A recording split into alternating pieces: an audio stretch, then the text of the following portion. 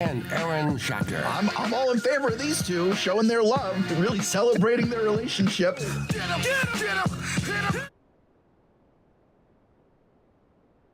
This is Brent and Friends with Brent Martineau, Kasey Kuhrts, and Aaron Schachter on Jacksonville's home for ESPN Radio, ESPN690. Well, let's get educated to start the show, Kasey. Okay. Just ask the question. In the ranking of dumb animals, where are squirrels? Smart animals, aren't dogs smart, right? Dogs are smart animals. Elephants, yes. aren't they supposed to be really smart? Never had a pet elephant. I haven't either, but I think they say they're smart. Okay. Pretty sure. Well, listen. Okay. That's all I got. But when it comes to dumb animals, it's twice now in my neighborhood, right? Last couple of days. That you hit a squirrel. No, I didn't hit him. Like, I thought I was about to get a kill, but I didn't. And what I don't understand here is, like, so why are they turning around in the middle of the road? So the squirrel is 3/4 of the way across the road, right? Yeah. So he's in the other lane, and he's almost to the other side. Yeah. I don't know what his mission is, but I'm in the right lane, and he does a U-turn and comes right back in front of the car and somehow doesn't get hit. Like, I mean, good for him, but, like, so where's their level of stupidity, awareness? You know, I know, like, the, what are those things, the annoying one? Not the possum. The possum. Isn't it possum? Yes. Like, they get hit all the time because. They do. Aren't they almost, like, blind? Armadillos as well, yeah. Armadillos, right? They only see, like, right in front of them or something? Something like that. I think squirrels are just indecisive. I wouldn't call them dumb animals. I would just say they're a bit indecisive. That's a good word. You know, they're not real sure. You know, they're Yeah, going to they hesitate too much. A lot of go, hesitation. Man. Like, they would get thrown out on the bases a lot. They would also run the wrong way occasionally. So yeah, I wouldn't go that far as dumb. Like, I saw the group chat. I know the person that didn't show up for work today feels very strongly about his take on squirrels. I would just say they're indecisive. I mean, again, you think of these random thoughts on occasion, and this was the latest one. I'm coming out of the neighborhood, and I'm like, I don't get it. I don't get it. This is twice in a couple days now. I watched that squirrel look like he's on the other side of the road. And then he comes back across the other way. Now, what I don't know, if he went across the other way, he didn't see a tree, maybe. Hey, there's no tree over here. I'm going back. Maybe. Yeah. Like, I don't know. I want to know. Like, I got to look it up. I haven't had time to look it up because I was driving in, but I want to look it up. Like, are the squirrels dumb? Do they hear vibrations of the road? Like, what freaks them out? I'm going to do it. I'm going to find out. And hear me out. This is, dark. But maybe the squirrel was making a business decision. Yeah. I don't know. He looked kind of happy. Could you tell, though? Like, I mean, from your vantage point? He looked like he was enjoying his Monday until he got under the car and. Must not be a Jags fan. That's a good point. Man. Jags fans, how we doing? I always wonder at 3 o'clock how we're doing compared to 8 o'clock. Still compared to last night on social media or last night on primetime or last night postgame, or we have different levels of this stuff. Where are we at? Where's our psyche right now? About where it was this morning. Is it? Yeah, remember last week I was full tilt. In the morning I was okay, and then in the afternoon I was just not okay. Now I'm pretty much in the same spot I was. Frustrating? Yeah. Annoying? Yeah. Yeah. Again, I think what we talked about a lot. Doom and gloom? Nah. Yeah, not as much doom and gloom. I don't feel that today either. I was trying to get a sense of, okay, where are we at with this thing? And I think there's a lot of things to like about the Jags, and most notably yesterday, Trevor, in the clutch. Like, that's a big thing. Like, that is not a small thing at all, what happened in the fourth quarter of that game on the offensive end. I continue to be impressed with Doug Peterson and what they're doing offensively. Yeah, there's critical calls in the game, and you have room to criticize. That's part of the thing. But I guess just once again, it's like, my goodness, didn't see that coming. Just didn't see the Jags giving up 34 to the Colts. Their defense had played pretty well this season. What's the worst game the Jags defense played? Probably when they got pushed around by the Eagles, right? You said, give up 200 yards rushing. That's not ideal. Yeah. And outside of that, now the Washington game, they had bad spurts. Early on, they weren't good. They couldn't stop anything. Late, they gave up the 2 big plays. Well, this game was a blend of both. This game, they couldn't stop anything. This game actually looked like the first couple of drives of the Washington game in the first, 20 minutes of that thing, where you just couldn't stop anything. It was like, I would say the Washington game had a little more bad tackling in it. This one didn't even have bad tackling. They just couldn't stop them. Everything was there for the taking for Matt Ryan in Indianapolis. But then you also gave up the big plays. And Shaq gave up one of them to McLaurin. And now you get this play late in the game. I mean, think about this. The Jags have given up 2 game-winning touchdowns in the final, 100 seconds of a game this year on pass plays of pretty good significance. You're talking about, usually in that time, you're keeping things in front of you. Mm-hmm. We're not talking about a 4-yard play. We're talking about a pretty good-sized play, 32-yard play. I forget what the Washington was, but it's pretty decent. And so it's just bizarre, man. It's really bizarre that they gave up 34 points and could not stop. We talked about this morning. They did not stop the Indianapolis Colts, Matt Ryan, without Jonathan Taylor and Nyheim Hines. They did not stop the Indianapolis Colts since the 8:43 mark of the second quarter. They didn't stop them once. No punt. I mean, that's hard. That's hard. Talking about the worst offense in the NFL coming into the game. And everybody, the NFL's weird. I get it. Yeah. You're going to have breakout stuff. You're going to do stuff. It just doesn't make sense. Listen, the Jags do that sometimes too. I mean, they've been on both sides of doesn't make sense. They beat the Bills last year. Doesn't make sense, right? Yep. To be honest with you, they just went and crushed the Chargers earlier this year. Kind of didn't make sense, even with all the injuries, to beat them 38-10. That really doesn't make sense. Right? So the Jags have been a part of that. To have 4 fumbles in the same game, even in the weather, that makes sense. That's the NFL. The NFL does not make sense. To have 422 yards and not score a touchdown against Houston doesn't make sense. And then yesterday to give up 34 points and not stop an Indianapolis offense that is really pedestrian overall and doesn't make sense. This is a common theme. The Jags don't make sense. The Jags are involved in all this. And a lot of it this year. I don't get it. And it's hard to pinpoint what it is, but we kind of likened it today. I wouldn't call it a sinking ship. It's a ship that is taking on water, and you're patching the holes. You patch the problem for turnovers. Nice job. A little better the last couple of weeks. You patch the problem for run game against Philadelphia. Good job. A little bit better this week. You patch the job for tackling. Dameon Pierce last week did a little bit better this time. Tackled a little better. Little. Yeah, really they did for the most part, but they weren't facing the running game. Offensively, you want to run the football more. Give it to James. Give it to Travis Etienne. You did it. Nice work. Trevor Lawrence, he's got to play better. He's got to make better decisions. Pretty good. Pretty good decision-making. He's got to come up clutch. He's your franchise quarterback. Well, hell yeah, he did it. 10-minute drive. And now? Now you've got to go, find a couple of corners or something. Or one. At least one. I mean, it's just something every different week, and it's hard to pinpoint what it is. When it goes well, you get the Indianapolis Colts week 2, you get the Chargers week 3. When one side doesn't deliver, you get what we've got the last couple of weeks, and they usually turn into L's for the Jags because the Jags are not talented enough to overcome some miserable play. And that's miserable play. When your offense doesn't score a touchdown against the Houston Texans, that counts as miserable. When your defense doesn't make a stop for 2.5 quarters, not one stop, not one, that's miserable. And you can't do that. If they had a little bit of Jekyll and Hyde in them yesterday, the Jags might win the game. Yeah. But it was just never good on the defensive end. We did this morning. It was hard on Monday Morning Madness. Hard to find a player that played well on defense. We think Tyson Campbell played pretty well overall. They kind of avoided him, mostly because they were going at Shaq. And I guess the more I've thought about this, and I think we had a lot of comments on this morning, and I think we're in the neighborhood. I'm going to ask Rasheed Mathis today. Of course, we've got Maurice Jones-Drew coming up at 3 o'clock, well, 3:20-ish. And we have Rasheed Mathis coming up at 4.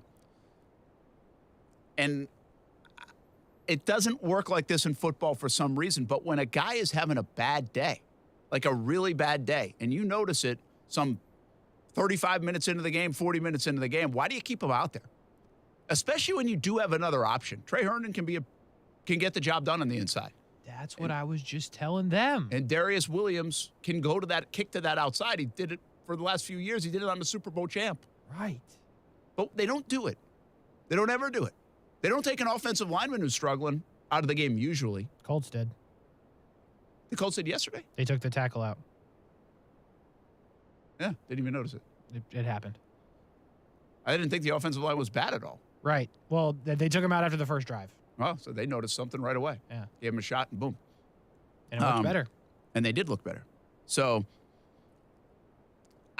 I guess that's going to be a little bit of my quest this week to figure out, hey, man, if the guy's having a tough day, get him out of there. I say this a lot in football. But I say this a lot in general. I do think some of coaching is to protect players from an ill-fated result.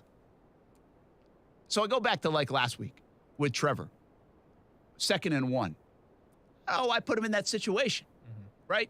Like, why put him in the situation to make the mistake when you could just hand off and probably go pick up 3 yards and a first down?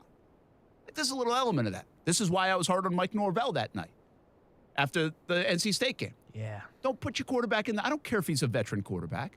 Or at the very least, call timeout. You had plenty of them. And have a conversation with him just to reinforce the decision-making of the quarterback. Well, it's a little bit different on the other side of the ball. I mean, it's not a decision-making thing on the corner. It's more of, he's just not playing well. And is he fully healthy? And is he fully healthy? All those things. And so if you're not playing well, then get him out of there. And he wasn't playing well. No. And it wasn't any time in that game that he was playing well. None, yeah. So the Jags have to, it just doesn't happen. We'll ask the guys coming in. Maurice Jones-Drew, of course, 3 o'clock hour coming up next. Rashean Mathis in the 4 o'clock hour. I can't wait to talk to both. I'm really going to dissect that defense now. That's the one part that we can ask Rashean about, but just in general, like everyone's mad at Shaq right now because, it didn't look great. Yeah, I get it. A lot of other guys getting bailed out because, to your point, who played well? Yeah. But you know what I mean? We're not talking about anything else other than Shaq really on the defensive side. We will as we go on. Obviously, the show just started, but like a lot of what we've talked about today has been about Shaq and not necessarily some of those other guys where it's like, where are you? We need you. Yeah, that's true. And this was similar to the last couple of weeks where I said, hey, the receivers are getting a pass for dropping balls the last couple of weeks because everybody's got their attention on Trevor. Correct. Well, they stepped up a little bit. You're not wrong. The whole defense didn't play well or well enough. We'll be back. Action Sports Shacks, Brent and Friends on ESPN 690. Here on a Monday, Maurice Jones-Drew up next.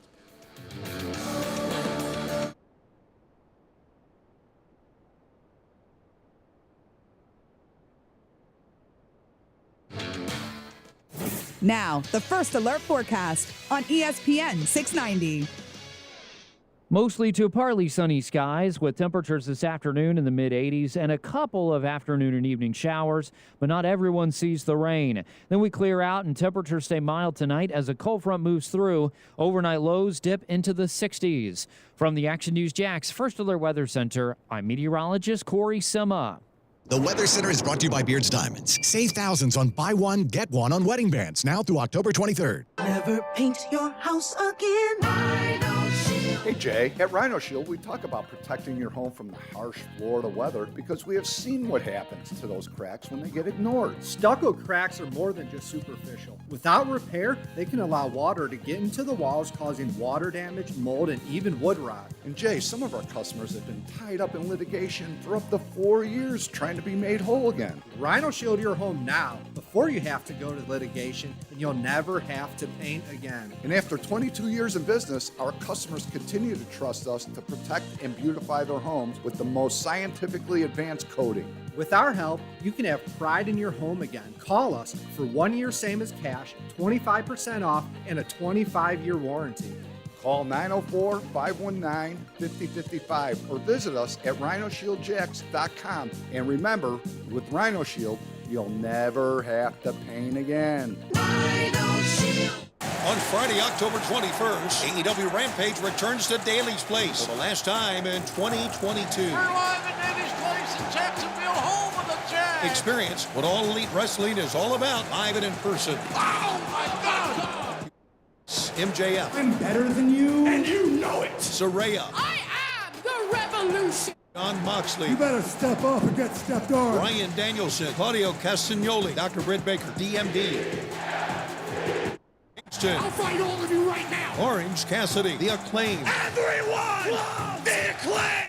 In our glory, Hook, Hangman, Adam Page, Hangman's in the house. Jade, FTR, Top guys out. Tony Storm, Wardlow, Darby Allin, Chris Jericho, and the Jericho Appreciation Society. And that's entertainment. And many more will be there live. Don't miss AEW Live at Daly's Place. Tickets sale now and start at $20 plus fee. Go to AEWTIX.com right now. Card subject to change.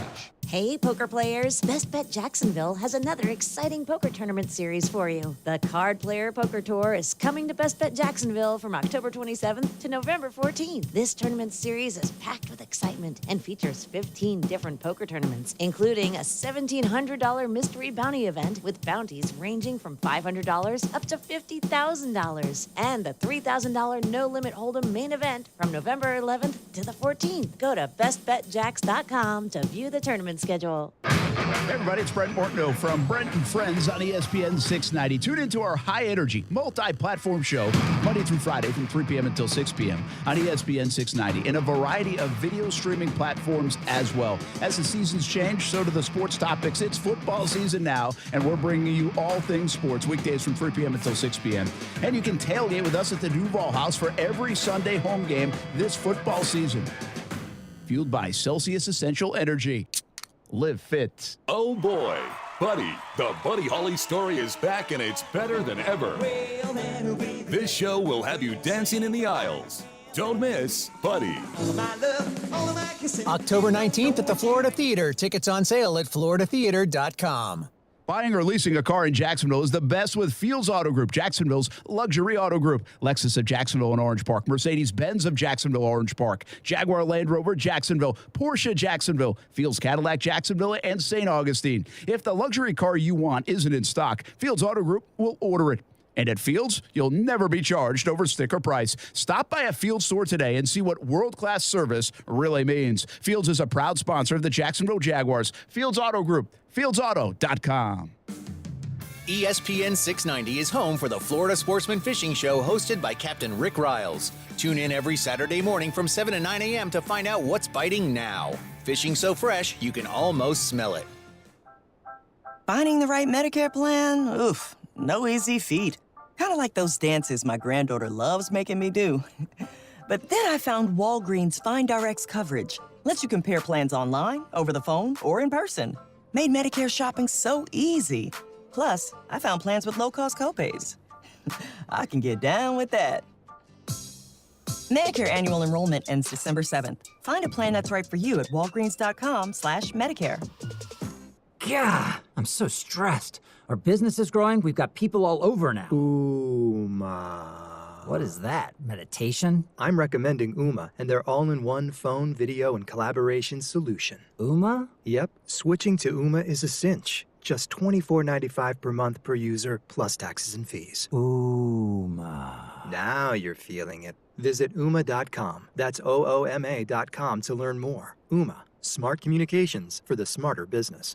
Listen to ESPN 690 anytime, anywhere, on any device. Whether you're at home or on the go, get the latest on the Jags, FSU, the Jumbo Shrimp, and Action Sports Jacks on Odyssey.com. That's AUDACY.com or on ESPN690.com. I'm still confident in this group. Coaches, players, listen, it's when you put the tape on, it's about us. It's about what we do, and sometimes it's about what we don't do. And we've got a group of guys that want to get it fixed, and that's the encouraging part. And we just take them 1 week at a time, and some people want them sooner than later, and there's some patience. Everybody needs to know the importance of every play, every snap, every series, practice, games, the whole thing. That's just the nature of what we do. I think Doug's a really smart guy. I think he knows what it looks like. He knows what a Super Bowl winner looks like. I think he knows that this team was going to take some lumps. I think it hurt them in a way. And I remember having this conversation with you, Kasey, and Aaron as well on the show. I said, if they had beaten Philadelphia and gone 3-1, I'm not sure that's who they were, like a 3-1 team. I've got to be honest with you. I didn't really think they were this 2-4 team that just lost to Houston and then did that yesterday from a defensive standpoint. I thought they were somewhere in between. Like, I really think they're a 3-3 team. I think they're good enough to be 3-3, and that Houston loss is so bothersome. Because, like, yesterday, NFL game. Philly, a weird game, and they're better than everybody right now. Washington, kind of an NFL goofy game on the road. Like, again, this happens in the NFL every week. This has the Baltimore Ravens. All right? I mean, that's a good football team and a veteran football team, and they still can't close out a game.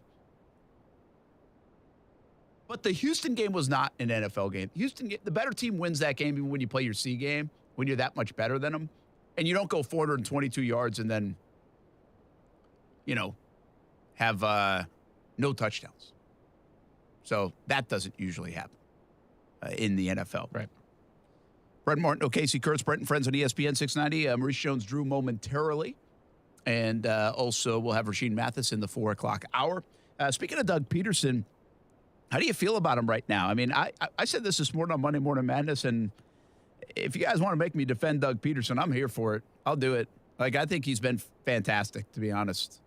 Sure, when your head coach is calling plays, there's going to be added criticism, different element of criticism. I think he has done a fantastic job getting this team in the right frame of mind, setting an expectation, not being satisfied when they were 2-1. I didn't think they would lose 3 in a row in this stage of it, but I also think he'll keep this thing on a steady level because he knows what it is. And I've always been impressed with Doug going way back now to his Philly days, where I thought they played better football as the year went along. And so I think the Jags will accomplish that too. My problem with what the Jags are doing is how many losses will they have in a row by the time they play better football and maybe win a couple because of their schedule just as much as some of the self-inflicted stuff. All right, let's go out west from London to California. This guy's everywhere. Maurice Jones-Drew joins us on MOJO on Mondays on ESPN 690. Oh, man, when are we going to talk about a win again, MOJO? I mean, you hope soon, right? I felt like the offense did everything that they needed to do, and everyone was excited, and all of a sudden, we can't make it happen, right? Like, the defense gives up, and I thought the week before it was the other way around. So hopefully they can put it together, get both teams playing well, both teams doing what they're supposed to do, and you'll get the result that you're looking for. But Trevor, had 90% completion percentage, you rush for 240-something yards, and you lose? Unheard of. Now, you told me run the football, run the ball, it solves everything. There were 3 teams that ran for over 200 yards yesterday, the Saints, the Ravens, and the Jags, and they all lost, Maurice Jones-Drew. Yeah, but running the football, you scored how many points? You did everything you needed to do. I mean, they got to play defense as well. And then again, those things happen. I think the Ravens, when they ran the football, they were really good. When they dropped back to pass, they kind of became an issue for that Giants pass rush. And to be honest with you, I thought the Jags were where they needed to be as well.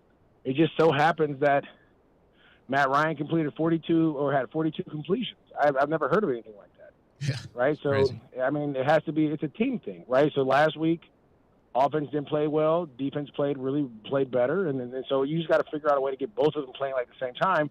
When they both play well, I think that's when you're going to have a real deal. Well, and that's what, it's interesting. I forget. Maybe it was you that we had on, and you were talking about this a little bit, or maybe it was Rasheed one of the Mondays. But he said, listen, it's very rare for both sides of the ball to play at like a dominant level in the NFL. Doesn't usually happen. That's why you don't see a lot of blowouts. Well, for those 2 weeks, it actually did happen. Jags were getting turnovers. They were stopping the run. Their offense was clicking. They were putting together these 15-play drives for 7-8 minutes off the clock, and we saw that. And so then the expectation raised.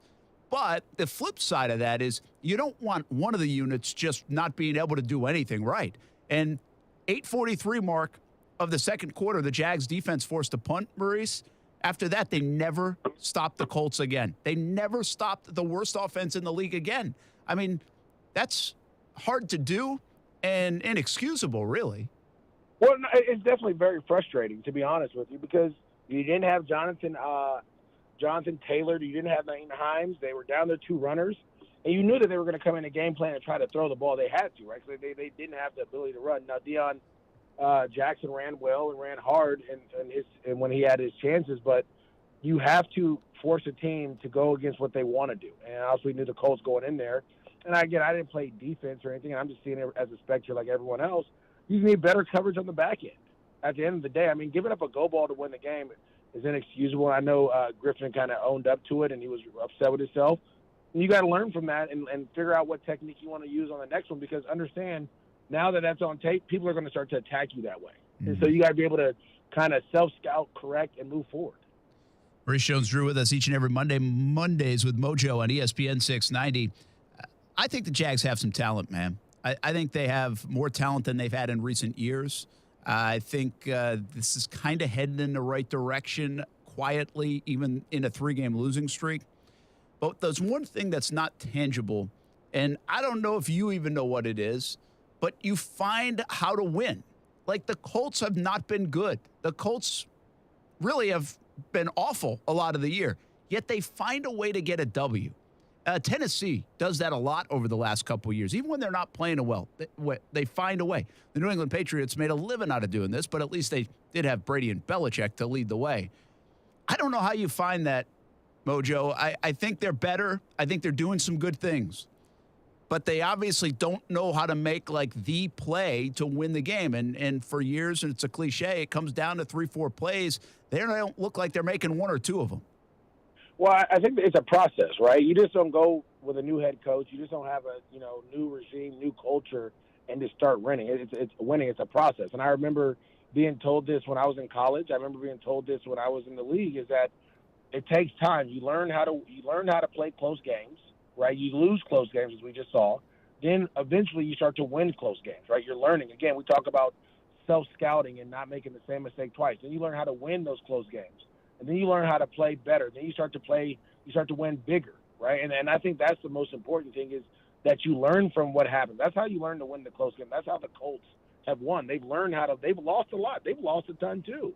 But then they learned how to win close ones. And Phillip Rivers comes in, right? And all of a sudden you go to the playoffs or whatever, maybe the Tennessee Titans. They've learned how to win close games. And so you just got to continue to learn and fight. And then not make the same mistake twice. That's how you learn how to win these close ones. You learn that the little details, maybe it was your eyes were in the wrong spot. Maybe you went to go press and you put your hand in the wrong place. Maybe it's the wrong footwork. Maybe it's the wrong step. Maybe, they made a check or they came out in the formation and you didn't make the check quick enough to get everyone aligned. And so it comes down to, and it's so funny you bring that up, because I had this conversation with my high school coach and my little kids that I coach. Football is very simple, right? It's about alignment, assignment, and execution. And so when you make checks in the National Football League, everyone has to get a line right. Everybody has to understand what their assignment is. And then you got to execute it in a shorter amount of time than obviously you would do in high school or youth football. And so that's the part of it. You have to find a way to get set, ready to go, know what you're doing, especially on defense, all 11 have to know what they're doing. If you have one breakdown, that's going to be a touchdown. And I think on offense it's the same way. Like, you have to find a way to score every time you touch the ball or get points every time you touch the ball. It used to be in Jacksonville, let's just end with a kick, right? Mm-hmm. Either a punt or a field goal, right? Or a touchdown, obviously. But now it's about, we got to go and get points. Every time we have the ball, we should be getting points, not punting. We should be getting points. We have too much talent, and these guys have played together long enough to understand that. Hey, MOJO, let me ask you this real quick. You were just talking about the Shaq Griffin part of it. You said he owned it after the game. I just wonder, from you who have been in the locker rooms, like, if your teammate does that, does that carry weight with you guys, or is Shaq Griffin there in that scenario talking to the fans and the media more so than his team? No, it definitely carries weight. I mean, the biggest thing is this. You own it, now don't do it again, right? Like, don't make the same mistake twice, bro, because then if you can't own it a second time. That's too much. Like, you've made this. We know you've messed up. I mean, I've done it before. I've had bad games. I remember against the Baltimore Ravens game, I fumbled 3 times on Monday night. We almost lost. Our defense saved us. I went to Daryl Smith, and I was like, bro, thank you so much. I was like, I ain't going to do that again. And I didn't, right? I didn't fumble 3 times in a row, or 3 times in a game. But you have to, once you do that, you got to make sure that you lock in on what you have to do, and you go out there and you make plays. Maurice Jones-Drew with us. He always is on Mondays. MOJO on Mondays in the 3 o'clock hour on ESPN 690. Brent and Friends. To stay on that point a little bit, I guess I raised the question this morning on our Monday Morning Madness show, and even again today. Why don't guys in the NFL get benched when they're playing poorly? And I know some do. Running backs will if they're fumbling a bunch. Maybe not you, Maurice Jones-Drew, but a lot will. Quarterbacks on occasion, but not usually in the NFL. They're going to stick it out with the QB. I just don't feel like you see it. Like Shaq was having a tough day. They have Darius Williams who can kick outside and Trey Herndon who can come in. What is there like an unwritten rule about benching a guy in the NFL that you just try not to do it from a coaching standpoint? Well, I think the NFL is all about confidence because the margin of talent from team to team is very minute, right? So it's not this team is just so much more talented. It's all about confidence and understanding what you're actually doing. So you don't want to pull someone. You don't want to pull a guy and then lose his confidence, like, oh, we don't believe in you. And then you got to deal with that side of it as well as a player and as a coach and trying to manage those expectations. And then on top of that, I mean, Shaq Griffin had a bad day. I think we all go to work, Brent. I know you've had a couple bad days when I was in Jags. There's no doubt about that. I've had bad days as well, and that's okay. But should you get fired or should you get moved down to a lower channel or a lower time? No, you have to learn to fight through that. And so it's about being consistent. Everyone has a bad day. He had a bad day. It happens. But he practiced. You believe in his abilities. I think, he's been probably more consistent than those other guys you spoke about at that position. That's why he's playing, and that's why they paid him that money.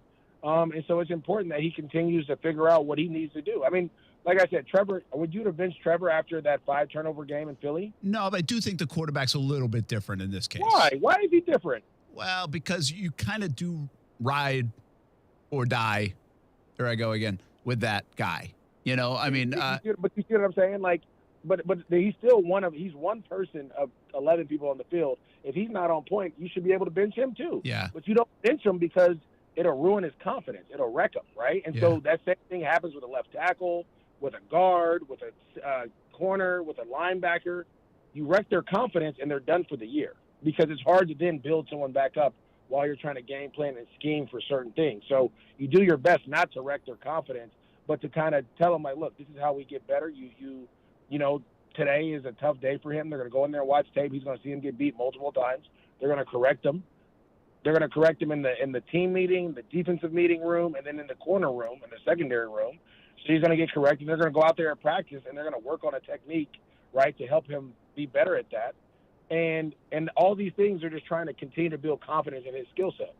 Yeah, it makes a lot. I get it too, by the way. It makes sense. I think it's a great answer. And I understand that. And to your point, if you listen to his soundbite from yesterday, he says it in there. He's like, I've got to trust myself. It's almost like he has lost a little confidence and he's got to get it back. He did have a hip injury a few weeks ago. Maybe he's still not 100% and therefore loses a little bit of the trust, but he's got to figure it out or there are going to be more days like that. And then, well, you know what happens after that. So, hey, what about Trevor Lawrence in that drive yesterday? There have been so many people around here, Maurice, while you were in London, asking about Trevor. Does he have the it factor? Can he get it done? What about clutch time? Another chance to win it with 2 minutes in his hands. Couldn't get it done the last couple of weeks. Well, this time, he made some big-time throws on 3rd down and 12, 3rd down and 13, ends up engineering a drive with his legs and with his arm for 18 plays, 10 minutes to give them the lead. I could sense even yesterday post-game when I saw him in the locker room, there was a little bit of a sigh of relief, like, I needed that. How much do you think he needed that for a young quarterback to make it happen in that situation? I think we were just talking about the same thing with Shaq Griffin, right? Like, you have to have success in order to be confident. Does that make sense? Yeah. I've never seen someone that's failed that's super confident. Like, oh, I'm the best, and you just keep striking out or you keep messing up. Like, no, that doesn't happen. So that kind of validates all the things that we've talked about for him, right? A lot of times as a player, we tend to second guess ourselves when things are going well. I only can go to my experience. I remember in 2007, we went on I don't know, it was a bad year for me. I don't know if someone put some juju on me or I had one of those dolls, but I couldn't break a run to save my life. Like, it was crazy. And we were playing the Buffalo Bills, and the Bills are doing a great job of stopping me. Fred's going crazy. We're winning by a lot, but me personally, I wasn't performing well. And I remember coming to the sidelines and, talking to Jack, and Jack's like, bro, this is not looking good. You got like 7 carries for -7 yards. Like, no, it is not looking good for me, Jack, but then I break off a run and I score a touchdown, and all that stuff that was happening before that I was in my head about was gone. And so I think the same thing for Trevor Lawrence is that he sees the same stuff that we see, right? He's watching, he's hearing, he understands. He's on social media. He's probably getting DM'd, and he's seeing the reports. And as much as we try not to, it's hard to with social media and everything that's going on and like all the content that's out there. So he understands he's doing bad. He's watching tape, and he might have been second guessing his abilities. And so when you go out there and you show that you can do those things, now it's like, oh yeah, I'm still that guy. I'm still the man, right? And that kind of gives you that renewed confidence that you've always had, but you haven't had a lot of success. And I think that's what makes the difference between Josh Allen and Mahomes and Tom Brady and Aaron Rodgers. They cannot have success for a couple weeks going in, but they still believe in their abilities, right? And in order to get to that where they are, you have to have success consistently for years. Yeah, that's a good point. And I agree with you, too. If you bring up those guys, they have a bad game, they're like, yeah, whatever, that's not me, right? I mean, I'll come back and throw 5 touchdowns next week. And so Exactly. You're right. You just need a little more equity built up if you're Trevor. And that's why last year was harmful to a degree. Because you go 3-14, you have all that scar tissue. You got to get by that. Well, now he's like 3 for 3 in his performance, 3 and 3 in his performances. He's had 3 good ones and a couple mixed bag and 1 really bad one. So I think the more he can build those good ones, the more that equity gets in his mind. Hey, how about Travis Etienne gets to start yesterday? How big of a deal is that? And how did you like the usage of the Jags running backs? They even put Hasty in there, got a big run, but James Robinson had a good amount of carries, was effective. But it does start to feel like in Jacksonville, Travis Etienne is the main focus at running back. Well, I think Travis is a more explosive back. Let's just be honest. His skill set is a lot different than James Robinson, where I think right now they're trying to get him going, but I think late in the year you're going to lean on James, right? He's the bigger back. He's the more of a workhorse to be able to handle certain those things, but they had to get Travis going. You have a true two-headed monster where week after week you don't know which guy may be the guy. You start Travis Etienne. He was very explosive, had some great plays going out there. And I think it makes your offense more balanced when you do that. Again, you have both James and Travis can be explosive. James is limited in some of the versatility that he has where Travis can play all around the field, right? He can play receiver. He can play running back. He can catch the ball in the backfield. You can do him on like little motion handoffs and different things, where James is predominantly an eye back, right? And he'll catch a check down and different things like that. So I from James' standpoint, I would be frustrated. But at the same time, from a team standpoint, you're saying, okay, we got 2 dudes that you have to account for. Whichever one it goes. And to see, Travis have the kind of game he had shows that you have the potential to be a very explosive offense. If you go back and look at what Philly did when Doug Peterson was there, they had 3 or 4 dudes that ran the ball, right? Yeah, and the more they did that, the fresher they were at the end of the year, the more you have ability to go on a run. And again, each game presents a different challenge. And maybe this challenge that the Jags saw presented an opportunity for Travis Etienne to have a better game. Yeah, listen, people love James Robinson around here. They should. I love James Robinson around here. Respect the heck out of him what he's been able to do. But I think people also notice, wow, it looks different when Etienne touches the ball, and he's touching it, getting these big chunks. Like, that's impossible to ignore. They have different styles. Doesn't mean you can't use both. But you said something that you've done this. You've lived through this. You kind of taught me this without even telling me, because I would watch you run, and when you got it 22 times, 24 times, eventually you broke that one, even on a tough day that you weren't getting 5 yards a pop or something. And so I know that matters to backs like you, backs like James Robinson. But we talked a lot last week, Maurice Jones-Drew. This is hard for a guy that needs maybe 17, 18 carries to just get 10, 11, or 12 and make the most of them. And so I agree with you. There's got to be a frustration level. Or can I be the best version of myself from a James point of view if I'm just getting it 10, 12 times? Well, I've been both, right? In the early in my career, I was Travis Etienne. I'd come in for a series. I'd have certain plays drawn up for me, and I'd be explosive, right? And Fred was the main guy. And then, obviously, after Fred left, I became the guy, and then I had to change my running style to be that guy that can handle the load and carry and still be able to break those runs. And so I understand both sides of it. I understand it as a coach as well. I just think as we start getting into November and you start getting outside and you're not playing in Florida and you're playing in other places, you're going to use more James Robinson at that point, right? And this is what needs to be told or explained to James. Like, as the games get colder and we start having to go to some of these cold places, we're going to utilize you more because you're going to be the downhill guy that's going to break tackles and do things and close out games, where Travis is going to be probably more explosive in certain situations. And so they both have really pivotal roles. Frustration, yeah, but like he sees it. Like that's the one thing I remember as a player. I remember being so delusional, right?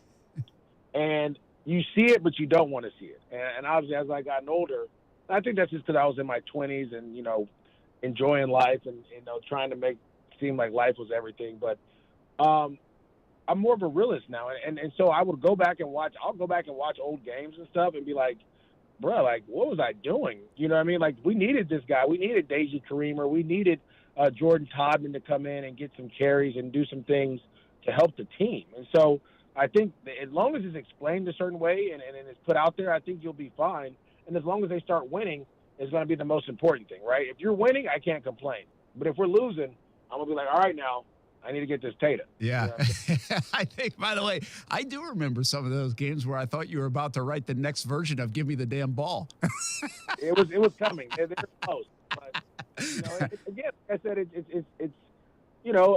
it's so funny now looking back at the game. And obviously, I know you guys talked to Rasheen. I wonder if he thinks the same way. But seeing it now as I'm older, having more understanding, where I was in my 20s and kind of just out there, and playing the game and working hard and, wanting to do everything and wanting to be everything, sometimes that can be detrimental. And so I just think now seeing it from a different angle, and especially if it's explained a certain way, you can have a really good organization, a really good team moving forward because they're both going to be needed in the long run. Yeah, I agree with you. And by the way, that's today's athlete too, even more. They want to know the why. Today's whatever it is, kid, 20-year-old, 25-year-old, they want to know the why. And if you explain it to them, I think, well, they probably can get on board with it as long as they're still a part of the puzzle. I don't know how much you got to see ETN the last 2 weeks. You were in London. I know you had the Rams game yesterday too. But if you have seen any of it, some of the stuff, is that kind of what you thought he could be? I mean, some of the explosive nature. They drafted him in the first round last year to do some of these things, and I'm sure it's even untapped. I'm sure we're not seeing it all yet. Well, I haven't seen much. I've seen some. Don't get me wrong. I've seen some. I haven't seen everything. I didn't really get a chance to watch the whole game yesterday yet, and I'll be able to watch it more and talk more about it. I'll text you later tonight or something. You know how I do. It's like 1 o'clock your time in the morning. I'll be texting, but. I'll be up taking a pee or something like that. Exactly, like you always do. But this is the thing. I think when you watch his tape, when I watched him in training camp, when I've seen the way they've tried to utilize him, he is a person that is a space player. You get him in space, he is tough to deal with. And the way they run the ball with the Jags and the schemes and the everything is getting him into space, and he's able to use his explosiveness, his speed, right? A lot of guys don't have. His contact balance is pretty good, but it's not the same as James Robinson's, right? So James, you can run in between the tackles, A gap to A gap, whatever it may be. Travis, you want to get him out there between the numbers, between the hash and the numbers, or the silent and the numbers. Let him get in space and make guys miss, and they're being able to do it in multiple ways, and that's what you're looking for. And like I said again, looking at the what he had, like he was averaging 8-9 yards a carry, 10 yards a carry yesterday. Yeah, pretty much a touch the last couple of weeks. I know it in the first quarter alone, the last 2 weeks, just the first quarter, he's had 9 touches for 150 yards. So that's what I'm trying to like. That to me is they're doing an awesome job, and we've talked about this, Brent, is putting your players in position to be successful, right? Why run him in between the tackles if that's not where he's going to be explosive? Run him outside and let him get going, and that's what you're looking for. And so I love seeing that. I'm excited to kind of see more of it. I'm also going to watch the tape today and check it out. But they're doing a great job of putting guys in position. Now, I'm going to be a little bit more critical. I think Christian Kirk needs to touch the ball a little bit more. He needs more plays drawn up for him. I know teams are trying to take him away. But if you can get him, he's a very similar skill set to Travis Etienne, those guys in space, I think you'll see the running game and the offense score more. Maurice Jones-Drew with us here on MOJO on Mondays. Just keep you for another couple minutes around the NFL. You go. Your Rams getting back on it a little bit? I say your Rams. I mean, you work with them and for them, so I got to be careful. No, listen, they just lost their left tackle for the season, Achilles tear. So they're down 4 linemen right now. So I don't know what they're going to do. They're trying to find ways to manufacture victories. Defense is playing really well. I know you guys hate to hear me say this, but Jalen is playing at an all-pro level again. Yeah, doesn't surprise me. He had a sack yesterday, I saw. He had a sack, big plays. They don't throw the ball to him. He's all over the field. He had a big hit on Christian McCaffrey in the flat. The other thing was they weren't playing well, and he was in the locker room doing normally what he does is getting on guys, and they came back and they responded. So defense is playing really well. Offense is struggling, and they just got to figure it out. So I don't know what's going to happen with your left tackle being out, and the only starter you have right now in the lineup is your right tackle. But we'll see. Hey, Mojo, you mentioned with the Rams, they're obviously played the Panthers. The Panthers, it sounds like, or at least on Twitter, everyone thinks they're trading their whole team away. Is there a guy you saw yesterday for the Panthers that you think might fit in Jacksonville if the Jags should go explore some moves? I don't know. I feel like the Jags are super talented. Teams that are – if I'm going to go make a trade, it's because I feel like we're about to go win the Super Bowl. That's why I would make a trade, right? I wouldn't go and trade for a guy if we can't build with him or build around him. I feel like the Jags have all the core pieces, foundational pieces, that you need to be a great team for a long time. You have your quarterback. You built around him. You have your two edge rushers. You have linebackers. You've done everything that you need to do. Now it's time to get those guys playing well and experience so that, in the future they have these games to call back on to go out there and make plays. I wouldn't necessarily go and trade for any of those guys. Now, if I'm the Buffalo Bills or the Chiefs or the Ravens, yeah, DJ Moore is a guy out there that I'd probably go and get. McCaffrey, if you're willing to give up a couple firsts for him, why not? I mean, if you want to go win the Super Bowl, you got to go have players that can go help you out. So, to me, if I was the Jags, I would stay put, continue to do what I'm doing. And you have a lot of young talent and let it rock.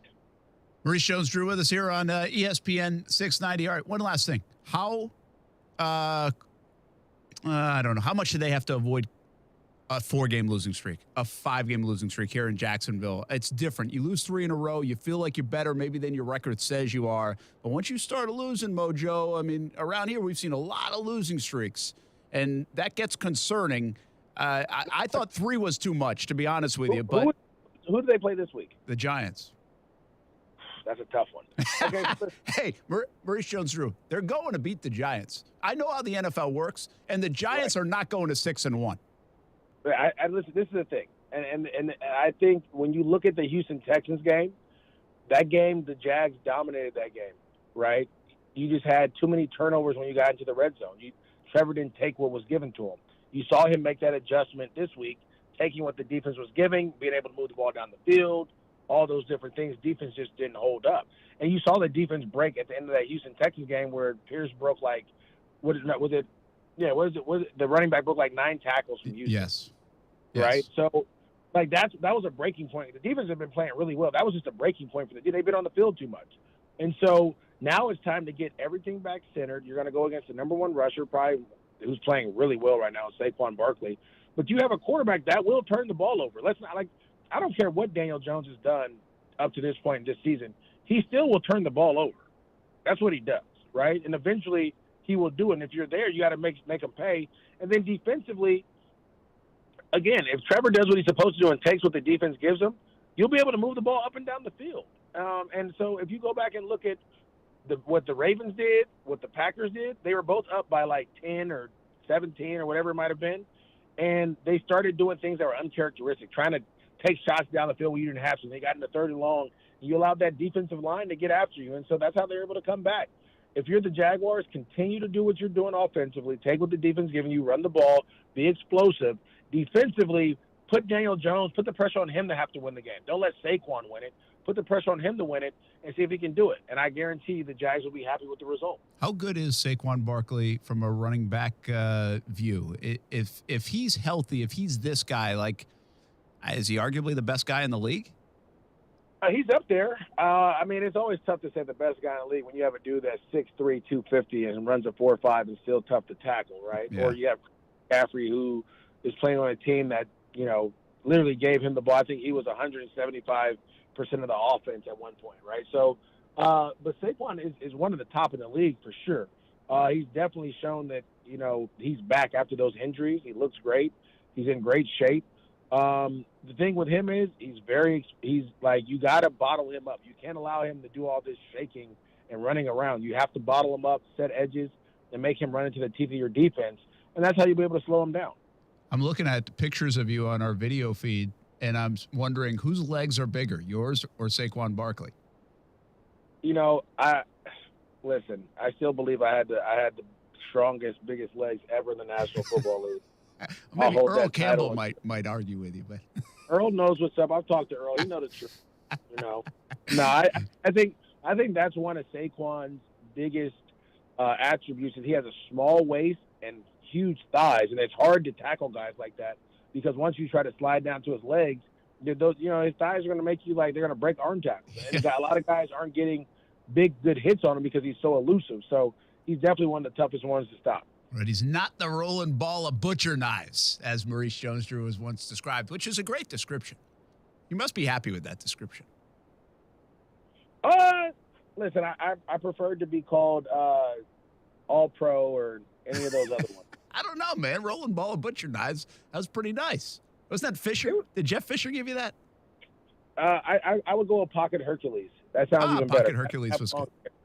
Pocket Hercules was good. Got it, right? All right. Hey, quick, let you go. I've said it 14 times, but how's the high school football? I know you missed it for a couple of weeks. How are we doing? We doing okay? Man, we high school football didn't do so well. We lost. We had a bye week and lost the next game. Come on, De La Salle's not supposed to lose. I know. We're getting back on track, though. We got a lot of work to do. But then my little kids, man, Deuce played really well. They won a game. It was a close game. I think they won by 2 points. A team that we probably should have beat by a little bit more, but it's okay. Like I'm excited. We had a lot of kids play, a lot of first-year guys who are getting to play football, which is nice. And we'll see how it goes. But right now we're still undefeated with the little kids, and that's the focus, right? The focus is to stay with the guys that are winning. You know what I'm saying? Like high school's not winning so much, so my attention's starting to. That's what happens. We don't have to play anymore. You know, you can kind of shift your attention a little bit. Coach Mojo, that's a good method. All right, man. We'll talk to you next week. Have a good week. All right. See you guys later. All right. That's Maurice Jones-Drew, Mojo on Mondays. Love him coaching them up. Rolling ball of butcher knives, man. That's awesome. It's a good one. That's a great way to be described. Yeah. I love that. I think it's a hell of a compliment. It's a good one. I mean, nobody says that about Derrick Henry. True. It's a great description. It's a good visual. That's what it is. Yeah, I almost feel like in a backdoor way you came up with it. That's why you keep pounding it home. Like I know you just said somebody else did. I'm but pretty like, sure Jeff Fisher did, who's hated around here. So many Jags fans probably don't like it just because he delivered it. But the bottom line is it was a really good. I'm pretty sure Fisher is the one that said it. That was a hell of a description. All right, 4 o'clock hour, we got Rasheed Mathis coming up. Brent and Friends on ESPN 690. We keep talking about Jags. All right, we go to the defensive coordinator after this break. See what we got to do. With Rasheed. How do we fix that? It's next.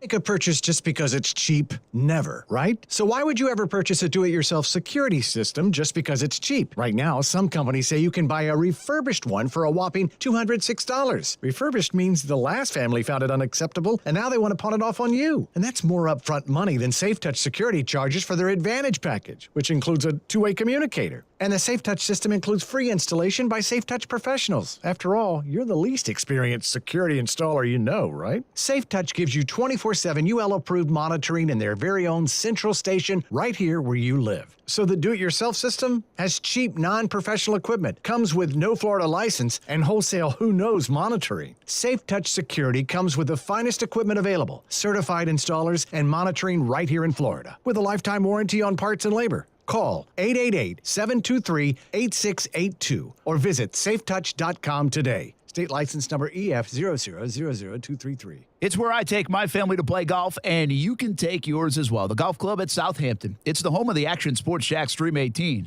and it can be your golf destination. Enjoy your golf experience by calling 287-PLAY, 287-PLAY. Play some golf or maybe practice some golf at one of the newest facilities in the area. Grab some lunch or dinner, too. Southampton has it all. 287-PLAY for tee times and more. The Golf Club at Southampton, the home of the Dream 18. My home course. Make it your home course, too. Now you see it, now you don't. It's the Ghost Your Payments event going on now at Arlington Toyota Pre-Owned. That's no payments until 2023 on your pre-owned purchase. Arlington will even waive your last 6 lease or loan payments. Poof, they're gone. Got a trade? Arlington will pay up to MSRP for your trade. What are you or shop the Ghost Your Payments event before this sale disappears. In person, 10939 Atlantic Boulevard and online at arlingtontoyota.com today. Visit arlingtontoyota.com/October for full detail. Anywhere fans go to cheer on their team, there are behind-the-scenes MVPs ensuring everything is game day ready.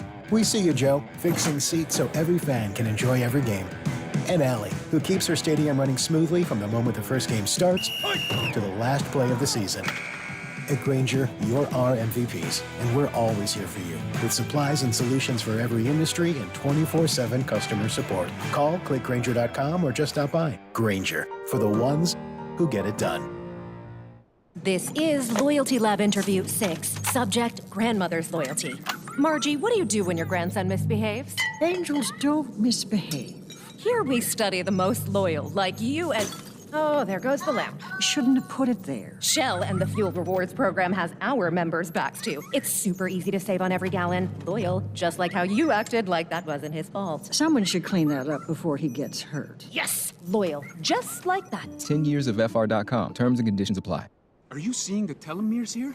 Come here, look at the scope. Dr. Ocasio's lab startup just discovered a gene therapy breakthrough. The cells have already doubled. He needs a fleet of research assistants before this breakthrough breaks them. We need lab techs, research assistants. Indeed can help him hire great people fast. I need Indeed. Indeed you do. We instantly connect you with quality candidates whose resumes on Indeed match your job description. Visit Indeed.com/credit and get $75 towards your first sponsored job. Terms and conditions apply. O'Reilly. Count on the professional parts people at O'Reilly Auto Parts to recommend the best products for your vehicle and budget. Get maximum cooling system performance for 10 years or 300,000 miles with peak long life universal pre-mixed antifreeze and coolant. Now just $3.99 after mail-in rebate. Limits apply. Stop by O'Reilly Auto Parts today or visit O'ReillyAuto.com. O'Reilly Auto Parts. Progressive Snapshot can save you money based on how you drive and how much you drive. So the safer you drive, the more money you could save. Now, if you didn't hear that because you were yelling at another car while driving, let me say it again. You need to calm down. Yelling is just making everyone as stressed out as you are and letting them all know that you definitely aren't trying to save with Progressive Snapshot. And if you did hear it the first time because you weren't yelling at another car, nice work. You'd love Snapshot from Progressive because it rewards safe drivers. Progressive Casualty Insurance Company and affiliates. Snapshot not available in California and North Carolina or from all agents. Get what you want and pay over time when you use your Lowe's Advantage Card. Now through October 26, 2022. Ask for 0% APR with 36 fixed monthly payments on a product installation or appliance purchase of $1,000 or more. Shop for the appliances you want in-store or online. Or go to the store nearest you for installation. Now at Lowe's. Offer subject to credit approval. Minimum monthly payments required. See store or Lowe's.com for details. U.S. only. Broadcasting live from the Anajar and Levine studios. Anajar and Levine Accident Attorneys. Call 1-800-747-FREE. That's 1-800-747-3733. WOKV Jacksonville. Listen live everywhere you go on ESPN690.com. ESPN690, a Cox Media Group station. Night in a row, the spotlight in baseball's postseason is on the Yankees and Guardians in the ALDS. They've got a winner-take-all Game 5 tonight. Cleveland's bullpen, well rested and ready. On the Yankees side, which relievers manager Aaron Boone uses comes down to one thing, explains ESPN MLB insider Buster Olney. Who does Aaron Boone trust after Jamison Tyone? We know that they love Wandy Peralta. Who cares that he threw 27 pitches in Game 3? Who cares that he wound up pitching in Game 4? It's about trust. They really trust him, and they really trust Nestor Cortez, who's one of their starting pitchers, because they feel like he pitches with such heart. Game 5 coverage 6:30 Eastern on ESPN Radio. NFL as Cardinals receiver Marquise Brown undergoes further testing to determine the extent of the foot injury he suffered yesterday. Arizona acquired receiver Robbie Anderson from the Panthers for a 2024 6th-round pick and a 2025 7th-rounder. Anderson was kicked out of yesterday's game by Carolina interim coach Steve Wilkes following sideline arguments with his position coach. Rams left tackle Joe Noteboom out the rest of the season with a torn Achilles tendon. Keyshawn, J. Will, and Max. The Cardinals need to move on, as far as I'm concerned, from Cliff Kingsbury. Don't look at the previous 4 years he gave. Forget that. You look at this year, just like you did Steve Wilkes, it's time to cut bait. The guys will be back Tuesday morning at 6 Eastern on ESPN Radio and on ESPN2. ESPN690 and Action Sports Jax presents Brent and Friends with Brent Martineau. We're going to have to show a little more patience than the year 2 pom-pom people. Kasey Kuhrts. Yo! But what are we doing, bro? Come on! And Aaron Schachter. I'm all in favor of these two showing their love, really celebrating their relationship. Get him! Get him! Get him! Get him! This is Brent and Friends with Brent Martineau, Kasey Kuhrts, and Aaron Schachter on Jacksonville's home for ESPN Radio, ESPN 690. Hey, welcome back. 4 o'clock hour here on ESPN 690. I'll tell you what, a lot going on around here. Is there? There's a lot going on. Trust me. Got 2 weeks. You know what happens right about now? Source. Trust me, bro. 2 weeks from Florida, Georgia. In Jacksonville, and it's on, you know? It's on. How about, we're going to talk all about the Jags, stay with the NFL. Maybe tomorrow we go a little bit more into some of the college football. Maybe we get to it in the 5 o'clock hour today. The Tennessee-Alabama game was unbelievable. And Tennessee has set the stage now. Did you know I called with it? Georgia. You call, yeah, I think you said that 142 times. I called it. Yeah, money line. I don't think you were alone. I think there was confidence in Tennessee. Not from Vegas. Spread was 9.5. Went up to 9.5, huh? 9.5. All because Bryce Young played. And Bryce Young played pretty well. He good. He is good. But I had a lot of respect for both teams in that game. I thought Alabama, the way they came back after being down 28-10 on the road, just shows you what they're all about, you know? And then to weather that storm, a lot of teams fold the tent now, late in the third, early fourth against Alabama when they've taken the lead, and Tennessee never did it. I mean, Josh Heupel's better at Tennessee than he was at UCF. And he's better than Scott Frost. Who would have thought? And Scott Frost was so good at that. I don't know how that works. I don't know why that works. It's bizarre. Situational, I guess, right? Mm-hmm. Fall into a pretty good place, and then you do the best you can. Well, that's what we do here on ESPN 690. Brent and Friends. Just do the best we can. Just the best we can. And we kind of think we do it pretty well on Mondays. Just hung up with Maurice Jones-Drew, and now we bring in Rasheed Mathis. Mathis on Mondays. And, oh, my goodness, Rasheed Mathis, thank goodness you're here. I'm glad you called today. And didn't skip this show, because I have just elevated you to the defensive coordinator of not the Jags, but of ESPN 690. Yes. Because we got to figure out what went wrong yesterday, man. What the heck? Yeah, it was a tough day sledding. I almost feel like I was playing because I was regretting doing the show because I wanted to be singing a different tune. We appreciate you calling in now. We need you. Hey, we need you today. I think a lot of people are like, this was confused. This is weird. It's so, I've been doing this in Jacksonville 15 years and for even longer, and it's just so odd sometimes. I figure out the NFL's a wacky thing. Like, you just so unpredictable. The week to week is way better than one game at a time, because week to week in the NFL, that is the truism of the NFL, and it's fact. But I can't tell you I saw this coming, Rasheed. I try to think about what would be the unexpected, and they were without Jonathan Taylor. They were without Nyheim Hines. I didn't know how they were going to score based on the way Matt Ryan and Indy had been playing.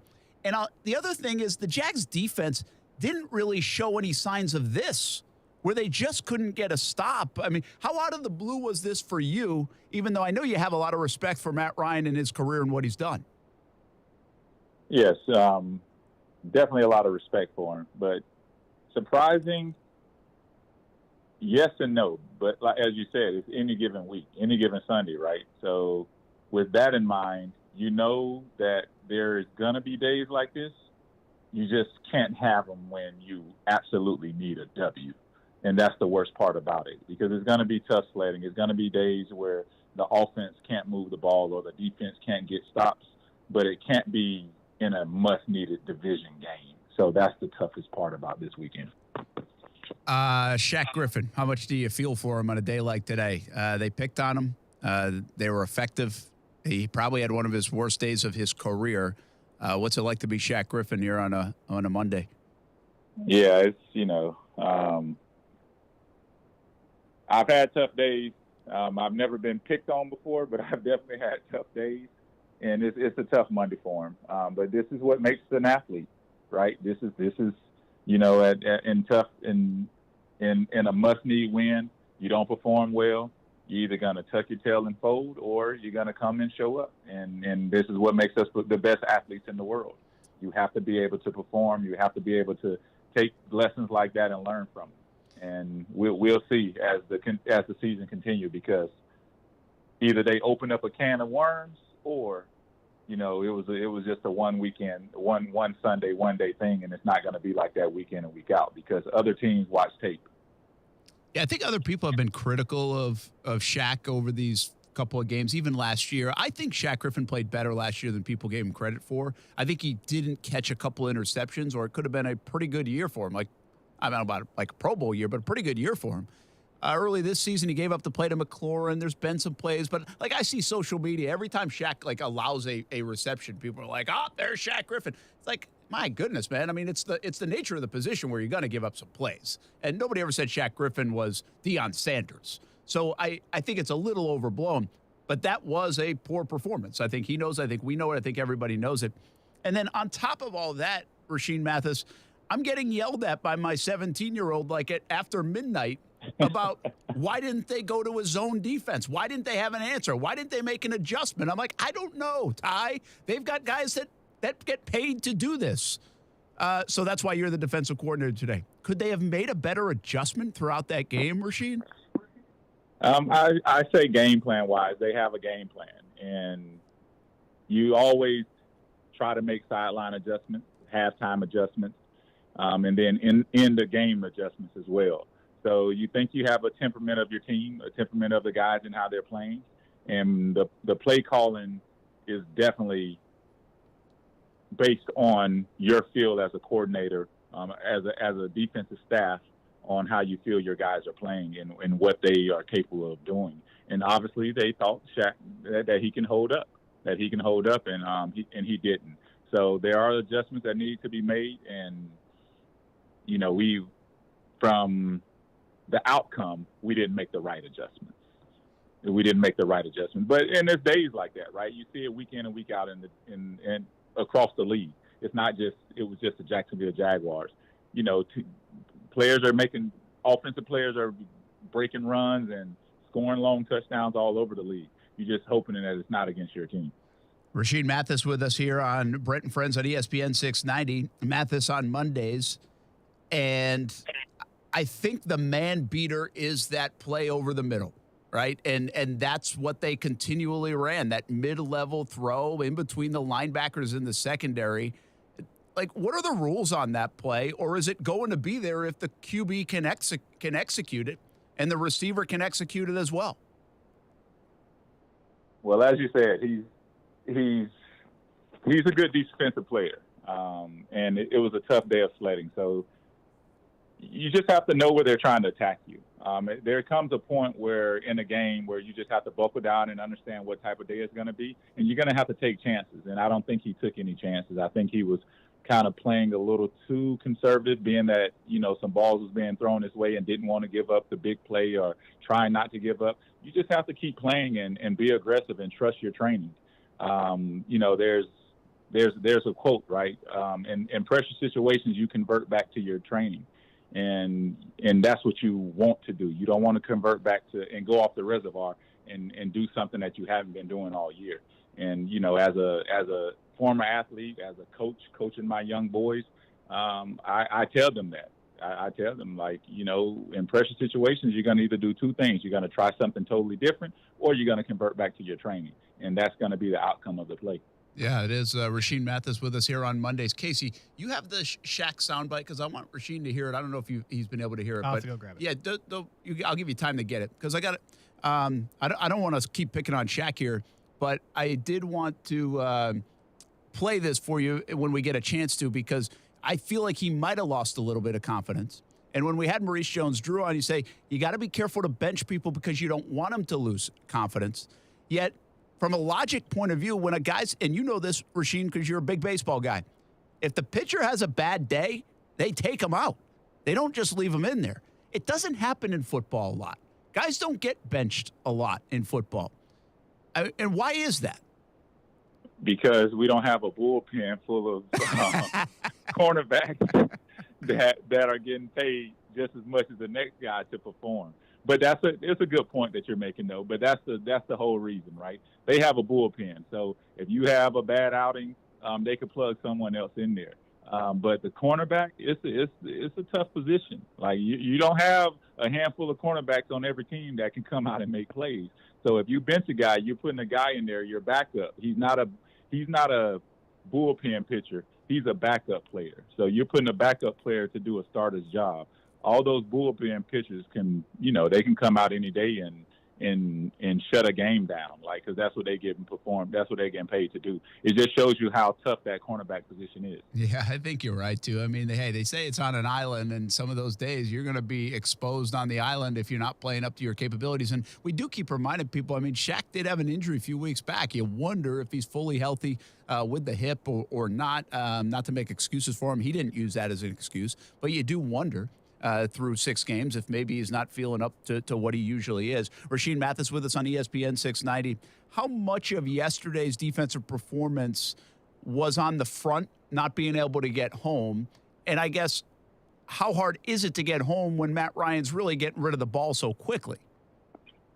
Yeah, it's a double-edged sword, right?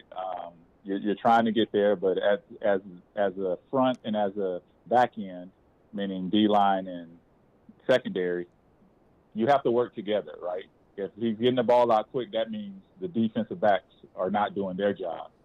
But if he's holding it for 4 or 5 seconds, that means the front is not doing their job. So it's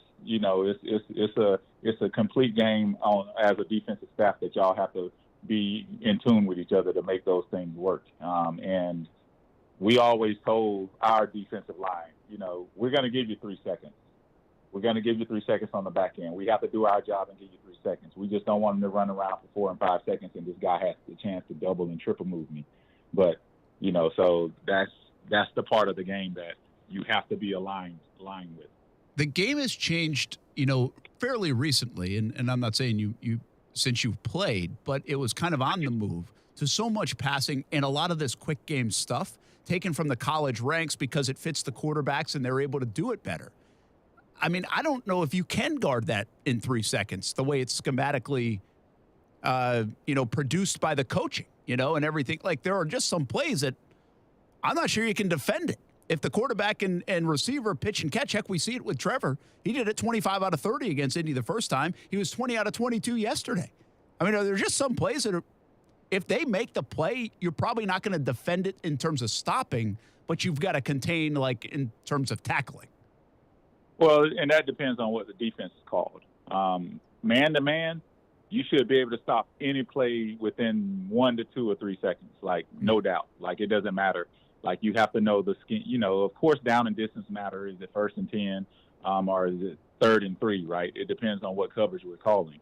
But man-to-man, if you need a stop, you should be able to stop the defense, an offense, regardless of how long the quarterback is getting, how quick the quarterback is getting the ball. And in zone, you are correct. You are absolutely correct. In zone, if the quarterback is getting the ball out in zone and he knows where he wants and he's reading that defense right, you're going to get picked apart in the zone defense, and there's nothing you can do about it. You know what I like about Rasheed? First of all, he educates us on this defensive stuff. That's why I can go home and tell Ty. Say, go back and listen to the 4 o'clock hour, ESPN 690, Brent and Friends, and you'll learn a little something. Hopefully you learn something. But he also doesn't make excuses. I got to give him a chance there a little bit to be like, listen, it's hard to play that position. It's hard to defend, and no excuses allowed in that position. All right, Coach Mathis, you're our defensive coordinator. I'm concerned a little bit about the psyche now of Shaq Griffin. Listen to what he said to us in the locker room after the game. He owned up to it. First of all, you applaud that. But the back end of this soundbite, it sounds like a player that has lost some confidence and is trying to get it back. Listen up. I've been here before. It's not my first rodeo. I've been in the league for a while now. My main thing is I'm hurt because I feel like I let my team down. You know, it's a lot of plays that, you know, I had out there that I did make. And then that last one, it doesn't matter what I made today. You know, that last one hurt me the worst. And I'm the type of person that I'm going to be way harder than my coach is going to be. You know, I'm going to be way harder on myself than my players are going to be. You know, this hurt me more than anything. You know, I put this loss on me. You know, and that's just the person I am. But when it comes to me bouncing back, I fear nothing. You know, my main thing is I know for a fact that I'm going to bounce back and be the player that I need to be. You know, make the plays that I always used to make, and I'm going to get back to that. But it's nothing that scares me to the point where I feel like I can't bounce back from this. I've been here before. My main thing is, you know, I want to be able to get this trust back in myself because I know my team's still there, but I want to be able to trust myself and then, you know, I can make those plays whenever my number is called. So that's the part that I want to get back to. Rasheem, you just heard it right at the end there, and he's kind of lost a little trust in himself. That's an interesting thing. I think every athlete probably goes through it from time to time. Doubt is a real thing in life. Doubt's a real thing in sports. What would be your visit with Shaq Griffin here on a Monday, just from a psychological standpoint? Yes, and I'm a closet psychologist, so I like. Hey, me too. But I like everything you said. I think the part where you're saying he has to get that trust back in himself, I think it's a struggle that athletes on a day-to-day think, but not necessarily say. And I'm going to use the analogy like Steph Curry, right? He can miss 23 pointers in a row. He's not going to stop shooting, right? Because he trusts his shot. But mentally, he could be saying, okay, like, what's going on? Like, why am I not hitting these shots? But he's still going to trust and still throw up those shots because he trusts his training. He's converting back to the work that he's put in. So I, as an athlete and as a former cornerback, that's the way I want to take what he said. I want to say that, okay, he said it out loud verbally, but what he mean is that, you know, he has to make plays for that trust to come back, and he understands that he can make those plays. So I'm not concerned, but at the same time, he can't have another day like this, especially not next week. Or, you know, it can't keep reoccurring because that's when that doubt will really creep in, and you don't want that on that island. Yeah, absolutely. Good stuff with Rasheem Mathis here on ESPN 690. I'm going to ask you about a different guy, a young guy, and that's Trayvon Walker. He's had a couple of tough moments now these last couple of weeks. I mean, really costly moments. If you had told me to outline the season in 6 weeks and say, yeah, Trayvon Walker cost maybe like 2 touchdowns and big scores, I'm not sure I would have believed it. We were raving about the young man out of Georgia in the first couple of weeks. He's quieted down. Are you sensing frustration from him? Are these rookie mistakes? I kind of chalked yesterday's up to a little bad luck because you hit the guy in the head as you're trying to deflect a pass. Where do you stand on Trayvon Walker right now, who's been pretty quiet the last month overall, if we're being honest? Yeah, that's just bad luck. I would say he's a young guy going through growing pains. He's a young guy going through growing pains, and that's part of being in the NFL. Everything it's not college.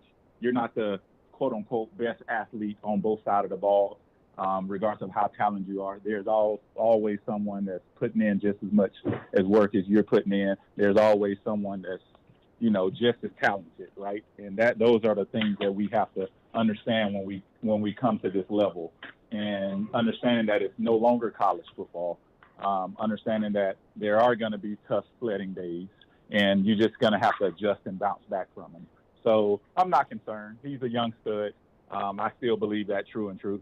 So I'm not concerned at all with him. But he has to just understand that, and I'm sure he has guys in his ear talking to him and allowing him to just be able to take that as it is and be able to just keep on plugging and keep moving on. All right, we're going to take a break. It sounds like the kids just got home from school. I hope they had a good day at school. And we're going to keep Rasheed Mathis on a Monday for a few minutes longer. Talk about the other side of the ball as well. And will the Jags get in desperation mode here after a 3-game losing streak? They got to keep the train on the tracks. Still a long season ahead.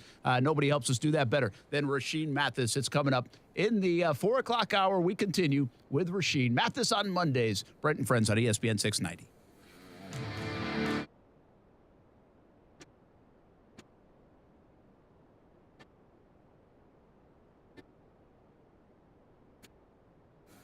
Now, the First Alert forecast on ESPN 690.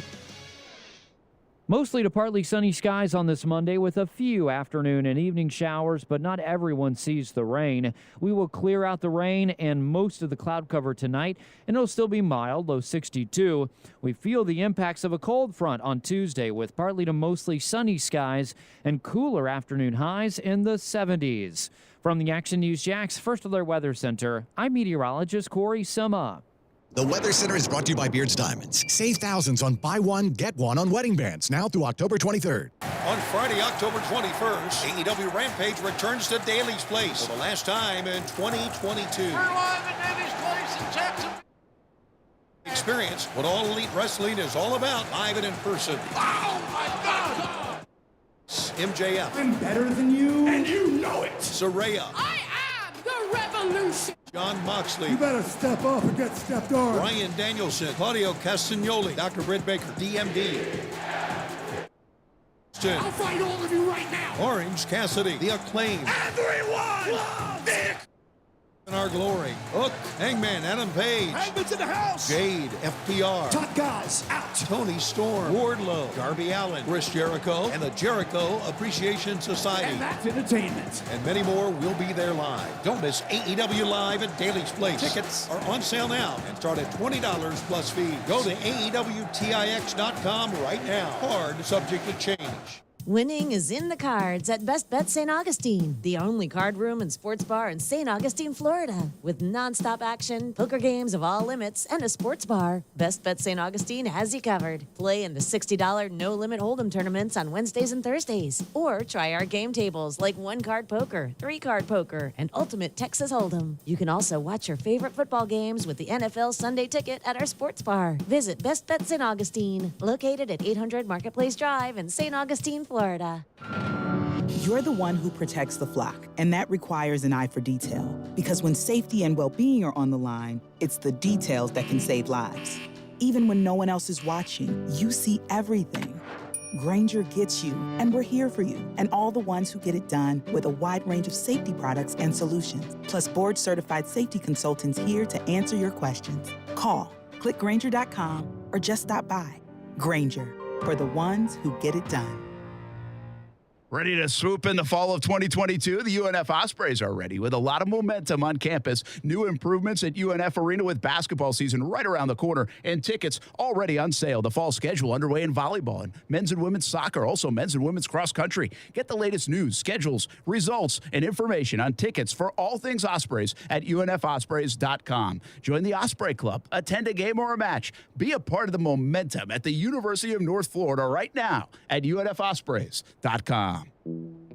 Hey, does your car still only play CDs? No Bluetooth? No CarPlay? You've got an old car, my friend. You know what's better than an old car? A less old car. Get a car or truck that's new to you with a great used car loan from 1-to-1 Financial, Jacksonville's hometown credit union. Get pre-approved for a loan and shop at any dealership in town. Get a low rate and get rid of that old car today. Apply online at 1to1fcu.org. Federally insured by NCUA. Are you ready for a scary good deal? Then get to Arlington Toyota for the Ghost Your Payments event and watch your payments like a ghost disappear. How about no payments until 2023 on your new Toyota purchase? Arlington will even waive your last 6 lease or loan payments. Got a trade? Arlington will pay up to MSRP for your trade. You'll also get no maintenance costs for 4 years. The Ghost Your Payments event going on now at Arlington Toyota, 10939 Atlantic Boulevard, and online at arlingtontoyota.com. Visit arlingtontoyota.com/October for full detail. Yeah, I'm so stressed. Our business is growing. We've got people all over now. Ooh, ma. What is that? Meditation? I'm recommending Ooma and their all-in-one phone, video, and collaboration solution. Ooma? Yep. Switching to Ooma is a cinch. Just $24.95 per month per user, plus taxes and fees. Ooma. Now you're feeling it. Visit Ooma.com. That's OOMA.com to learn more. Ooma. Smart communications for the smarter business. Finding the right Medicare plan? Oof, no easy feat. Kind of like those dances my granddaughter loves making me do. But then I found Walgreens Find Rx coverage. Lets you compare plans online, over the phone, or in person. Made Medicare shopping so easy. Plus, I found plans with low-cost copays. I can get down with that. When you need to talk Medicare, Walgreens is here. Start shopping today at walgreens.com/Medicare. Hey, it's Brent Martineau from Action Sports Jax. Did you know you can watch our radio show? Yeah, video of a radio show. Just search ESPN690 Jax on Facebook, YouTube, and Twitter. Or follow me on Twitter at BrentASJax. Watch the show live weekdays from 3 p.m. until 6 p.m. or listen on ESPN690.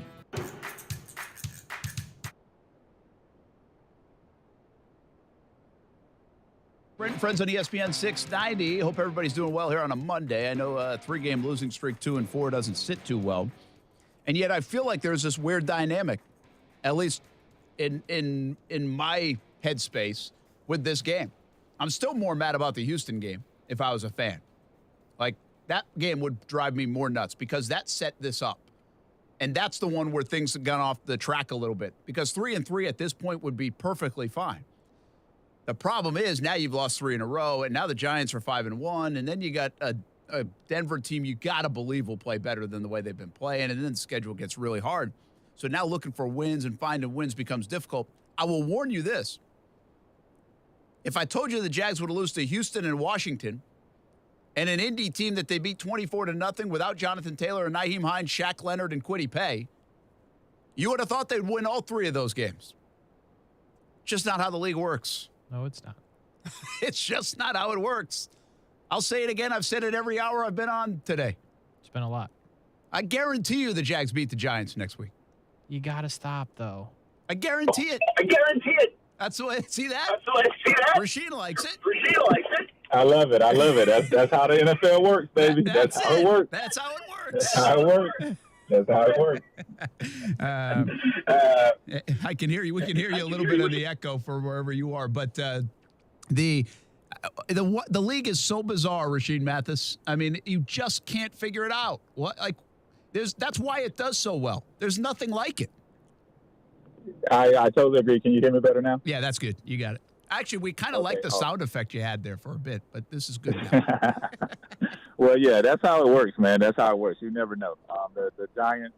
I'm actually going to a family reunion, and half of my family is from New Jersey, so they're from up north. And I'm going to a family reunion this weekend. So they were like, "Oh, we picked the perfect weekend. Giants against the Jags." I was like, "Oh, the Giants must be playing well this year, right?" But that's how it works, baby. I'm going to the family reunion. We need this W. So, hey, it's going to happen. It's going to happen. Mathis on Mondays with us. Okay, so here's why I'm a little bit torn. I think the fan base is. We saw something we needed to see, Rasheen, yesterday in that fourth quarter. And I think fans have been waiting for it. We've been hammering Trevor around here for the last couple of weeks when things didn't go right. I think this needs to be celebrated. This is a silver lining. I know it's a result-oriented business. I don't care for the future of this franchise, for how good that guy might be. I think people needed to see it. I think he needed to do it for himself. That was a big moment for number 16 in the fourth quarter, yesterday's game. You hit it on the head. More than anything, he needed to do it for himself. So he did what he needed to do to put his team in position to win a late game. And we've been talking about it for the past few weeks, and you've probably been talking about it forever, right? So this is definitely a silver lining. How big time was that drive in your eyes? I know people do it all the time in the NFL. We see the Bradys and we see the Rodgers and now the Mahomes and Allens, and guys have done it. But to make the throws he made early in that drive, 3rd and 12, 3rd and 13. Sometimes I don't know if I'm just keeping everything relative to what I've seen in Jacksonville or relative to the rest of the league. I just thought those were some big-time throws, especially in that spot. But you played the position against throws like that. How good were they? Oh, they were great. They were outstanding. And not too many quarterbacks can make them, right? So that's why it's tough for quarterbacks to do it week in and week out. But those quarterbacks who tend to do it more often than most, that's why they're considered great. That's why they're considered great, because I've defended them. I've been against Peyton year in and year out, twice a year.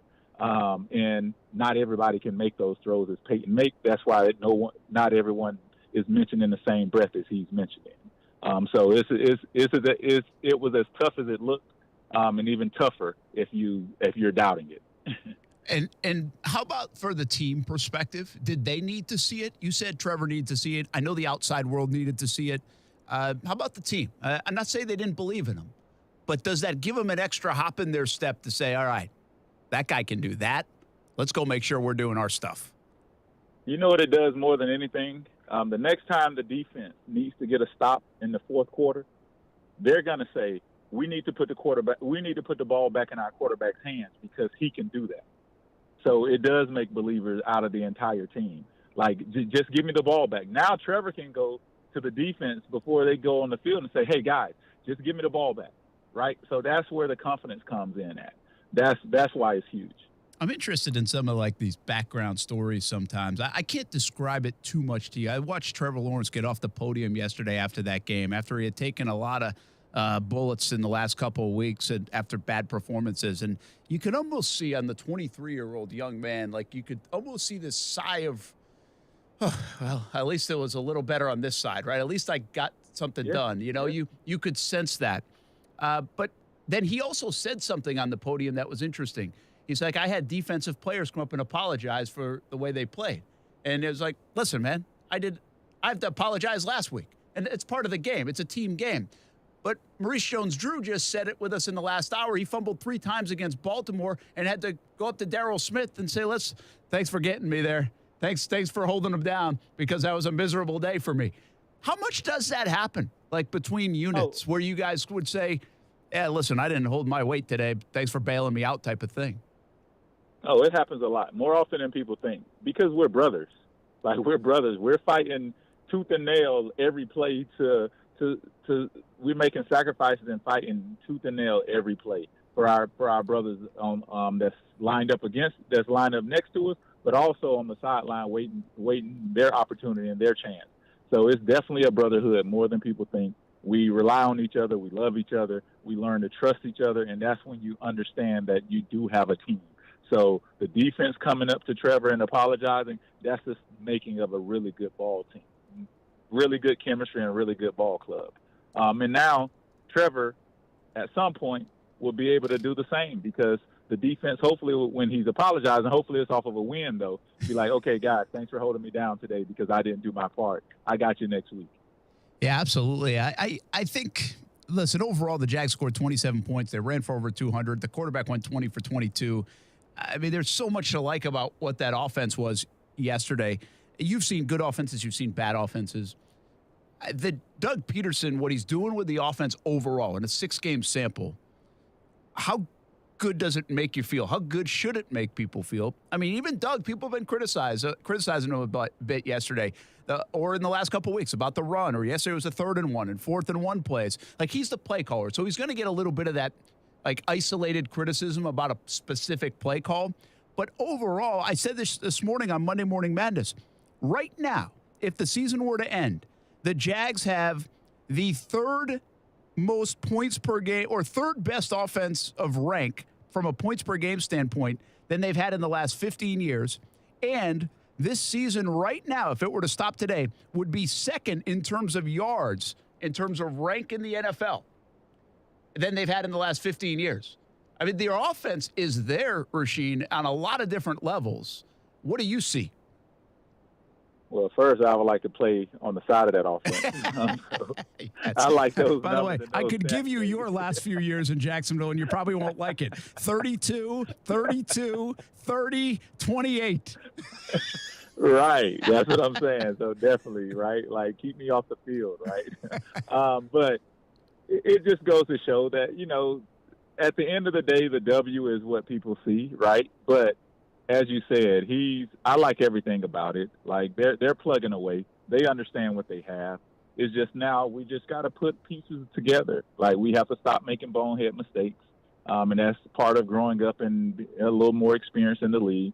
And we have to capitalize, and we have to get trust in our quarterback that he can go on a last-minute drive and win ball games, because majority of the games are won and lost like that in the NFL, right? So we have to understand the dynamic of everything. And I love the job that offense are doing week in and week out. You know, every weekend is not going to be pretty, but for the most part, and the stats speak for themselves, right? The numbers speak for themselves. I like what Doug is doing. Rasheed Mathis with us, as always. Mathis on Mondays for a few more minutes here on Brent and Friends on ESPN690. Brent, Martineau, Kasey, Kuhrts, glad to have you along. Always throw up some questions on social media, and we'll try to get them to Rasheed Mathis if there is time for it. If you get them in time, we can do it each and every Monday. Talking about Doug Peterson, talking about this Jaguars team right now, where they sit at 2-4, and talking about your PhD in psychology and my PhD in psychology. This is where I get concerned. The Jags have lost a lot of games over the last decade. The Jags have been on slides of 15 games, 7 games, 5 games, and they win 1, then they lose 5 more. Like, there have been a lot of those around here, Rasheed. This is now a 3-game losing streak, and if they continue to not be able to make the winning plays, this thing could go a little sideways. How concerned are you about the psyche of a team when the losses pile up, and how badly do they need to avoid the 5-game, the 6-game, the 7 kind of streak that would send you into a spiral? Oh, yeah, there's no sugarcoating it, right? As we mentioned last week and the week before, there's time. The time is now. The time is now. We need a huge win.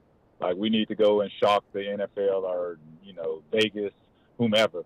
We need to go and shock them and put something on the Giants, because we need it. We need it bad.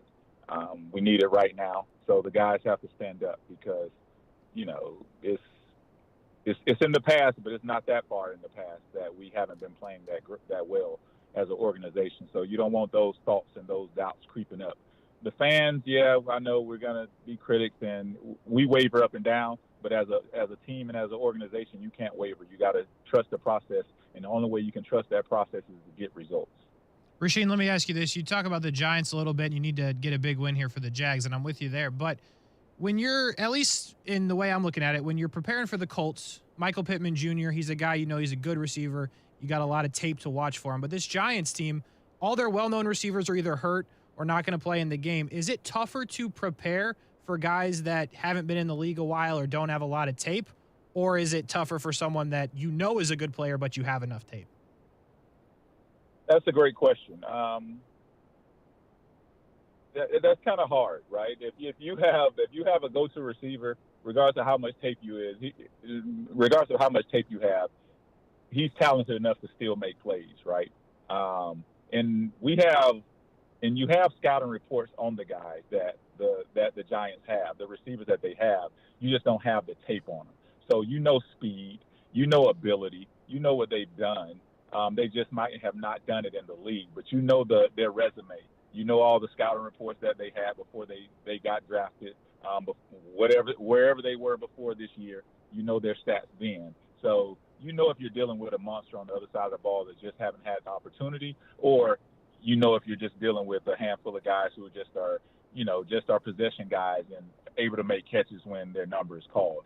So you have a little scouting report, you have enough to go on. So I would say you can have all the tape on the world on Calvin Johnson, but Megatron is going to be Megatron, and you have to show up and try to be a Decepticon, right? So that's just what it is. Hey, can you get that line right there? That's a great line right there, Kasey. Let's write that one down. I love it. Hey, give us a little background on that, actually. You got me thinking. We talked about the Jags enough. Megatron going against them? What was that like?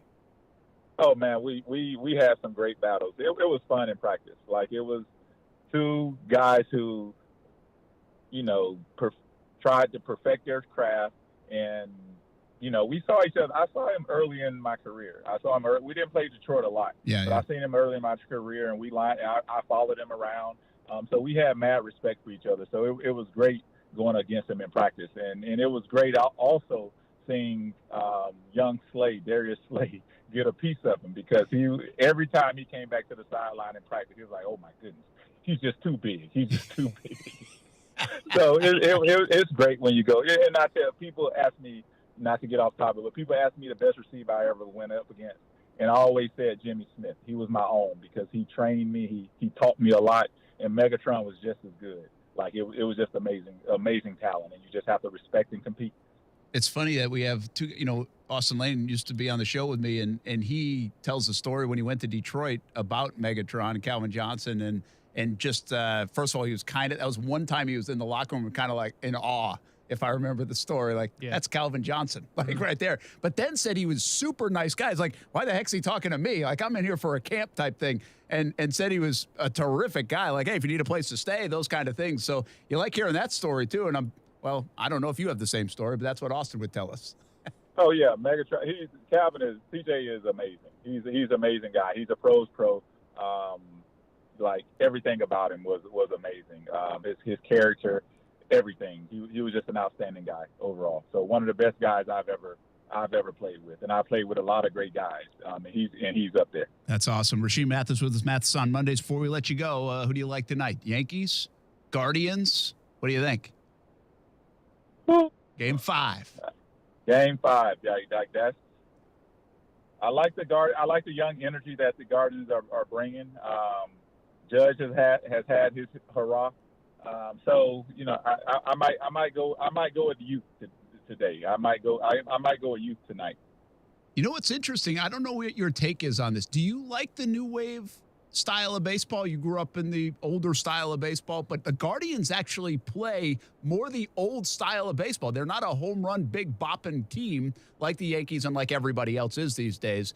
Do you mind the new style? Do you prefer the old style? Where do you come down on the way the game is played right now? I'm in the middle because you have to understand that there's different levels of talent on every team, right? So I'm not a big guy of trying to hit a home run ball, and that could be the youth coach in me as well, because with my son and a couple of other guys on our team, they've had some success hitting the ball over the fence, and now you're going swinging for it, and you're not as good as these guys who's getting paid hundreds and millions of dollars. So your hand-eye coordination and your timing is not that good to be swinging for the fence like that. So I will always be a little old school, new school guy. Yeah, and by the way, it's a very good point. And that's what people lose in this argument. Well, not an argument, but a debate, is that how you play the game at the youth level, the high school level, even the collegiate level, is totally different than maybe the way these guys play the game at the big league level, and how they get paid, and the man strength that some of these guys have as well. But it is, Kasey, you're a big baseball guy. It's kind of fun to watch the Guardians play this style of ball. I think they hit the least amount of home runs or down near the bottom, right, this year? Yeah, that was a big story when they were playing the Rays. But yeah, it's exciting. I like the fact that they have a lot of guys that can contribute. Ramirez is a great player, but doesn't even get talked about in that way. He doesn't, yeah. My guy Miles Straw from the 941, you know what I'm saying? So I'm pulling for the Guardians as well. But just on that real quick point about the youth baseball thing, Rasheed, listen, man, you see, you got a kid, he hits a couple over the fence, you can't tell him nothing, Rasheed. You got to let him swing for the fences. Man, I've gotten gray hair from getting my son to believe in, like, listen, dude, stop swinging for this fence, because when you miss hit a ball, it's going to be a pop up to barely leaving the outfield. When Aaron Judge missed the ball, it's going to be to the warning track, and they still have to make a play, right? Like Brent said, it's that man strength. They don't have it yet. Not yet. All right, man. I hope you have a good week. Thanks for jumping in. Look forward to getting with you next Monday. Hoping to see that family reunion went well with a Jags win over the Giants.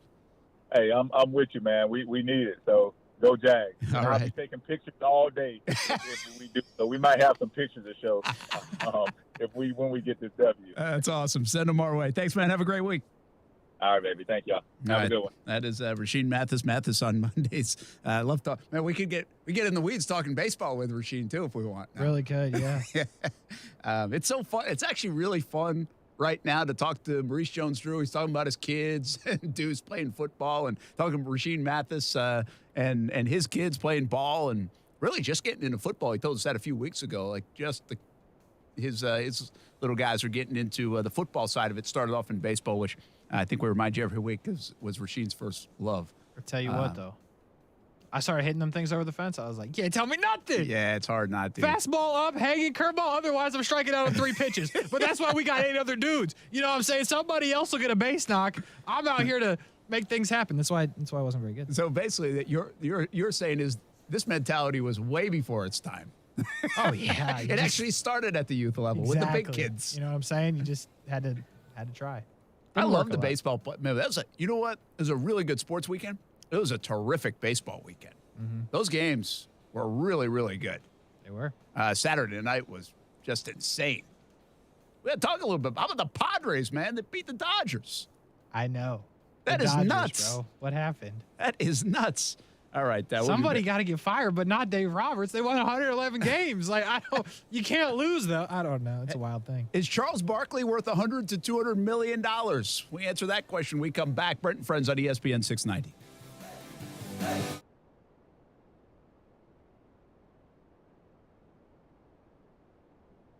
It's Brent Martineau from Brent and Friends on ESPN 690. Tune into our high-energy, multi-platform show Monday through Friday from 3 p.m. until 6 p.m. on ESPN 690 and a variety of video streaming platforms as well. As the seasons change, so do the sports topics. It's football season now, and we're bringing you all things sports weekdays from 3 p.m. until 6 p.m.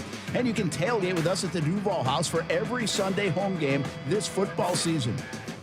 Fueled by Celsius Essential Energy. Live fit. Jeep Adventure Days. We're here at Jacksonville Chrysler Jeep Dodge Ram Arlington celebrating Oktoberfest all this month. Why not celebrate with us? Be adventurous. Drive the Jeep you've always wanted. They're here. Get out of your old loan or lease and save. See our selection of Cherokee, Compass, Wrangler, and Grand Cherokee, all brand new and ready for fun. Jacksonville Chrysler Jeep Dodge Ram Arlington. Fast and friendly service you can count on. 9600 Atlantic Boulevard, across from the Regency Square Mall. Hi, I'm Mike Combs, professional contractor and TV host. I love helping people, but when it came to improving the water in my own home, I needed help and turned to the water experts at Connecticut to make it right. My water was causing visible problems throughout my home, and it got me thinking about the problems I couldn't see. Protecting my water using appliances and pipes, preventing stains and hardness buildup, and having clean, great-tasting drinking water are all important to me. But choosing the right water treatment equipment can be tricky. That's where Connecticut comes in. A Connecticut water expert will test your water for free and recommend the system that fits your needs and budget. Improve the quality of your water and your life with the Connecticut water treatment system. I'm so glad I did. This year, CGC Water Treatment is celebrating 75 years in business. Call 904-552-1242 or visit cgcwater.com for your free assessment. CGC Water Treatment are proud partners of the Jacksonville Jaguars and your local independent Connecticut dealer. Florida license number CFC 1428211. I am Dion Wellington, owner of Ice Capade Frozen Treats, and a Jax Chamber member and graduate of JWBC's Entrepreneurial Certificate Program. Connecting with JWBC has provided me with the education, resources, and meaningful relationships to be more confident in growing my business in historic Springfield. This support is invaluable to women in business, and I am most thankful to be part of it. For more information, visit jaxjwbc.com. If you're a veteran looking for direction, purpose, and community in civilian life, we've got your back. Warrior Week at Camp Southern Ground will give you the tools and training you need to thrive in life after military service, all at no cost to you. Get started today at campsouthernground.org. I'm Mark Anajar. I'm Glenn Levine. I'm Ellie Anajar. Together, we're Anajar and Levine. If you've been hurt in a car crash, we'll fight to get you the maximum compensation you deserve. Call Anajar and Levine for your free consultation. 1-800-747-FREE. Main office, Jacksonville. Finding great candidates to hire can be like, well, trying to find a needle in a haystack. But not with ZipRecruiter. Its powerful technology actively finds and invites qualified candidates to apply to your job. So while other companies might deliver a lot of hay, ZipRecruiter finds you the needle in the haystack. See why 4 out of 5 employers who post a job on ZipRecruiter get a quality candidate within the first day. Try ZipRecruiter for free at ZipRecruiter.com/free. That's ZipRecruiter.com/free. When you download the Home Depot app, taking on big or small projects starts with a tap. It's your pocket-sized toolbox for getting more done. Image search helps you find what you need with a snap. Store mode pinpoints exactly where to go to get what you want while you're at our store. Or just tap to arrange for easy curbside pickup, all from the palm of your hand.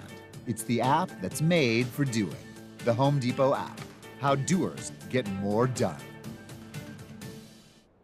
You can't get much for $5 these days, unless you go to Wendy's for a $5 Biggie Bag. Get your choice of double stack, junior bacon cheeseburger, or crispy chicken BLT, plus 4-piece nugs, fries, and a drink, all for just $5.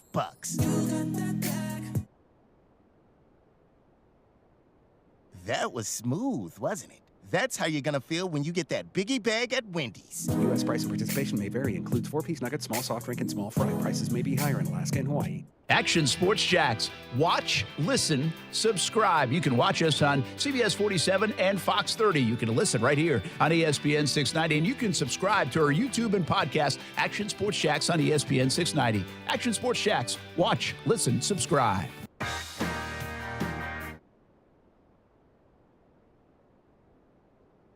Hey, have you been to iCryo in St. Johns County?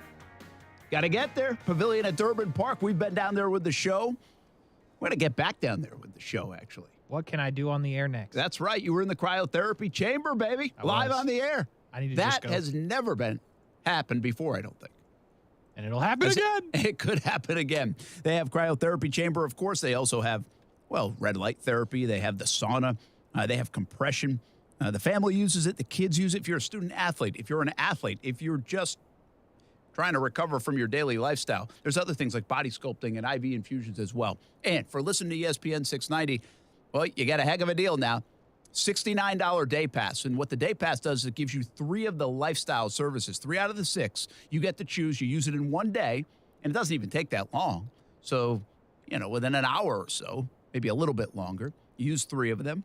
And $69. Usually it's $39 for one lifestyle service. But with the ESPN 690 Day Pass, just $69. Just tell them ESPN 690 sent you. iCryo.com in St. Johns County, the Pavilion at Durbin Park.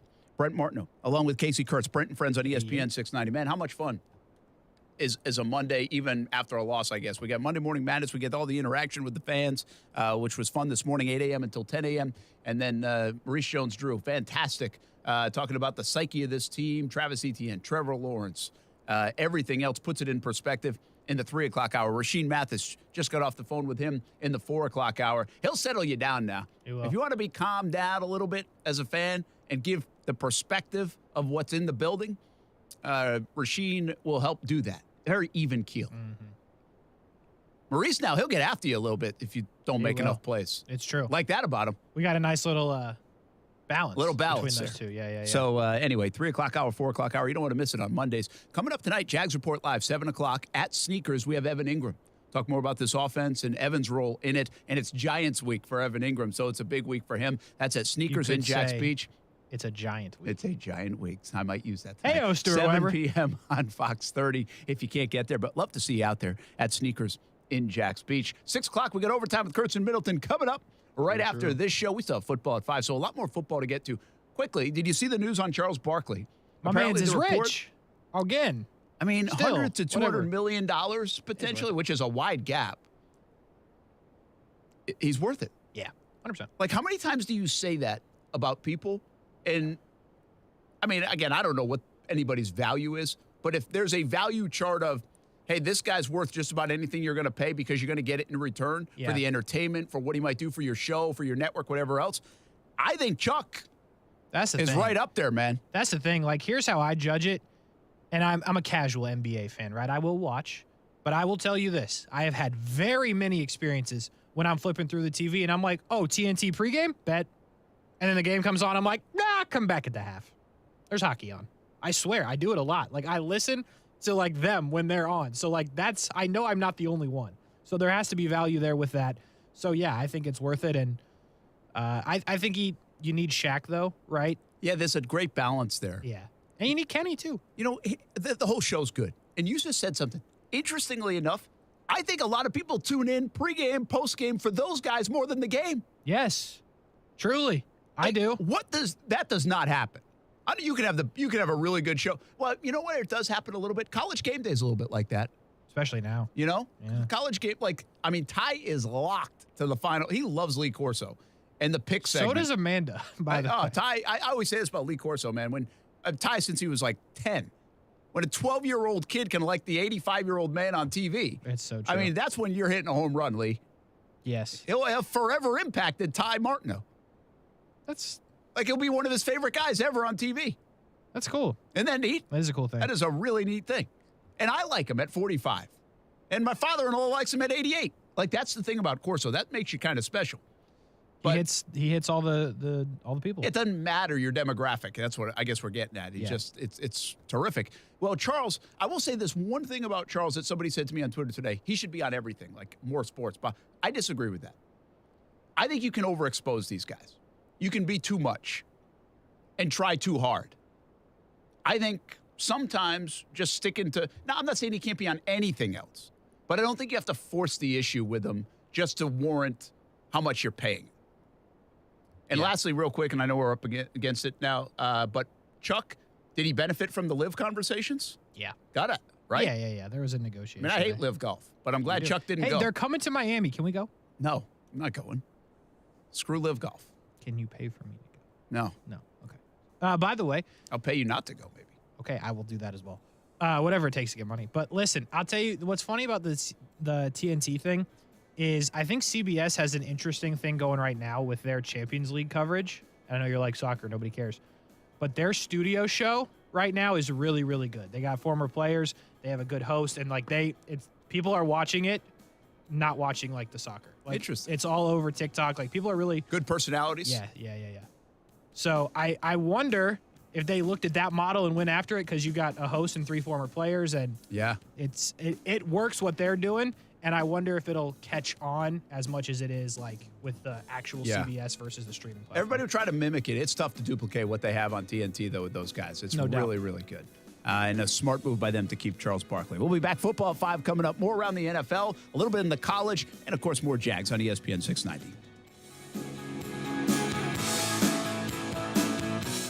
Hey, poker players. Best Bet Jacksonville has another exciting poker tournament series for you. The Card Player Poker Tour is coming to Best Bet Jacksonville from October 27th to November 14th. This tournament series is packed with excitement and features 15 different poker tournaments, including a $1,700 mystery bounty event with bounties ranging from $500 up to $50,000, and the $3,000 no-limit hold'em main event from November 11th to the 14th. Go to bestbetjacks.com to view the tournament schedule. Oh boy, Buddy, the Buddy Holly story is back and it's better than ever.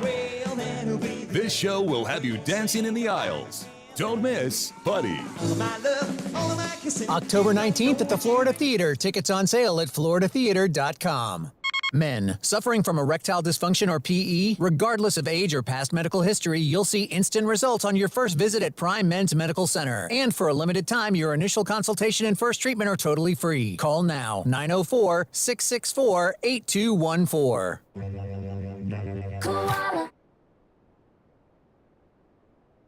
Hey, this is Bruce. And I'm Carrie. We're the owners of Koala Insulation. Fall is finally here, and hopefully so are milder temperatures. But don't wait to insulate your home. Take advantage of 20% savings off our summer rates and start saving on those utility bills now and all those hot summers to come. Give us a call and set up your free evaluation at 679-6282 or find us online at koalainsulation.com. Hey everybody, it's Brent Martineau from Brent and Friends on ESPN 690. Tune into our high-energy, multi-platform show Monday through Friday from 3 p.m. until 6 p.m. on ESPN 690 in a variety of video streaming platforms as well. As the seasons change, so do the sports topics. It's football season now, and we're bringing you all things sports weekdays from 3 p.m. until 6 p.m. And you can tailgate with us at the Duval House for every Sunday home game this football season. Fueled by Celsius Essential Energy. Live fit. Nights of Lights in St. Augustine is November 19th through January 31st. Avoid crowds, long lines, and the hassles of parking and step on board the White Pelican with Red Boat Tours. 3 tours daily, 1 family-friendly, and 2 BYOB cruises. See our website for details. You can even book the whole boat for your office and family Christmas parties. Let Captain Tony and Miss Jennifer show you the millions of lights in the city multiplied by the reflection on the water. It's breathtaking. Book early. The season fills up fast. Go to redboattours.com. That's redboattours.com.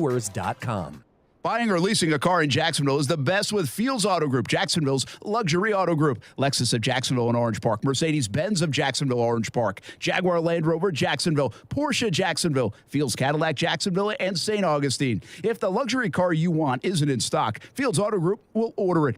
And at Fields, you'll never be charged over sticker price. Stop by a Fields store today and see what world-class service really means. Fields is a proud sponsor of the Jacksonville Jaguars. Fields Auto Group, fieldsauto.com.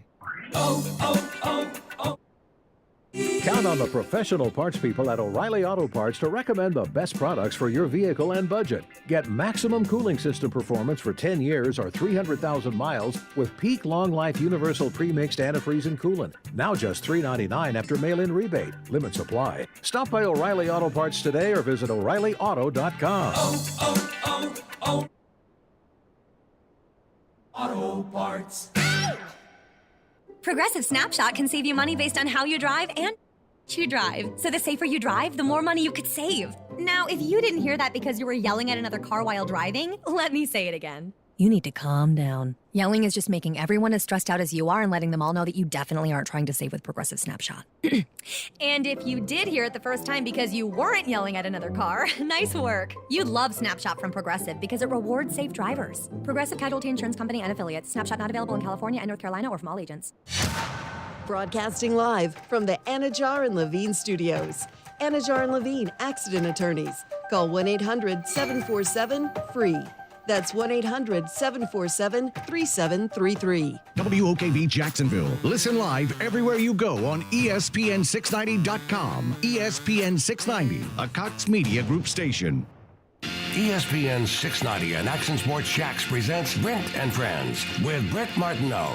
We're going to have to show a little more patience than the year 2 pom-pom people. Kasey Kuhrts. Yo! What are we doing, bro? Come on! And Aaron Schachter. I'm all in favor of these two showing their love, really celebrating their relationship. Get him! Get him! Get him! Get him! This is Brent and Friends with Brent Martineau, Kasey Kuhrts, and Aaron Schachter on Jacksonville's home for ESPN Radio, ESPN 690.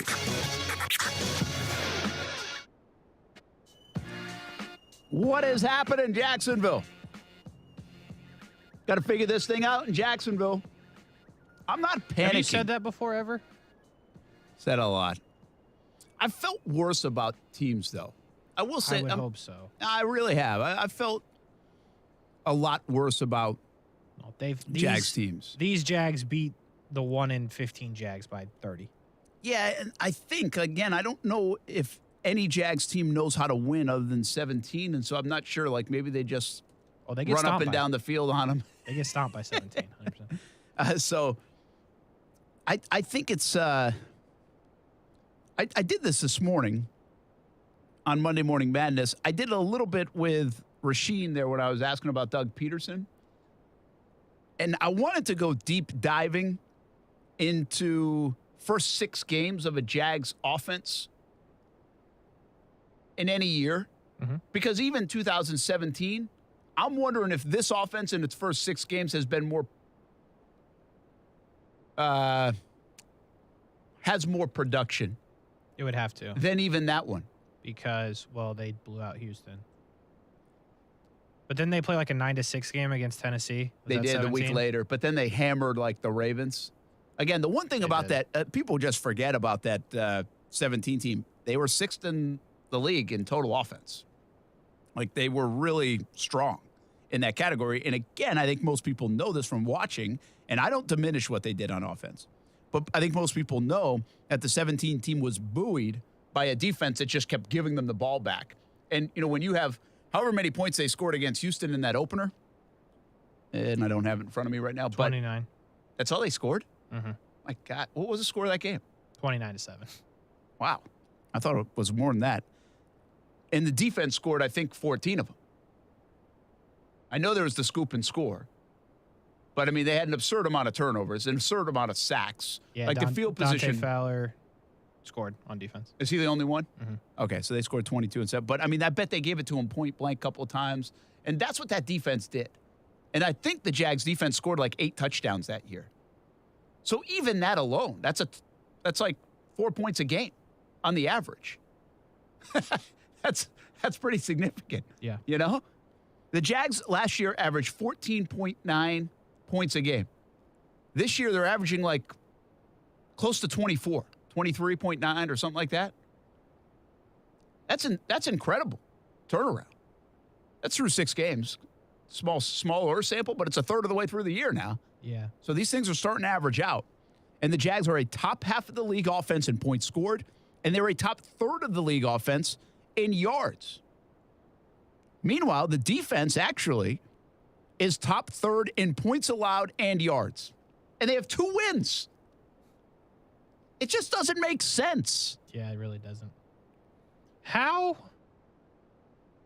much better do we feel if they beat Houston and they're 3-3? No, I told you. Listen, I would chalk yesterday up to an NFL game.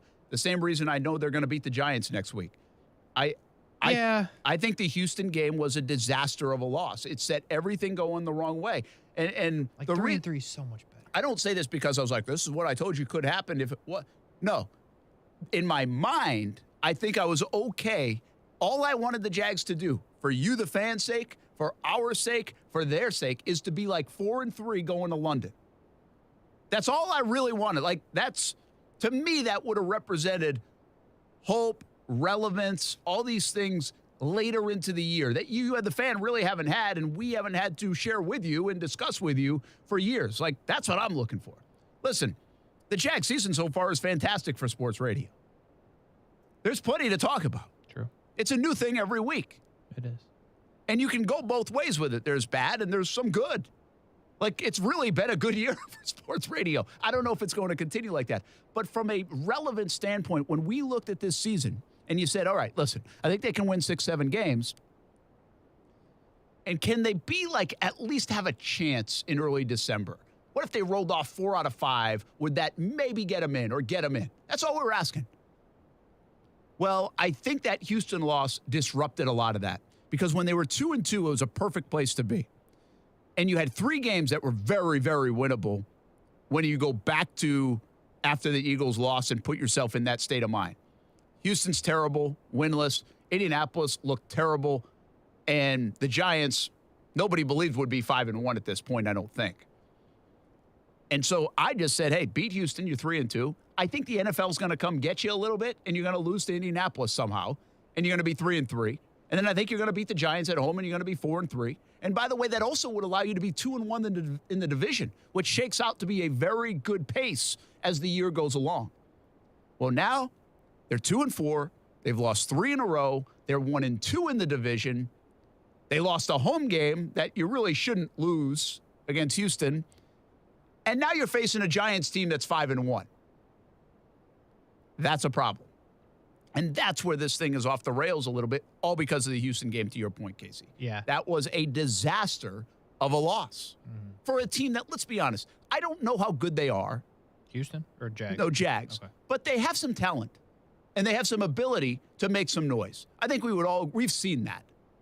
Every loss is by a possession or less. Yeah. They have the ability to hang around, be dangerous to teams. And they screwed it up with the Houston loss. Such a bad loss. They did. And this leads right into a YouTube comment from, Irf from TV? Heck yeah, man. Brent. I don't think he's on TV anymore with us. Really? Yeah, I heard about that just the other day. Why has nobody told me that? I've said that like 6 times. Anyway, not important. Anyway, he's in the stream. Appreciate him. Brent, he wants to know, Brent, when will you hit the panic button? Because you were kind of sounding panicky there. You said that is the problem. You know, that stat boy said last week, I told you if they lose all 3 of these games, the season feels from the whole thing that whole little monologue there to start football at 5 that I told you about relevance and everything, it feels over. Like, you're not going to be relevant if you're 2-5. You're not going to be relevant in late November. Not with the schedule you have. You can't lose all 3 of these games here in October. You just can't. Agreed. And I mean, they already lost to Philly, but I don't even count that one. I mean, these last 2 and this one coming up. And they actually play 5 games in the month of October. But right now, the Jags are 0-3 in October. Yeah. But like you said it, again, the Giants, I wouldn't count that as like a shock win. they'll get one of those because it's the NFL. Like, they'll beat Kansas City. I don't know they'll beat Kansas City. They beat Buffalo. I know. Like, it'll be something like nobody sees it coming. I agree with that. I do think there is one of those in there, and that washes away one of the losses. But the Jags have now had 3 losses that are like, don't you think they're better than that team? And they lost. Mm-hmm. Washington, Houston, and Indianapolis. That's what I'm having trouble wrestling with in my mind. I think that's what the fan is too. They teased us. They're just not ready. They're just not ready. I don't know what that even means. But they're not ready to make you happy. I think this team is going to make you happy at some point. Like this rendition, this new era. I believe that. Do you? Yeah, I think they've got talent. I think Doug's a good coach. I think they're going to make this fan base happy. Not right now. I think that's what the last 2 weeks proved. Still you know what I mean by that? Yeah, yes, I do, because they'll turn it around and they'll beat. Yes, it'll happen because the NFL. But hopefully they can make it happy against the Giants. The weather should be nicer. Giants are supposedly good. Like, that's how you start the happiness. I'm not sold like you are. By the way, this popped up on the ESPN bottom line. It said the Jags have a 73% chance to win against the Giants. Nobody can believe this. Even Ty said today, he's like, the Jags are favorites? I know, but why? Because Vegas knows. Do they? Yes. Because I've been taking advantage of some horrible lines recently. They also got me a few times, but like they've been putting out some very sus lines recently. That's all I'm saying. And this is another one. Like what? 73%. Brent! 73%, and they're putting that on television? It is pretty wild, isn't it? What in the world? I don't know. Well, because the Giants, haven't they? Here's the way people look at the Giants. You know when we had Austin Mock on from The Athletic? I do. He's like, the Jags were inflated. They won those 2 games. They won again with teams that were banged up, and they beat them badly. Jags got a little inflated. They even looked okay up 14-0 against Philly. They looked inflated. And you know what? They're right. They were. There they go again. Like, they figured it out. Houston beat them. Indy beat them. It doesn't matter what the Jags had done. They were a bit inflated. I've said this for 3 weeks now. I thought they were pretty good. I was wrong. They're not pretty good yet. They're just not. I also don't think they're bad, but they're not pretty good yet. Well, I think what Vegas and everybody else is saying is the same thing. The Giants have won 3 games coming back from double digits. Daniel Jones, I don't feel like he's thrown a turnover, like had a turnover. He probably had one yesterday, but he's not like just giving the ball away, making dumb decisions. Well, that's going to change at some point. No, it is. Like, sooner or later, you're going to have a game where you turn back into Daniel Jones, I think is what Vegas is saying. And I will tell you this, and I've said it, and I've guaranteed it all morning, and this is why. There's no way anybody sees the New York Giants in this landscape of football being 6-1. It's just not going to happen. Like the Philadelphia Eagles being 6-0, that can happen. Do you know there's, like, the Vikings are 5-1, the Eagles are 6-0, and the only other team with a record like that that's better than 4-2 are the Giants. Yeah. One of those things is not the same. I got you. Okay. It evens itself out, man. That's the way it works in the NFL. I don't know. I'm looking at this. I'm saying you go all the way across the world and beat the Packers, make a play at the end. Okay. I actually think the Jets might be more impressive than even the Giants right now. But the Giants did beat the Ravens. They beat the Packers. But I mean, the Packers aren't good. We have to rest. We have to come to that realization. They're not. But Aaron Rodgers had the ball at the end, and they stopped him. They did. It counts for something. And again, yeah, I don't think the Packers are that good. But they still beat the Ravens. Again, Lamar made some mistakes, but they're finding ways to win. Like, that's more than we can say here in this current situation. I think you got to give them a lot of credit. Don't give my guarantee of them winning have anything disrespect for the Giants. This is just an overall NFL point. It's just an NFL thing, man. Like, look, Rasheed Mathis agreed with me. Like, he almost answered the rest of my statement. Rasheed is a smart guy. I'll give you that. He knows. We know. Vegas knows. They don't. Like, I'm not even going to do a game preview. I'm not even going to do matchups. Like, how do you stop Saquon Barkley? That doesn't matter. Well, that's the only matchup because we have no idea who these receivers are. Like, No how do clue. you block the front? It doesn't matter. Don't worry. Jags win. Oh, good. That's going to make for a hell of a TV show and a week of radio. I don't know, man. It's a weird. Now, there's one caveat to all this. It is the Jags. It is the Jags. Mm-hmm. It is. If anyone wants to upset trends of the NFL, there are a couple of teams in the league that will do it, and the Jags are one of them. Yes. And by the way, just for the Giants, right? They're rolling a little bit. Listen to what they got. They got the Jags. They got the Seahawks, which is now tougher than expected, but still. They got the Texans. They got the Lions. Cowboys again. And then Commanders. Brent, the Giants could be really good. They could have a really good record. Let's put it that way. Yeah, they could. Yeah, but again, you go to that, and all you got to do is look at the scoreboard. Yes, the Pittsburgh Steelers lost 38-3 and then lost to Tom Brady. Then beat Tom Brady and the Bucs. Mitch Trubisky. I don't know what to tell you. They put him back in, and things started happening. Things were cooking. It's just an obvious point. Even the Patriots. Like, what are the Patriots doing all of a sudden? Yo, With Zappy. Hold on a second. Yeah, that's, I hate to say it, that's one to watch. And I know that would be not good for Mac Jones, but that's going to be one to monitor. But real quick, I don't know fully what happened, and I can't really give you the whole scenario, but let's just say I needed Ramondre Stevenson to score a second touchdown horribly. Horribly, I needed this touchdown. And they were up like 2 scores, so I went outside to play with Blue. I'm like, it's dead. The Jags lost. Like, this is horrible. And my phone goes berserk because I have alerts for certain places for certain things. And they're like, Ramondre Stevenson, 30-yard touchdown. Belichick was running it up on the Browns. Thank you, Coach Belichick. I appreciate it. I needed it more than you know. And shout out to Belichick and the Patriots. But, yeah, Zappy be doing some things. Have the Cardinals fired Cliff Kingsbury yet? I hadn't seen it come across. What are they waiting on? It's a great question. I don't know. That one's... I told you they shouldn't have paid Kyler.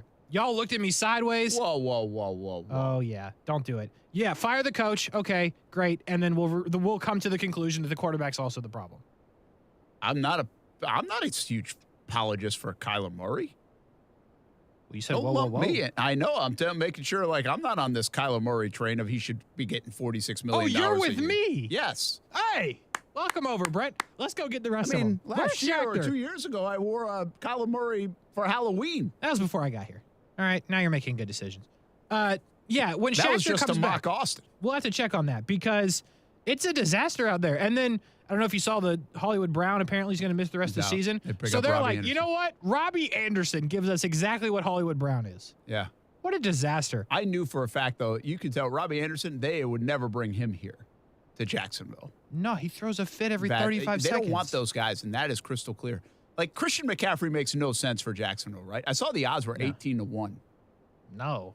Why? Yeah. What are you giving up? I'm just saying. I'm just asking. No, but DJ Moore does. Like, I know what MJD said, right? He said, if you're not going to Super Bowl, okay, I get it. Yeah, DJ Moore, though.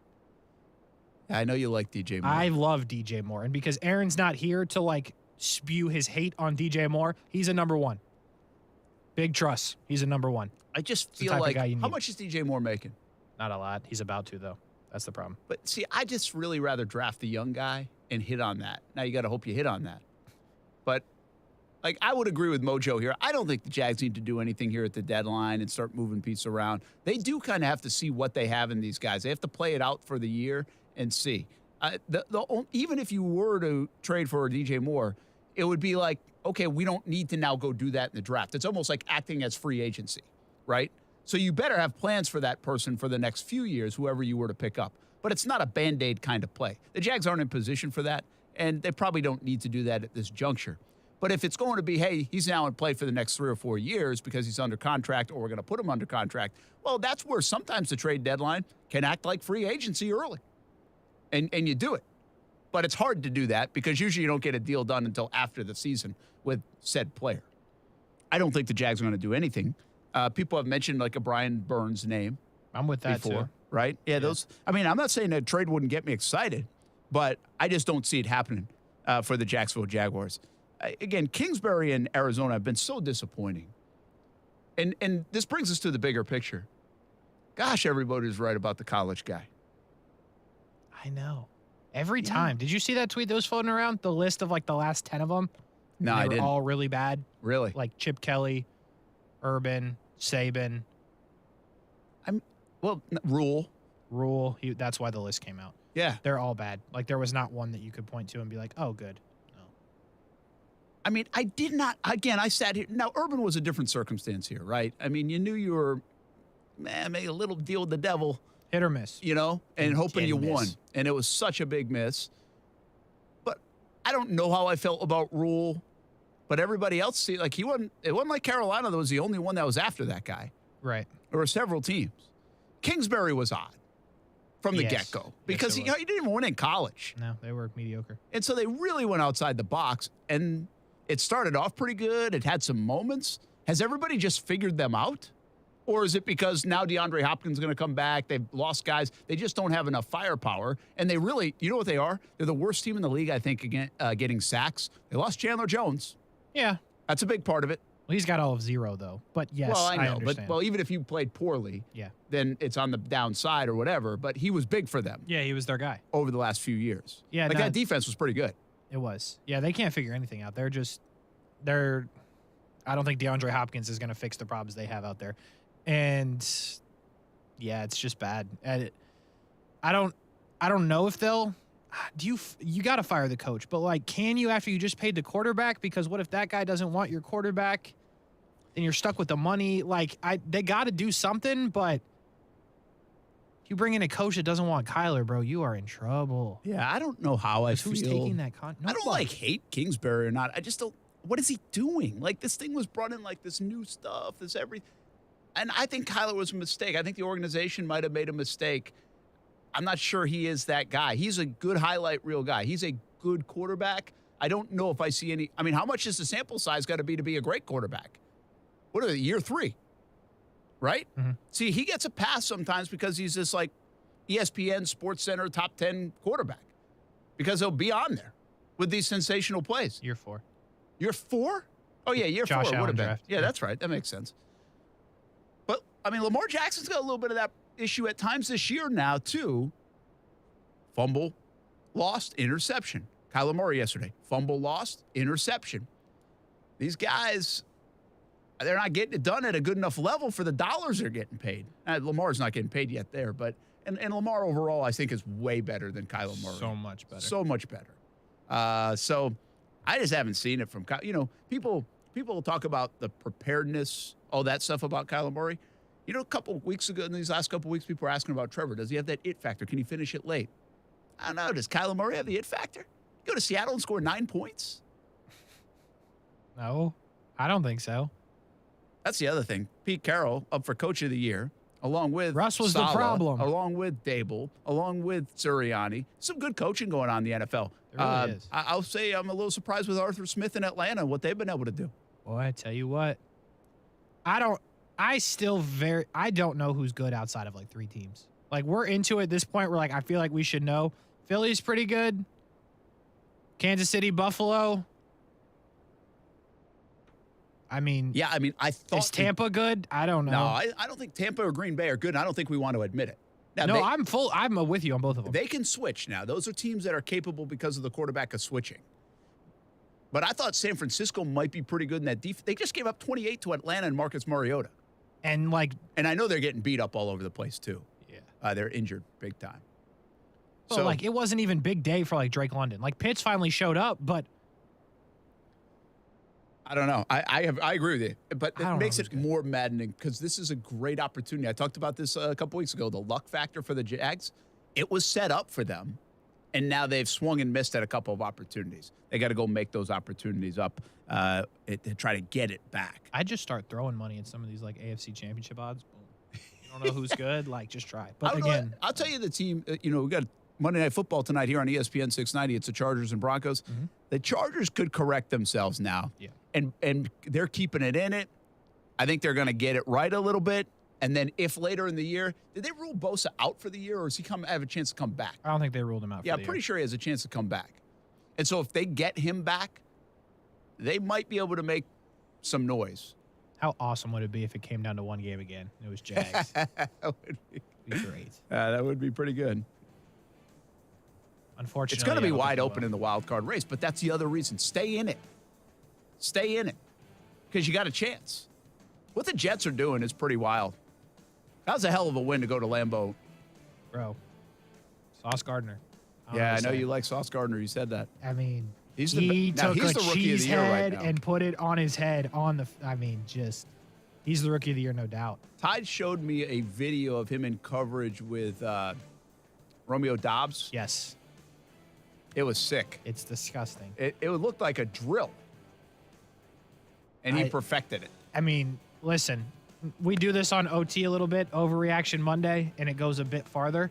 I got some thoughts on Sauce in the you draft. might want some wings just to have some sauce with it. I tell you what. He's a Cincy guy, right? Yes. How about the Cincy guys yesterday, Alec Pierce and him? Well, I tell you what. We'll be back. Football 5 on ESPN 690. I might get in the college ranks a little bit as well. Feel free to ask questions or give us a call, 904-362-9901. NFL, Jags, college. We got it all covered here on ESPN 690.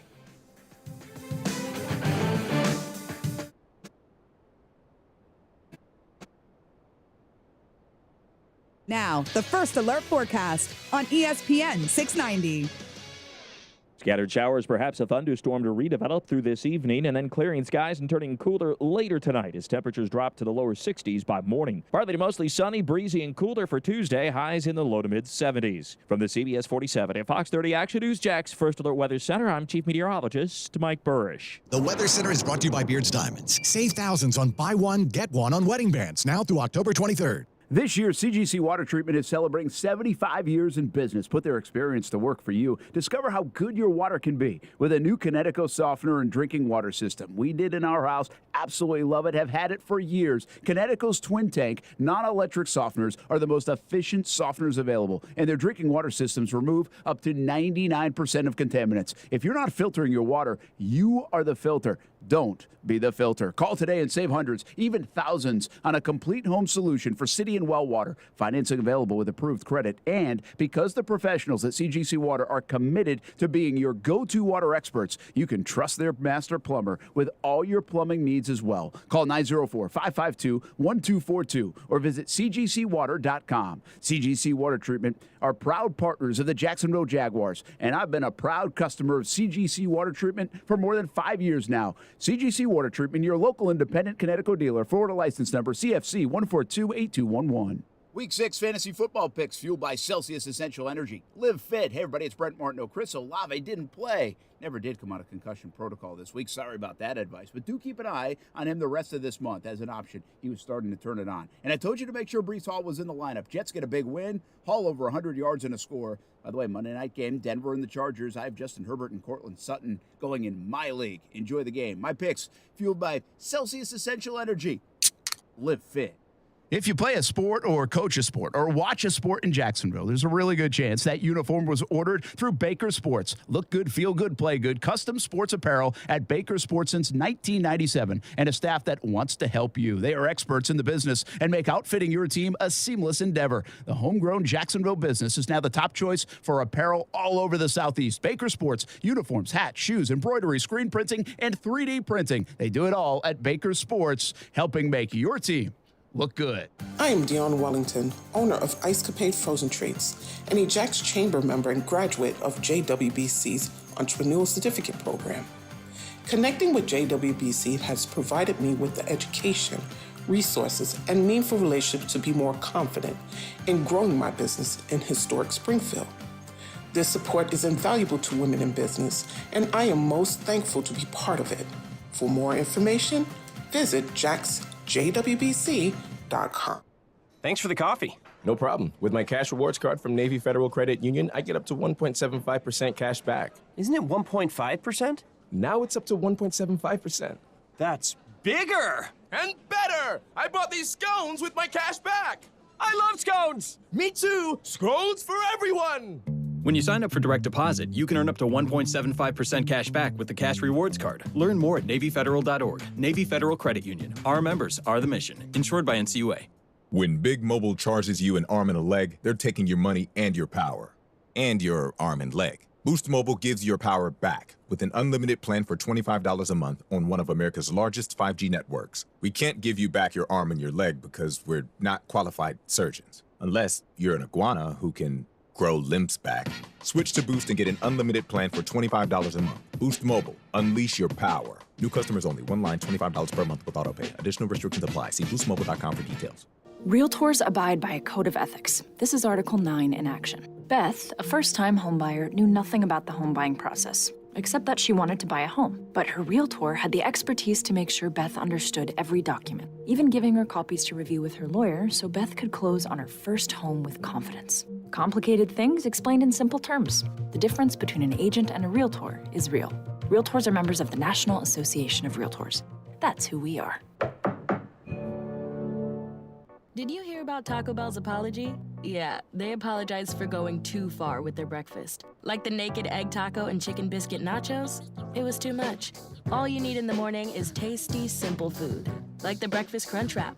Fluffy eggs, melty cheese, sausage, crispy hash browns, wrapped in a warm tortilla. Or, as some call it, a breakfast crunch thing.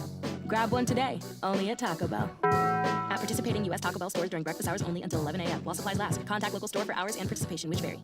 It's the Blitz Scoreboard Show every Friday night at 9 p.m. on ESPN690. Join Brent Martineau, Kasey Kuhrts, and the Hall of Famer Kevin Sullivan for scores, analysis, interviews, and live video of games on the ESPN690 social media platforms.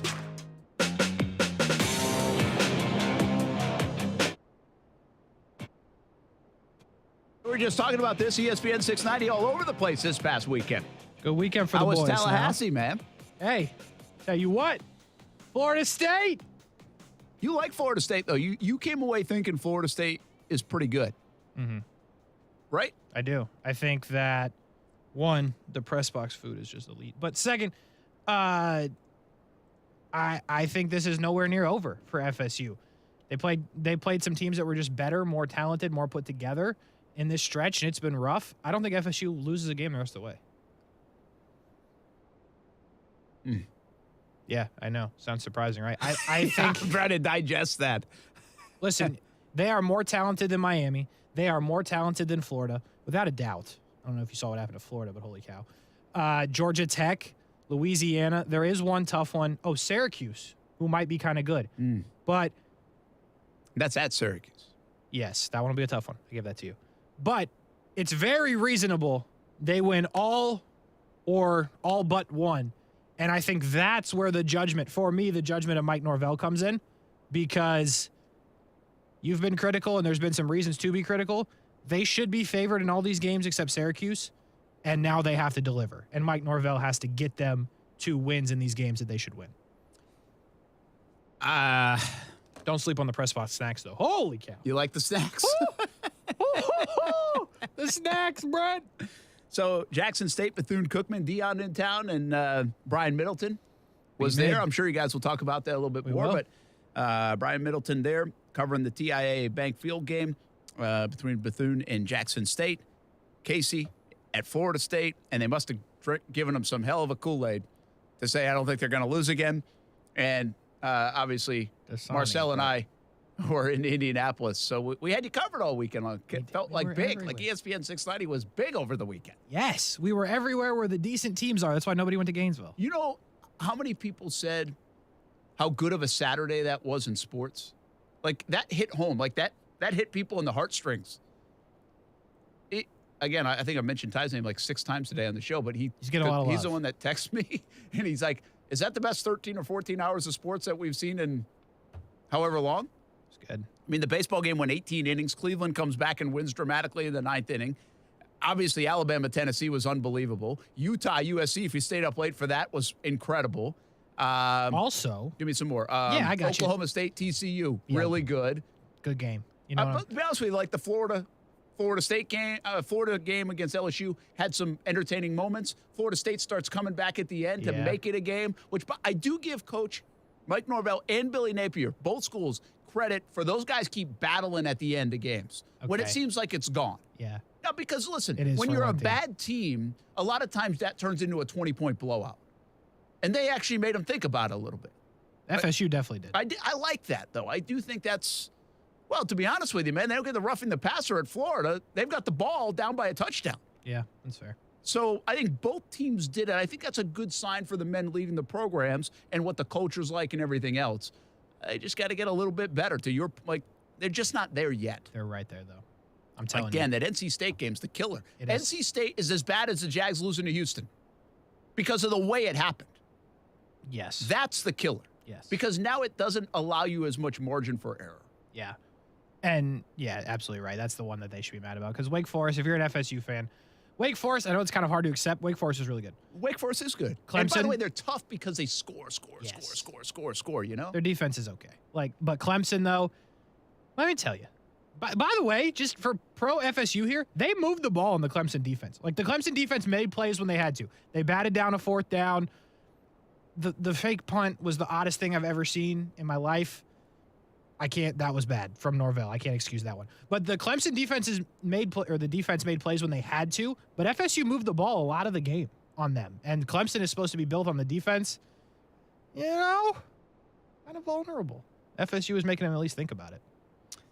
I want to try to find this tweet to your point because I saw. Yeah, Daniel, hang on. We're going to get you on in a moment. My guess is wants to talk Jags. Let me just finish up a thought or two on college football. All right.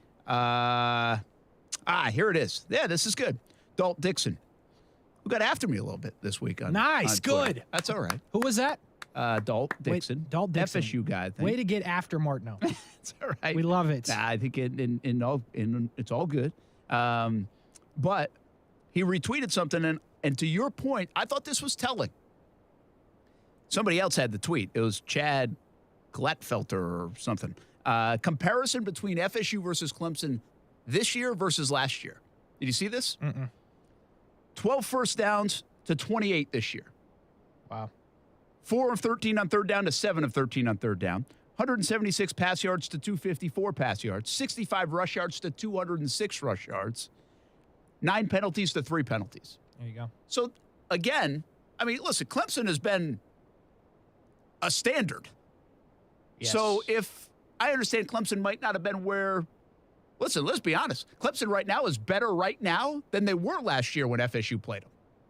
Oh, 100%. Pretty sure, right? Yeah. Oh, yes. True statement. Yeah, they lost last year to NC State before. And so if that's the case, then FSU was closer to hanging. Like if this FSU team played Clemson last year, they would have beat them. In my opinion. They would have. So I think it is a good sign. Listen, Florida, it is what it is. See, Florida, I said this morning with the Jags. The bad thing about the Jags right now is they're finding different ways, and you're plugging holes. You're like, okay, I got to go fix that. Boom, fix it. Now this popped up. Got to fix it. Boom, that popped up. The good news about the Jags is they don't have a Florida problem.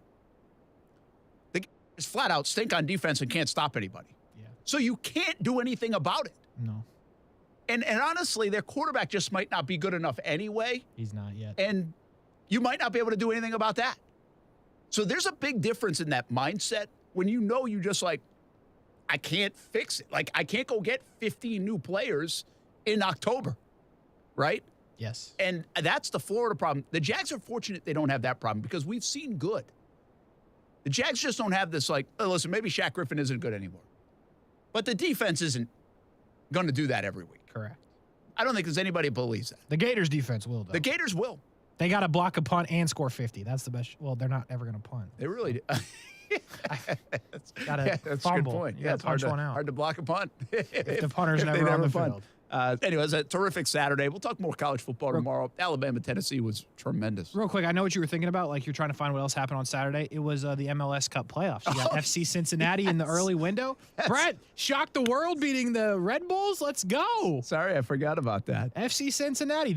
Listen, tell you what, if you saw my tweet, my Saturday started fantastic when that happened. Holy cow. Always. You did, actually. And I was like, how much of a degenerate are you if you're betting on that? Like, are you the only person in the world that bet on that? Probably. To double down and do 2 in the same game, you got FC Cincinnati money line and then Vasquez the score. Yeah, I was the only one. Let's get Daniel Hayes on the line, see what he wants to talk about. Maybe Jags, maybe something else. What's happening, man? Hey, Brent. First I got to say, I love the fact that Kasey's tone on FSU has totally changed now that they've put him in the press box and give, Just got to get the snacks. Free food will do that to you now. When he first joined the show, it was totally different, But I'm with the Jags. Okay, so that Travis Etienne run when he was running down the sideline, when that guy tackled him, the only part of his body that he contacted was Travis's neck. What happened to horse collars? I mean, I'm not, I don't like our game being interrupted by a whole bunch of penalties or anything, but when someone is tackled by just the side of their neck, that seems like a horse collar to me, But then when they have Etienne in the backfield lined up in the Wildcat, why not put him directly under center instead of having to cover that extra few yards? You only needed, 1 yard at that time? Just let him basically do a QB sneak just with the running back.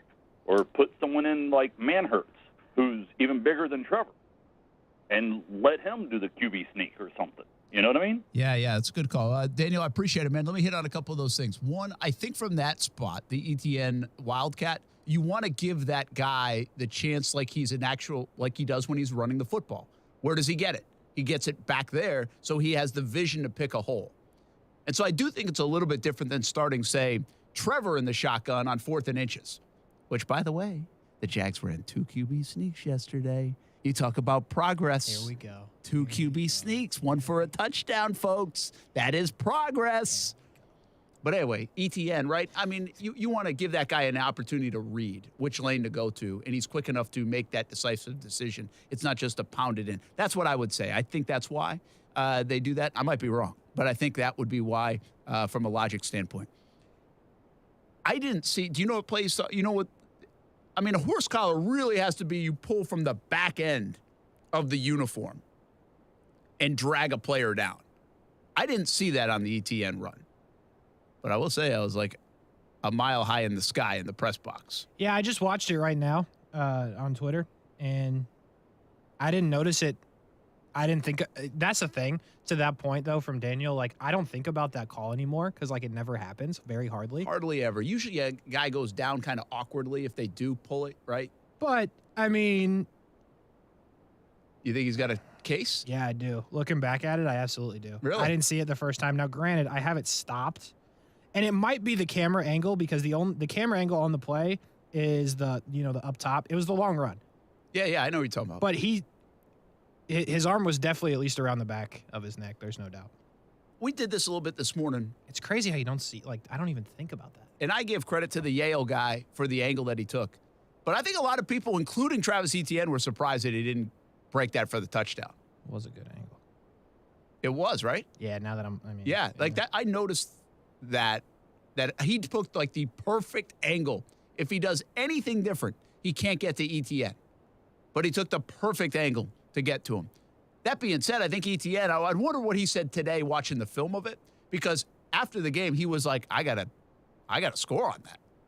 Like, he was disappointed he didn't score. Yeah. And I told you this morning on Monday Morning Madness that a little bit of the Etienne stuff was he didn't know he was starting until like shortly before the game. And he even said I would have probably got lathered up a little bit more earlier in my warm-ups because usually I don't go in until like the second series. Yeah. That'd show you a little bit of young guy like, hey, man, be ready to go. Come on, Travis. We need you. So that was interesting. And I also think one other interesting note, he thought it was a big deal to start. See, I didn't. I was like, okay, he started in there, and then James Robinson goes in on like the 4th play. Brent's like, I start every week on TV. What you talking about? But I'm just, you know what I mean? Like, is it that big a deal if you're going to go play the same amount of snaps as the other guy? He kind of did. You know, I think what comes from that is like everything he's been through, right? Yeah. It's been a rough time. So I could see where that comes from, the emotion. And to be honest with you, Brent, I'm here for it. Oh, no, I'm okay with it. I'm not criticizing. In fact, I think it's cool that he thought it was cool. Yeah, that's what I think. You know, I mean, that's his starting debut in the NFL. And it popped right so away. write the date down. One other note, which 16th. we didn't talk about, and I think the Jags made their own bed in a lot of these instances. I'm with it, though. There should have been 15 added onto that round. But I'll give you that. But the worst call of the day was the offensive interference not called on Devin Lloyd in the end zone. The tight end, Was it Jelani Woods? Oh, yeah. I mean, come on, man. It's full extension. You cannot miss that call. Yeah, that was bad. The amount of separation I forgot when about that ball was thrown and in the air to the amount of separation when he caught the football for a touchdown is ridiculous. Like, you have to throw a flag on that. If they start letting receivers get away with that, then you got no chance. I don't remember who tweeted this, but it was somebody that everybody on Jags Twitter follows. I just don't remember who it was. And because right after that, the broadcast, they came back and they showed Matt Ryan, like, talking to the tight ends. And somebody quoted the picture as, like, what Matt Ryan is saying. It was like, all right, just keep pushing off. But, yeah, that was bad. I totally forgot that happened, too. Listen, I don't think it was a big day to complain about the officiating for the Jags overall. I just think that one was. A lot. That was a bad one, though. Overall, they've been pretty good. But the other thing I don't love is people say, hey, Jags got bailed out on a holding call. Jags got bailed out on a holding call. Well, he held them. He might have been wide open. That's a good route run by the receiver. Yes. And that has happened more times this year than I can remember, which shows me that guys like Christian Kirk, guys like Zay Jones are running pretty good routes. They're open. And they're open. And guys are hanging on to them. Got to. By the way, I know you didn't watch the broadcast because you're, up there. When did, Stephon Gilmore is all of a sudden, getting all this love? Like, he's been good for a minute, but, he's on the back end, and, on the broadcast, they're like, soon to be Hall of Famer. I'm like, what? He's been good for a handful of years now. I know, but, where did that come from? He went from, he got traded to the Panthers for a sixth. He was, unbelievable the year when in New England. No doubt. They gave up on him. New England did. But he was good in Buffalo, too. I feel like it was weird. It just came out of nowhere. With you. He doesn't sound like that, but I think if the overall body of work is probably going to represent that. No doubt. How about from John Shipley today?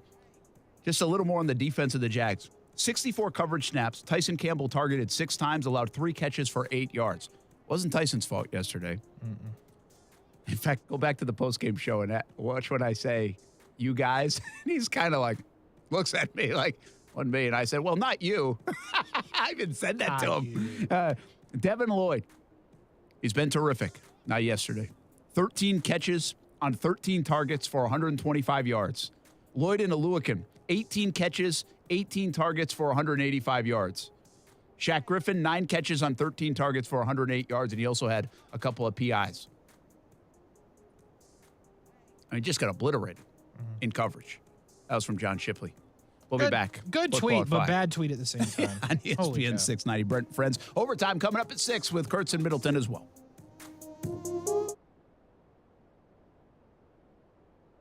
Mondays like nobody does them in Jacksonville. We start with MJD at 3. I'm excited.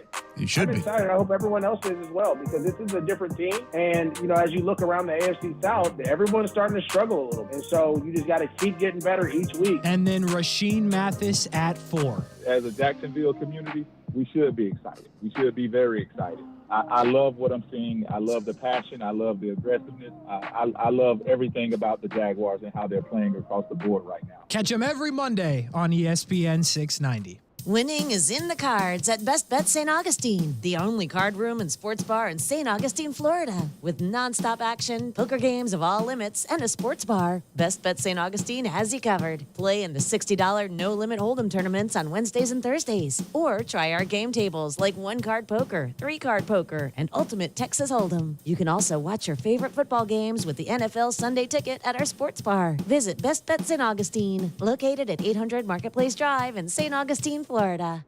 If you play a sport or coach a sport or watch a sport in Jacksonville, there's a really good chance that uniform was ordered through Baker Sports. Look good, feel good, play good. Custom sports apparel at Baker Sports since 1997, and a staff that wants to help you. They are experts in the business and make outfitting your team a seamless endeavor. The homegrown Jacksonville business is now the top choice for apparel all over the Southeast. Baker Sports, uniforms, hats, shoes, embroidery, screen printing, and 3D printing. They do it all at Baker Sports, helping make your team look good. Week 6 fantasy football picks fueled by Celsius Essential Energy. Live fit. Hey, everybody, it's Brent Martineau. Chris Olave didn't play. Never did come out of concussion protocol this week. Sorry about that advice. But do keep an eye on him the rest of this month as an option. He was starting to turn it on. And I told you to make sure Breece Hall was in the lineup. Jets get a big win. Hall over 100 yards and a score. By the way, Monday night game, Denver and the Chargers. I have Justin Herbert and Cortland Sutton going in my league. Enjoy the game. My picks fueled by Celsius Essential Energy. Live fit. Ram Power Days. Choose a great deal from a great selection of cars, trucks, and SUVs from Jacksonville, Chrysler, Jeep, Dodge, Ram, Bay Meadows. Drive a brand new Ram 1500 Bighorn and save on the pickup you really want. Choose a new Jeep Gladiator and get the best of both worlds. If we don't have exactly what you need, we will factory order it. Bring us your trade. Use the money for your down payment or keep the cash. Jacksonville, Chrysler, Jeep, Dodge, Ram, I-295 and Bay Meadows. Without the ones like you, who work tirelessly to keep things running, everything would suddenly stop. Hospitals, factories, schools, and power plants, they all depend on you. No matter the weather, emergency, or time of day, you're the ones who get it done. At Grainger, we're here for you 24/7, with supplies and solutions for every industry, and access to product specialists ready to help. Call, click Grainger.com, or just stop by. Grainger, for the ones who get it done. Is your digital marketing strategy keeping you up at night? Do you have more questions than answers? CMG Local Solutions can help you take all the guesswork out of digital marketing. Let CMG Local Solutions create the best marketing plan for your global, regional, or local business. CMG Local Solutions has the right tools to fit your business's marketing needs. Learn more at cmglocalsolutions.com/Jacksonville. That's cmglocalsolutions.com/Jacksonville. I wanted to know why some people who get COVID-19 get it so bad. I found out it may be because they have a high risk factor, such as heart disease, diabetes, being overweight, smoking, and asthma. Even if symptoms feel mild, these factors can increase your risk of COVID-19 turning severe. So if you're at high risk and test positive, there are things you can do, like asking your healthcare provider if an authorized oral treatment is right for you. Learn about an option at treatcovid19.com. This message is sponsored by Pfizer. Finding the right Medicare plan? Oof, no easy feat. Kind of like those dances my granddaughter loves making me do. But then I found Walgreens Find Direct's coverage. Lets you compare plans online, over the phone, or in person. Made Medicare shopping so easy. Plus, I found plans with low-cost copays. I can get down with that. Medicare annual enrollment ends December 7th. Find a plan that's right for you at walgreens.com/Medicare. Yo, Pablo Torre here, host of the ESPN Daily Podcast. When you want to go beyond your feed, when you want to get inside the score, when you want to get behind the highlight, there's ESPN Daily. Go deeper into the stories of the moment. Get the exclusive access and insider perspective that only ESPN can give you. ESPN Daily, hosted by me, Pablo Torre. Listen and subscribe wherever you get your podcasts. Get in zone, AutoZone. Welcome to AutoZone. Thinking about gas mileage? If your check engine light is on, it may be affecting your MPGs, but the free AutoZone Fix Finder service can help. With the most complete free warning light report backed by technician-verified fixes, you'll know what's affecting your gas mileage and more, and you don't have to drive too far to find the fix. The free AutoZone Fix Finder service is available at all 6,200 stores. Get in zone, AutoZone. See details at AutoZone.com. Hey everybody, it's Brent Martineau from Action Sports Jacks. There's a good chance you have a smart speaker, so use it with ESPN690. Stay up to date on the Jags and all things sports by telling Alexa or Google to play ESPN690. It's as easy as that. Make sure you listen weekdays 3 until 6 p.m. on ESPN690.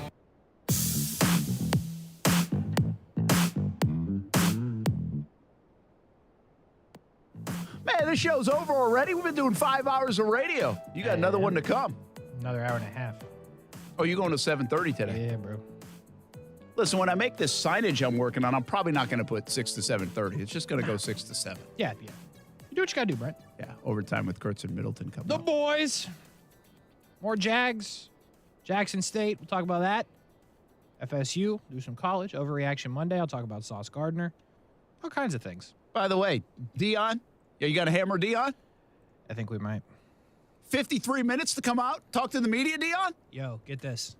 53 minutes? I don't even know if I should. I'm going to do it, though. This, you might not appreciate that if you're listening. They fed them because he took so long. They brought extra food.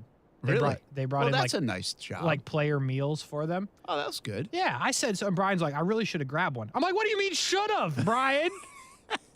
FSU brought in food. I grabbed everything twice and then went back and then had the snacks. Like, what do you mean you should have? Come on, Brian. But yeah. It's I'm trying to avoid a lot of that stuff that's being passed out these days. It's not easy, is it? Just think about that. I'm not Saying trying to no. avoid it, bro. I know, but if you were, it's not easy. I don't know. Yeah, no chance, bro. They set up like a table full of Snickers bars. I was like, oh. All day. How about tonight? Should be good, man. Yankees and I thought you meant the football. Guardians. Yeah, go Guardians, no doubt. But we'll see. It should be good. I do hope the Guardians win. I think it'd be cool if you get a Padres, Phillies, Guardians. The one problem with the Guardians. Who else we got? Oh, Astros. Gross. The one problem with the Guardians is, can they even give the Astros a run? Well, I will say, if the battle of the bullpen tonight comes down, Guardians have that. They do, but the weird thing here is Francona already said he's not using Bieber in any capacity, which I'm a fan of. I hate the starting pitcher out of the bullpen because it never works. Well, not never, but most of the time it doesn't. I hate it. But I like the idea. Like Garrett Cole said, "Hey, I can pitch tonight. I'm available." I you appreciate that. You appreciate it, but they ain't using it. I know they're not, but I would be more. This is weird. I would be more tempted to use Cole than Bieber because Bieber's right in the middle of nothing. Right? You got the day, and then you're where you would do nothing. Where Cole's still amped up. Yeah, I think that might be more. I don't know physically if that's a more dangerous thing or not, but I appreciate that they want to do it. Should be a good game tonight. Got Monday Night Football here. Chargers, Broncos on ESPN690. Got overtime with Kuhrts and Middleton coming up next. 7 o'clock will be at Sneakers in Jax Beach, and we've got Evan Ingram out there in Jax Beach. It's on Fox 30 as well. It's been a heck of a day talking Jags. We're going to keep it up with overtime. Kuhrts and Middleton up next. You make a purchase just because it's cheap? Never, right? So why would you ever purchase a do-it-yourself security system just because it's cheap? Right now, some companies say you can buy a refurbished one for a whopping $206. Refurbished means the last family found it unacceptable, and now they want to pawn it off on you. And that's more upfront money than SafeTouch security charges for their Advantage package, which includes a two-way communicator. And the SafeTouch system includes free installation by SafeTouch professionals. After all, you're the least experienced security installer you know, right? SafeTouch gives you 24/7 UL-approved monitoring in their very own central station right here where you live. So the do-it-yourself system has cheap, non-professional equipment, comes with no Florida license, and wholesale who-knows monitoring. SafeTouch Security comes with the finest equipment available, certified installers, and monitoring right here in Florida, with a lifetime warranty on parts and labor. Call 888-723-8682 or visit safetouch.com today. State license number EF0000233. Ready to swoop in the fall of 2022? The UNF Ospreys are ready with a lot of momentum on campus. New improvements at UNF Arena with basketball season right around the corner and tickets already on sale. The fall schedule underway in volleyball and men's and women's soccer, also men's and women's cross country. Get the latest news, schedules, results, and information on tickets for all things Ospreys at UNFOspreys.com. Join the Osprey Club, attend a game or a match. Be a part of the momentum at the University of North Florida right now at UNFOspreys.com. Hey, does your car still only play CDs? No Bluetooth? No CarPlay? You got an old car, my friend. You know what's better than an old car? A less old car. Get a car or truck that's new to you with a great used car loan from 1-to-1 Financial, Jacksonville's hometown credit union. Get pre-approved for a loan and shop at any dealership in town. Get a low rate and get rid of that old car today. Apply online at 1to1fcu.org. Federally insured by NCUA. For the past 70 years, Pine Castle has been serving adults with intellectual and developmental differences through opportunities to learn, work, and connect. Participants learn valuable skills from basic training to hands-on job experience. As we celebrate 70 years in Northeast Florida, we need your help to complete our Pathways to Possibilities capital campaign. To learn more or make a gift, please go to pinecastle.org. Children's Home Society of Florida's 38th Annual Caring Chefs is back. Join us Sunday, October 23rd at the Glass Factory and try samples from the First Coast finest chefs, sommeliers, and craft brewers, all for a good cause. Buy tickets today at sfl.org/chefs. Oh boy, Buddy, the Buddy Holly story is back and it's better than ever. This show will have you dancing in the aisles. Don't miss Buddy. October 19th at the Florida Theater. Tickets on sale at floridatheater.com. You're the one who protects the flock, and that requires an eye for detail. Because when safety and well-being are on the line, it's the details that can save lives. Even when no one else is watching, you see everything.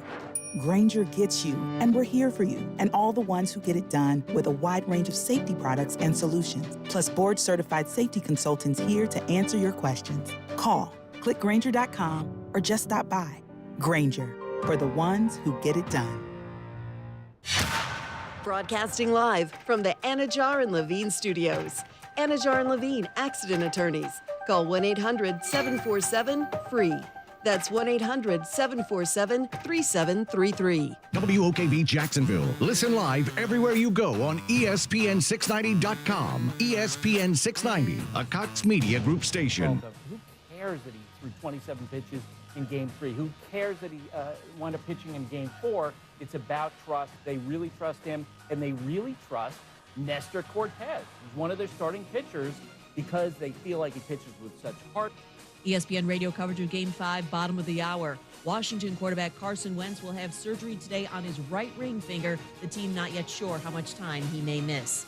As Cardinals receiver Marquise Brown undergoes further testing to determine the extent of his foot injury, Arizona today acquired receiver Robbie Anderson from the Panthers for a 2024 6th-rounder and 2025 7th-rounder. Anderson kicked out of yesterday's game by Carolina interim coach Steve Wilks following sideline arguments with his position coach. ESPN Radio is presented by Progressive Insurance. Progressive offers a great price and round-the-clock protection when bundling home and auto. It's one of those rare times where you could save money and get something great. Bundle today at Progressive.com.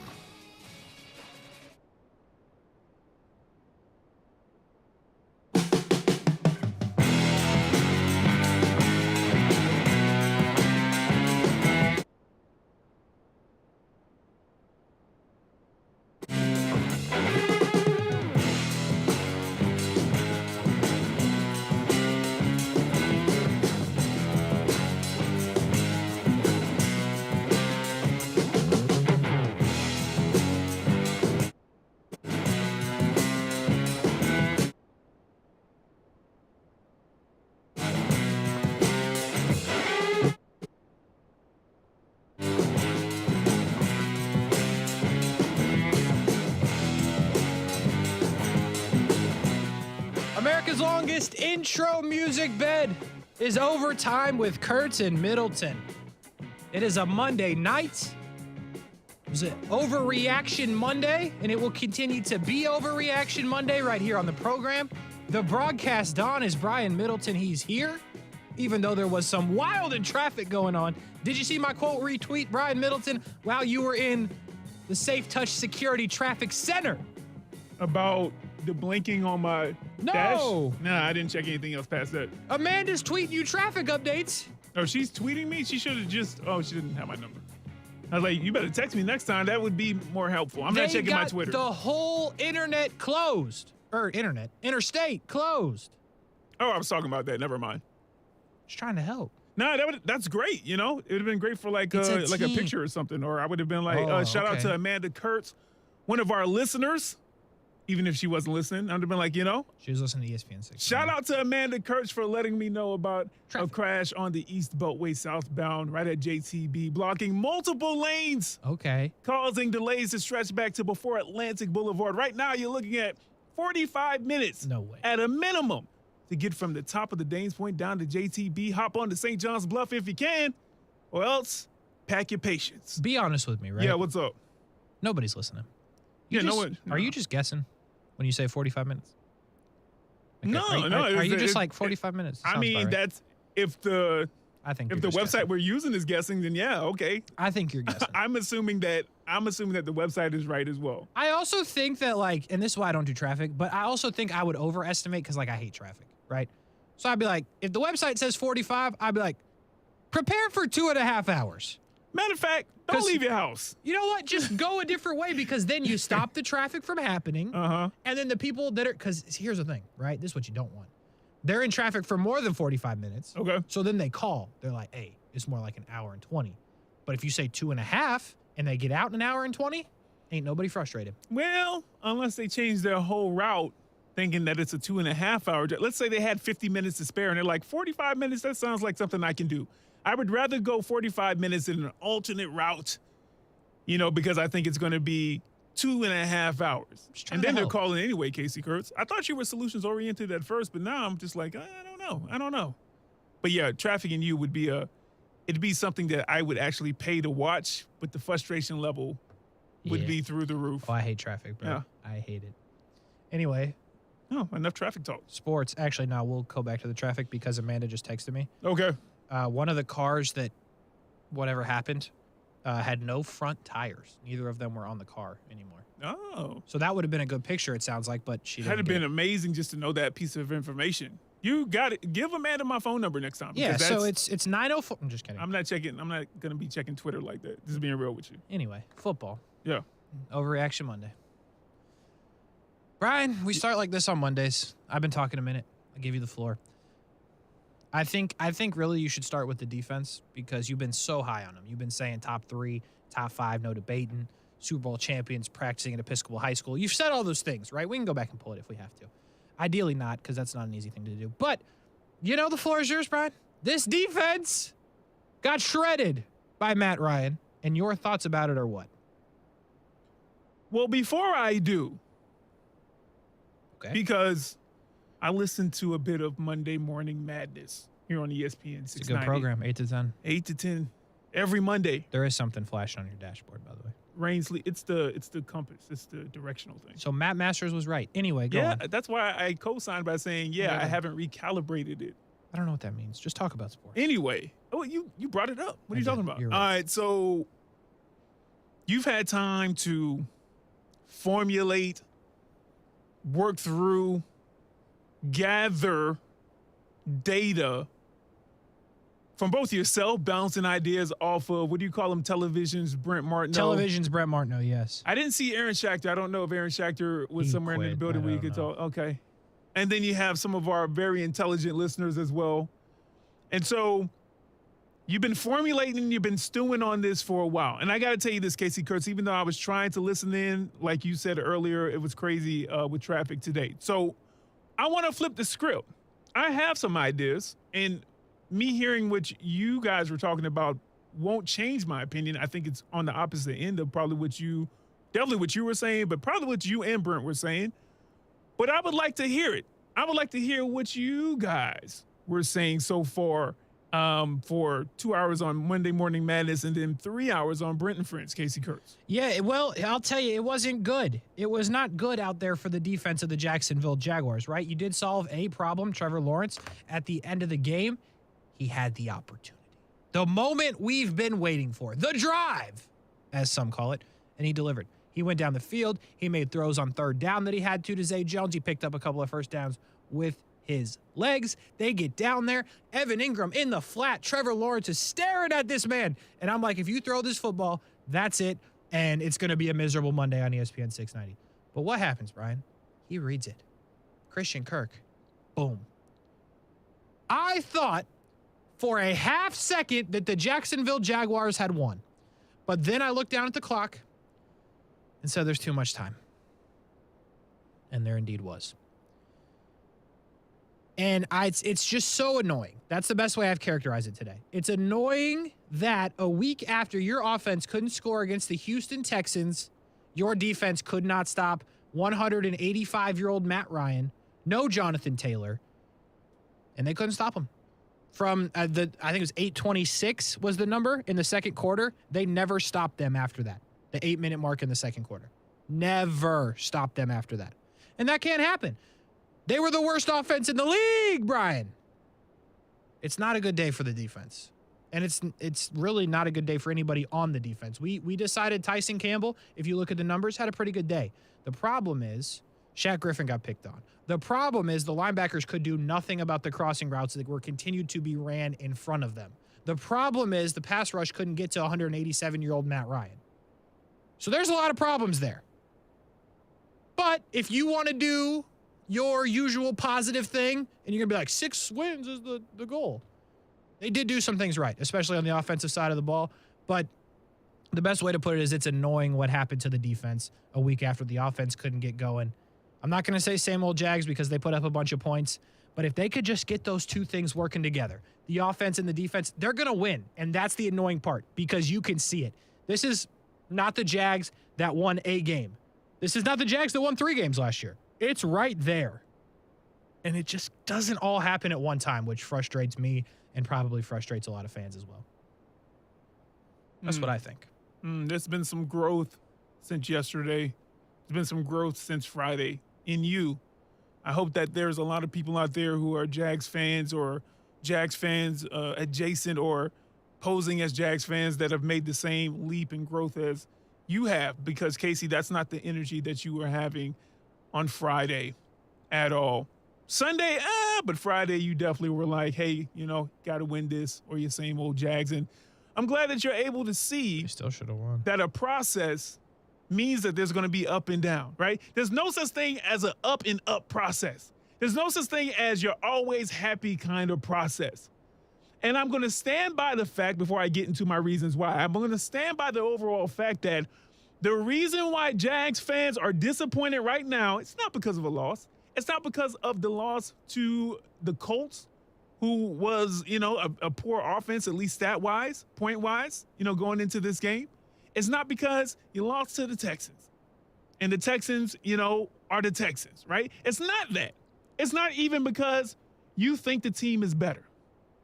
It's because your eyes got long. And before you were like, oh, you got to go see an eye doctor. That's something that my grandma used to say when I see something and I look like I want some more of it, whether it be food or you want to play more, or you see something, you already got like a toy in your hand and you see another toy. Your eye is long because you're greedy. You changed your expectations. You got a brand new toy in your hand that was fine. It wasn't the best toy. It wasn't the worst toy. It wasn't the toy that you had before Christmas last year. But then you're playing with it. It's working. But then you see something with better features.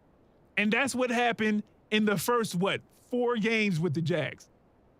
You got a team that, I don't care what anybody said, did not have expectations above 6 to 8 wins. There it goes, Kasey, 6, 7, 8 wins. There we go. Most people didn't have that expectation. Least of all, Kasey Kuhrts and the band of Jaguars fans that he leads. And then the Jags, they show you something. They show you glimpses of what they can be under a competent coach when you have a guy at quarterback that is of Trevor Lawrence's cut that we think right now. And so your expectations change. And listen, I'm not admonishing you too much, Jags fans. I'm a fan too. And I want them to win. I wish they would go undefeated. Okay? But I knew that wasn't going to happen probably ever, but especially this year. Why? Because of, a second-year QB. And before you give me an outlier, knock it off, okay? Don't call in. Don't at me on that, all right? You got a second-year QB who is really dealing in his first year. Not an excuse. It's something that's understood. First year, as far as having a guy like Doug Peterson or any coach who isn't going to put him through the turmoil and try to stunt his growth like the last coach did. You got a guy coming back from injury who I know we'll talk about more in depth later on than Travis Etienne, who is basically in his rookie season. Well, those are your 2 number 1 overall picks from last year. You got the top 2 picks in your first round for this year are playing major minutes on the defense, and they're going to have to figure some stuff out. I don't care how good they are. I don't care how good they've been in college. They're going to figure some stuff out, and that's totally fine. You got a lot of pieces that are trying to learn something new under Doug Peterson, and there's going to be potholes on this journey. There's going to be more potholes. And listen, what you guys saw in the 2-game stretch between Indianapolis, or I would say, the 2 games and a quarter against Indianapolis and then the Chargers and Philly, you will see that again this season. That's not the best football. That's the best football they played so far this season. But that's not the best football they're going to play, and they'll reach that level again this season. And when that does, understand it's the way that this works. People act like they've never had to work from nothing, start from scratch, and try to learn something, try to get good at something, and understand every time you take about 3 steps forward, there's going to be something that makes you take a step back. Maybe you don't learn. Let's say you're trying to learn an instrument. I don't know. You can't pick up the music when you're trying to read it. You're getting musicians blocked. You're getting writer's block if you're trying to write something. You're trying to get better at that. All of this culminates on the journey at the very end, again, when you see a team that's more of a finished product. But you got to go through these things right here. And so that's why, as frustrating as the loss was yesterday, I didn't look down at the clock and said too much time. What I said was, okay, this is another opportunity for the team to learn. Because I just knew if Trevor hadn't had that last drive, I don't care how efficient he would have been, people would have been finding a way to say, is he the guy still? 100%. So at this point, I'm just like, Trevor, listen, the people that route with you, they're going to route with you. And don't let the fact that they may have a Jags shirt on or a Jags decal or they may be at the game in some teal and black, that don't mean they route with you. They fickle. That's fine. You just going to have to play anyway, and I think he knows that. I'm so happy that he had that last drive. Now the team has to understand how to win in that kind of situation, right? Last week against Houston, the situation was the defense basically kept you in the game, minus, a penalty that we disagreed on whether or not that lost in the game, but it definitely didn't help defensively. That kept the Houston Texans on the field. It happened again, though. And it did. And the offense was the one who was like, okay, you got to keep us. Now you got to get us into a point where we can win this game. It's on you. And this week, it was the flip side. And that's okay. It didn't work out. I know we're going to talk about Shaq Griffin too. But ultimately, we have to. Ultimately, like I say this, like CBS Sports' Alicia Smith, you don't know her, but she's dope at what she does. She always says this. I say all that to say this, Kasey Kuhrts. I say all that to say this. The Jags continue to show me something. I am excited about the next 2 or 3 game win streak that's going to happen this season. I truly believe that. And I'm also not excited, but I understand that there's going to be a couple of more games, hopefully just a couple of more, but there at least is going to be a couple more games where you're going to come back here and be like, what in the world? And you can do one or two things, Kasey Kuhrts. I'm going to give you back the floor. You can either woo-saw and don't let your blood pressure get up too high, or you can go all in and be super fickle and be like, hey, man, why don't you bench Shaq Griffin? And is Trevor the guy? Why don't you pick up, what's the boy from Clemson? Or not another Clemson QB. You know what I'm saying? Do you pick up C.J. Stroud? Somebody. You can either do that, or you can actually just take a woo-saw moment, understand that this is a part of a process. The team won 4 games in the last 2 seasons. What you think was going to happen? Anyway, Kasey Kuhrts, I'm not worried about it. I can find more positives than negatives, but I'm sure we'll delve more into the negatives, Kasey Kuhrts. But back to you, man. You got it. Okay, so here's what we need to do in the next segment. We don't have to go to break yet, but this is definitely what we're doing in the next segment. We're going to talk about it in the break. What we know. What do we know about the 2022 Jacksonville Jaguars this far in? What do we know? Because there's things we thought we knew that I don't know if I know anymore. So we're going to do that. What do we know and what do we think we know? We're doing that in the next segment, okay? We're throwing off the rest of the plan, but that's what we're doing. But right now, I do appreciate the enthusiasm that you have. And here's why I sum up everything that happened as annoying, Brian. And I hate to say it, but you're right in points, right? It is still a build. There are still things there. But the way these things keep happening is just, like, that's where the blood pressure comes from. Because they're good enough. I think they're more talented than the Colts. I think a lot of people would agree with that. And Matt Ryan just turned back the clock and threw some dimes and got bailed out on a couple of plays where the defending was not so good. But they're more talented, even at this stage of the rebuild. So I appreciate where you take this from. Like, you know what? These things happen, but it's there. And it's there, and they could advance the rebuild if they can just win some of these games. They didn't do it, all right? It already happened. But truly, and I'm not a big, dwell on the past guy, at least for wins and losses, but truly they could be 5-1 if a couple of things happen, or don't happen, I should say. And that's the part where it just gets annoying because you're so close even earlier on than expected. And to your point, Kasey Kuhrts, I mean, I feel like you're coming more and more to my side. That's one of the benchmarks that I was hoping for this team. Last year in the first 6 games, would anybody say it could have been 5-1? I don't have their schedule pulled up. I was looking at it earlier. I wish I could remember off the top of my head. Jags? Yeah, but the short answer is no. Commanders, Colts, Chargers, No, I'm talking about last season. Oh, my bad. Okay, because I started doing the first 3. I was like, they played the same schedule last year? No. I'm talking about last year. Who did they play? When we had everybody's favorite coach, Urban Meyer. Kasey was rooting for him, hoping. Houston, they got blown out to start the season in Houston. Okay. You had all the delay games. That was horrible. The false start. That was one of the worst games of football anybody's ever seen. Okay, yeah. Well, there you go. But my point is this: after week 6 of last season, just last season, I won't even go to the 1-15 year. Just last season, if you looked at the first 6 games, if you can really remember back to that frustration of a season for you guys, do you think you would look up and be like, they could have been 5-1? I'm annoyed that they're 5 and they're not 5-1. No, nobody was saying that. Everybody was just like, oh my goodness, are we going to get the number 1 draft pick again already after week 6? Absolutely. They should have beat Cincinnati, and then things went downhill. They were up 21-0 on Cincinnati.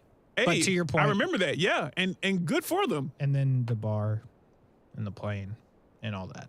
But the fact that you even recognize that, you know what, if everything goes perfect, if 4 or 5 plays amongst the 6 games go differently, this team could be 5-1. That's a step. I'm not asking people to be all on moral victories, but this is tangible things you can look at that is different from last year. And I know you said what we're going to do when we come back from the break, what we know and what we don't know. But I'm just telling you right now, the team is moving in the right direction. And don't let 2-4 stop you from actually enjoying the process overall, not the losses. I don't want you to enjoy losing, but understand what you're seeing and be able to take that last drive, which I think everybody probably looked at and was like, wow, that's what you do. You're handing the ball off. What was it? It was a 3rd and 13, 3rd and 17. They had 2 third and over 10 yards. I think it was 13 and 18. Holy smokes. Trevor just bow. And Zay Jones. And to that point, though, I said this morning, but I don't assume everyone listens to every show. And if you do, we appreciate you. And even if you don't, we appreciate you as well if you're here right now. But I think that's big without Marvin Jones being on the field, because that's Trevor's safety blanket, right? That's the one thing he's known since he's been here to be pretty reliable. And Marvin wasn't out there. And he found Zay Jones. And Zay Jones made the play twice. Again, really good throws by Trevor Lawrence. Trevor Lawrence made it happen. But Zay Jones had to catch the football. And in Jacksonville, that's not something that we should discount. It's a regular catch. I understand the other teams in the league do it, but the Jags didn't do that last year. And the Jags have been known to not do that. And Zay Jones made those plays for him. So to that point, does Trevor now trust something else? Is that just another positive thing for Trevor Lawrence? Because we've wondered, what does Trevor trust and what can he trust? In year 1, maybe Marvin Jones. That's it. And if you continue to build that trust, Zay Jones now on that list, that can only be a good thing, Brian, to your point. So ultimately 2-4 isn't 2-4 for everybody. If the Panthers would have won yesterday and gotten their second win, it still wouldn't look like how it would not be the same 2-4. So the 2-4 for the Jags, though disappointing individually in the microscopic view of things, like losing that game in the way that they did, in the macro view, Kasey, I can't do anything but just be like, I can't wait to get to next week, because these guys are buying in. And save for, I guess, the defense not being the defense that we've known them to be, even through a lot of the Philly game. I mean, not completely, but a lot of the Philly game and spurts in the Commanders game. This might be a one-off I think this is more of a one-off. I don't know why it's a one-off for the defense against this depleted Colts offense, but it was a one-off. This is the first game I've looked at them from front to back and be like, wow, I don't know. It was bad. I don't know what's happening right here. Anyway, there's no doubt, and you can feel positive about it and still look at it and say, "Holy cow, they couldn't do anything on defense," because they couldn't. Ain't nothing. Not a thing. But to your point, 2-4. When you look at some of these other 2-4 teams, Cardinals are 2-4. That's a different 2-4. That seat hot. That seat hot out there for Cliff. Cardinals Twitter. Commanders are 2-4. And I know that one of those 2 is against Jacksonville, but you can't tell me that 2-4 is the same 2-4. Yeah. It's just not. Who else we got at 2-4? The Browns and the Steelers. Steelers certainly is not the same 2-4. It's not the same 2-4. But the one difference with the Steelers, it's what I think that just to a smaller degree Doug Peterson has. I mean, his situation is completely different, but with Mike Tomlin, Mike Tomlin's like, hey, guys, I've never had a losing season. All right, I'll get this figured out by the end of the season. At the very least, we'll be 9-8. That's a good point. You know, Can the Jags do that? Yeah. Can Doug Peterson get them there? And I tend to believe that he can, because when Doug Peterson got hired, I'm not saying it's going to happen, but when Doug Peterson got hired, we looked at that. And I'll pull that up in the break so I can come back with it. But Doug Peterson had his teams in Philadelphia playing their best football at the tail end after the bye. Like, that's the Super Bowl year. I'm going to pull it up when we come back because I know we got to go to break, Brian. But I'll get you those numbers. But Doug Peterson teams have always played better football in the second half of the season. I'll pull that up. I'll cite you sources. And then what do we know? What do we think we know? Because I think that's going to be a fascinating conversation because we may disagree. I do think there are some things we know for sure. And there's some things we don't know. But we're going to digest what those are. We're going to figure out what those are. What do we know? What do we think we know? Overtime with Kuhrts and Middleton. We know. We're coming back right after this.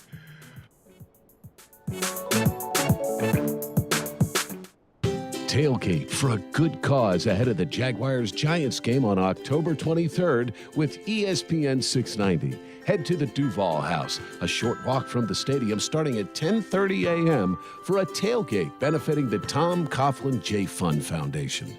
Drinks, food, prizes, and games are provided. Proceeds help J. Fund patients and families who are tackling pediatric cancer. Join ESPN 690 Sunday, October 23rd and support the J. Fund Foundation. Now, the first alert forecast on ESPN 690. Scattered showers, perhaps a thunderstorm to redevelop through this evening, and then clearing skies and turning cooler later tonight as temperatures drop to the lower 60s by morning. Partly to mostly sunny, breezy, and cooler for Tuesday, highs in the low to mid 70s. From the CBS 47 and Fox 30 Action News Jax First Alert Weather Center, I'm Chief Meteorologist Mike Burrish. The Weather Center is brought to you by Beards Diamonds. Save thousands on buy one, get one on wedding bands now through October 23rd. Moments like watching my grandson steal second mean a lot to me. But after being diagnosed with metastatic breast cancer, or MBC, which is breast cancer that is spread to other parts of the body, they mean even more. I take Ibrance, palbociclib. Ibrance 125 milligram tablets with an aromatase inhibitor is for postmenopausal women or for men with HR-positive, HER2-negative NBC as the first hormonal-based therapy. Ask your doctor about Ibrance and visit Ibrance.com. Ibrance may cause low white blood cell counts that may lead to serious infections. Ibrance may cause severe inflammation of the lungs. Both of these can lead to death. Tell your doctor right away if you have new or worsening symptoms, including trouble breathing, shortness of breath, cough, or chest pain. Before taking Ibrance, tell your doctor if you have fever, chills, or other signs of infection, liver or kidney problems, are or plan to become pregnant, or are breastfeeding. Common side effects include low red blood cell and low platelet counts, infections, tiredness, nausea, sore mouth, abnormalities in liver blood tests, diarrhea, hair thinning or loss, vomiting, rash, and loss of appetite. Bank how and when you want to with Community First. Get free checking with rewards and free digital tools that make managing your money simple and life simply better. Add an account at justbeyourself.com. Community First Credit Union, federally insured by NCUA. Do you make a purchase just because it's cheap? Never, right? So why would you ever purchase a do-it-yourself security system just because it's cheap? Right now, some companies say you can buy a refurbished one for a whopping $206. Refurbished means the last family found it unacceptable, and now they want to pawn it off on you. And that's more upfront money than SafeTouch security charges for their Advantage package, which includes a two-way communicator. And the SafeTouch system includes free installation by SafeTouch professionals. After all, you're the least experienced security installer you know, right? SafeTouch gives you 24/7 UL-approved monitoring in their very own central station right here where you live. So the do-it-yourself system has cheap, non-professional equipment, comes with no Florida license, and wholesale who-knows monitoring. SafeTouch Security comes with the finest equipment available, certified installers, and monitoring right here in Florida, with a lifetime warranty on parts and labor. Call 888-723-8682 or visit safetouch.com today. State license number EF0000233. If you play a sport or coach a sport or watch a sport in Jacksonville, there's a really good chance that uniform was ordered through Baker Sports. Look good, feel good, play good. Custom sports apparel at Baker Sports since 1997 and a staff that wants to help you. They are experts in the business and make outfitting your team a seamless endeavor. The homegrown Jacksonville business is now the top choice for apparel all over the Southeast. Baker Sports, uniforms, hats, shoes, embroidery, screen printing, and 3D printing. They do it all at Baker Sports, helping make your team look good. Listen to ESPN 690 anytime, anywhere, on any device. Whether you're at home or on the go, get the latest on the Jags, FSU, the Jumbo Shrimp, and Action Sports Jacks on Odyssey.com. That's AUDACY.com or on ESPN690.com.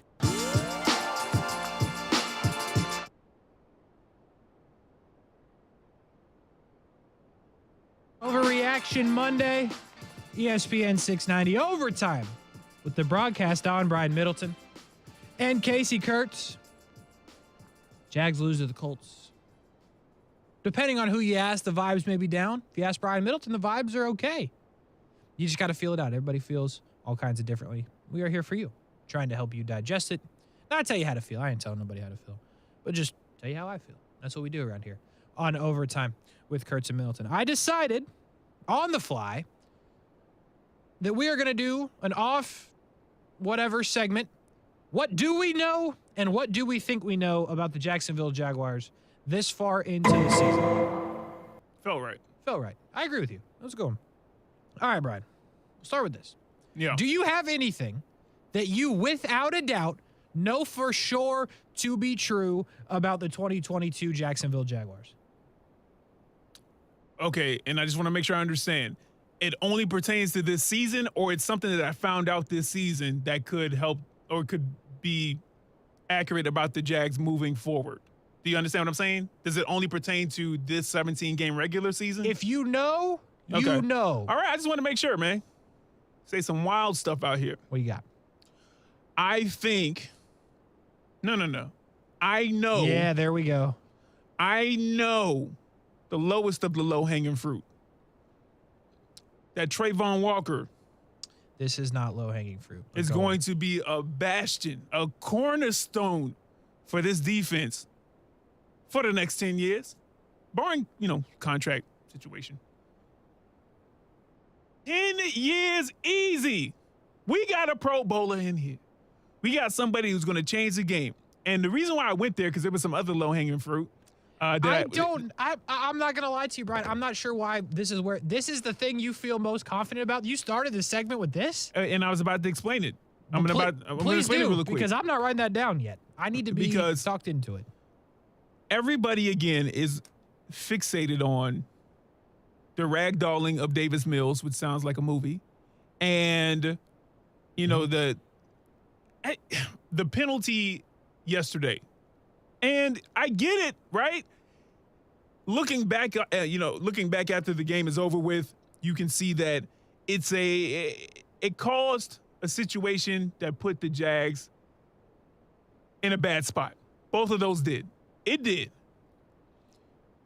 Trayvon Walker, if you go back and just watch some highlights, go on YouTube and go to the NFL channel and just find the Texans game highlights or this Colts game highlight, and you'll see a guy who is, I think, playing very well. Now, I go back and look at it from an aspect of like watching film. I don't purport to be an NFL level, person that can watch film like that, but I've had enough experience, in my time. And so I'm like he's not over here getting walked up and down the field. It's not one of these things where it's like, is he even on the field? Is he on the team? Why isn't he doing, more? Like, what has he done anything this season? You can point to certain aspects, but once you really start looking at the tape, and I get it, he's the number 1 overall pick, so you may be looking for something more. Some of those splash stats, Kasey Kuhrts, like interceptions, which he does have, or sacks, or pressures, things of that nature. But I think that he's really coming into his own, him and Devin Lloyd. But I wanted to go with that because I know people want to push back initially, just thinking about how things have gone on those 2 plays, both in the Texans game and the Colts game, Kasey. Can't do it. I think we have to put that in what we think we know, right? We've seen some things, to your point. I can't sit here and tell you that we know that. We got very excited. Plays were made. I understand. But coming off 2 really bad penalties, I don't think we can say we know that. We're going to have to agree to disagree because neither of us is going to give up, and we have to move this segment along. All right, go ahead, Kasey. Your turn. What do you know? I know that without a shadow of a doubt, Doug Peterson is the guy. Doug Peterson is the guy to call the plays. Doug Peterson is the guy to be the head coach of this team. The disrespect on social media, again, everybody has their opinion, and I'm not going to tell you how to feel. But I am going to tell you how I feel. And I feel like Doug Peterson is the guy. I think he's called a lot of plays that have worked. Y'all got up in arms about the option play on 4th down. And you know what? I'm the only one, I think, and sitting in front of a microphone, at least on this station, and we're the only one that matters, that said they like the call. And to be honest with you, I would have rather been on 3rd down, but I don't hate the speed option that everybody else hated. I know I will get some backlash for that. But Doug Peterson has called a lot of good plays. They ran the ball more this week. Everybody wanted them to run the ball. I wanted them to run the ball. They ran the ball this week. Doug Peterson's the guy. And if Doug Peterson somehow, some way gets ran out of town, if the fan base tries to give up on him, it's a bad decision. Because this is the best coach they've had in a long time. And probably the best coach they will have if something crazy were to happen in a long time as well. Can we agree that Doug Peterson is the guy and he needs to be the Jags coach for a long time? We're putting that in what we know. Doug Peterson. Got anything else? Well, that's after the Trayvon Walker 10 years, right? Trayvon, yeah, I'm making a list, but we didn't put Trayvon Walker in what we know. We're still debating. It's in the middle right now. Handling the list. I'm just going to be real with you, but okay. It's in the middle. What I do know. Okay. The Jags aren't done retooling the secondary. This is like a long play thing? I mean, I don't know. When's the you're saying deadline? They're going to make a move this year? Well, I don't know, but I know they're not done. Whether it be this year going into the draft. Okay, so I know it's a little bit of a long play, but it's not like the next 10 years type deal. That's what I do know. I think that everybody here is at the very least serviceable to very good, right? But we want to see more consistency across the board. I think the safety play has been a bit better than if you're just looking at the corners. But to Kasey's original point in the first block of this show, and we haven't really touched too much on the defense, but, you know, Kasey's not the highest on Alec Pierce for the Colts. And he might have made a little bit of money for himself just on his game yesterday. Maybe all the receivers. I mean, it was like record days for all types of things for the Colts passing game. So that's what I think we do know. Kasey, do you agree or disagree? I will agree because of how you worded it. They're going to have to do something, okay? No matter what happened in this game, like they would have to do something there. Tyson Campbell, locked in. That's our guy. Outside of that, you're right.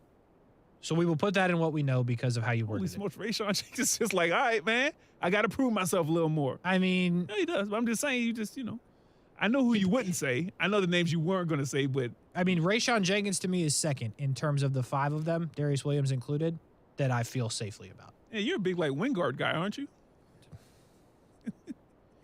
Okay. We have to decide. Trevor Lawrence. What is that, man? We know. It took one drive and we know. To this day. Just all the drops. I'm trying to find another one that makes sense, but it's not. What do we know? Matter of fact, Trevor Lawrence is the franchise quarterback without a shadow of a doubt. Without a shadow of a doubt. Before that drive yesterday, before that game yesterday, Kasey Kuhrts, I'm there. I'm with you. We know. But listen, as we put it in the what do we know category, it's still okay to be critical, right? There's a difference between critical and stupid. Some of the stuff I see on social media, that's stupid. But you can be critical about what you're seeing. But you couldn't be critical yesterday. 2 incompletions, drive down the field, gave him an opportunity to win. Nothing to be critical about on number 16 yesterday. I will be critical of him, but he's still the guy. And I'm glad that after what we saw yesterday, I don't have to come back to the Justin Fields drive the other night. Because remember how I ended the show on Friday? Yeah, it was good too. You down to the second. You timed it. Yeah. No rebuts. Yeah. So I don't have to do that anymore, which is nice, right? Because Justin Fields had the drive. They didn't cap it off. But to the point, we hadn't even seen Trevor have the drive. Now he's had the drive. So, yes, I'm with you. What do we know? Trevor Lawrence is the guy. Kasey, I'm so surprised, and maybe it's because I threw things off by not doing Trevor first. That's what I was gonna say the Trevor Lawrence thing before I said Trayvon Walker. Maybe that's why you haven't gotten to it yet. I'm surprised you haven't gotten to the backfield. I just knew that one of yours, what we know things, was going to involve ETN and Robinson. Nothing. Not yet. You don't know anything. I got a couple of things I know before. Interesting. Would have lost money on that. Okay. To the I Am Legend, wherever you're at, hide your ears or cover your ears, whatever. Because I know that they need to re-sign Josh Allen. They need to give Josh Allen the money. They need to Hey, whoa, slow down. I'm just doing what he would do. I'm just doing what I Am Legend would do. I'm just standing in the gap. Do you disagree? I didn't let you finish. You said re-sign Josh Allen. Is that what you said? Pay the man. Yes, keep him in Jacksonville. Yeah, man. We know this. Or Listen. do we think we know this? Listen, Are you turning on it? No, you saying pay the man. I'm like, I didn't realize this was a contract year for him. My bad. Yes, we got to extend. Pay the man. This is year 4. Oh, yeah. Yeah, it's been 4. Yeah, that's right. Wow, yeah. Boy, So it we're flies there. by when you're losing a bunch of games. It flies by. It does. Yeah, pay the man. Like, why not, man? Listen, the reason why you wouldn't pay him would be what he wants an egregious amount over and above what you think his value is to the team. Or you think you could upgrade, but no. I think he's a solid piece as well to this defense. I think Josh Allen, as well as a lot of these other guys, are going to be here when the Jags turn the corner in a way that shows up on the win-loss column. And he'll be a big reason why. You know? And so, yeah, he's been here through the lean years. I want to see him get paid in addition to, the success on the field. So, yeah, pay the man. We know that, Kasey Kuhrts. I'm with you. What do we think we know? Oh, I see what we're doing now. Okay. All right. I think the defense will be okay. I believe that they are talented enough to come out of this. I believe Mike Caldwell will get this thing figured out. But I cannot tell you for certainty that I know this to be a fact. Because Matt Ryan shredded him. He did. I was not that concerned after Philly, even though they got pushed around a lot. So now you're looking at 2 of the last 3. They couldn't tackle Dameon Pierce. I think they're going to be okay. But I cannot for certain put that in the what we know category.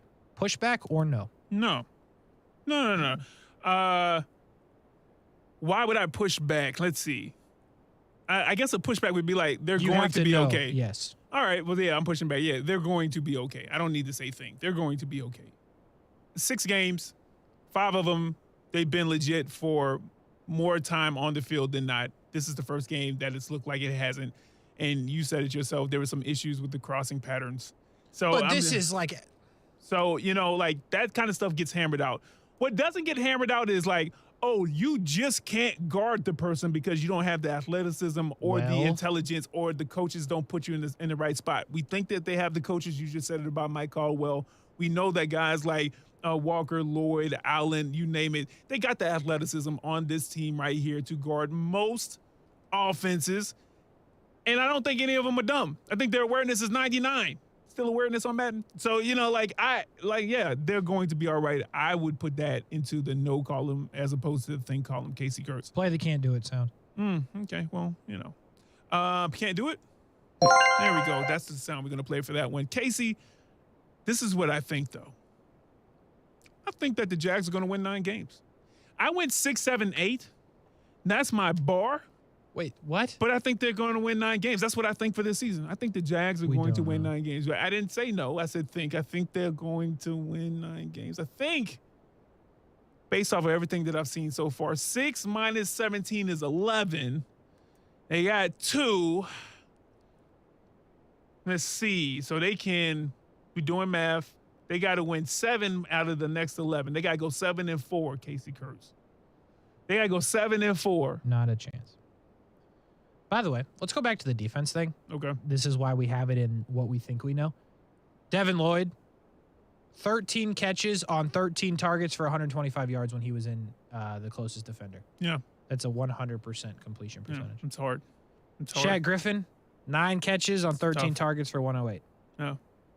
Devin Lloyd and Aluakin, 18 for 18 for 185. Yeah. So, we do not care. So, that's right. No, we don't have care. to care. No, we don't have care. to care. We don't care. It's a one-off. To this point, it is a one-off. So technically, you're right. But by the way, John Shipley on the stats right there.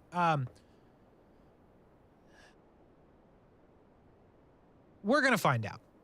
We're gonna find out this week because the Giants, although they run the ball a lot with Saquon Barkley, they got receivers that most of us don't know. Kadarius Toney is hurt. Kenny Golladay, I'm pretty sure, quit or is hurt. One of the two. And their leading receiver is Richie James. Yeah. Great name. So we're going to find out if the slants are seriously a problem because I imagine they're going to be running slants on every pass play because, one, Daniel Jones could actually complete the slants. But, two, the Jags just got absolutely obliterated by that play. So we are going to find out, to your point, Brian Middleton. We're going to know at this time on Monday, next Monday, if it is a one-off. So I will give it to you until next Monday. And don't let me see no 18 for 18 on the slants. The slants! When do they win? Hey, Kasey, I got one more. What you got? Okay, but this is a little bit broader than the Jags right here, okay? I know. We need to go to break. Yeah, well, true. But I know the NFL wishes that they didn't give the Broncos so many night games. Holy smoke. Didn't they just play at night? They're playing at night again, right? Yeah. Didn't they just play a Thursday night? Yeah. Not too long ago and another Sunday night? Yeah. I'm putting that on what we know. Broncos are bad. Put exclamation points behind that. Gotcha. Holy smokes. Russ was the problem, not Pete Carroll. Oh, boy. All right. Anyway, what do we know? What do we think we know? We're going to find out. We're going to find out about the defense. And we will find out about the running backs. A thought or two, Travis Etienne, James Robinson, what happened on Sunday in Indianapolis. Changing of the guard at running back? Or no? We talk about it next. Overtime with Kuhrts and Middleton. We'll be right back.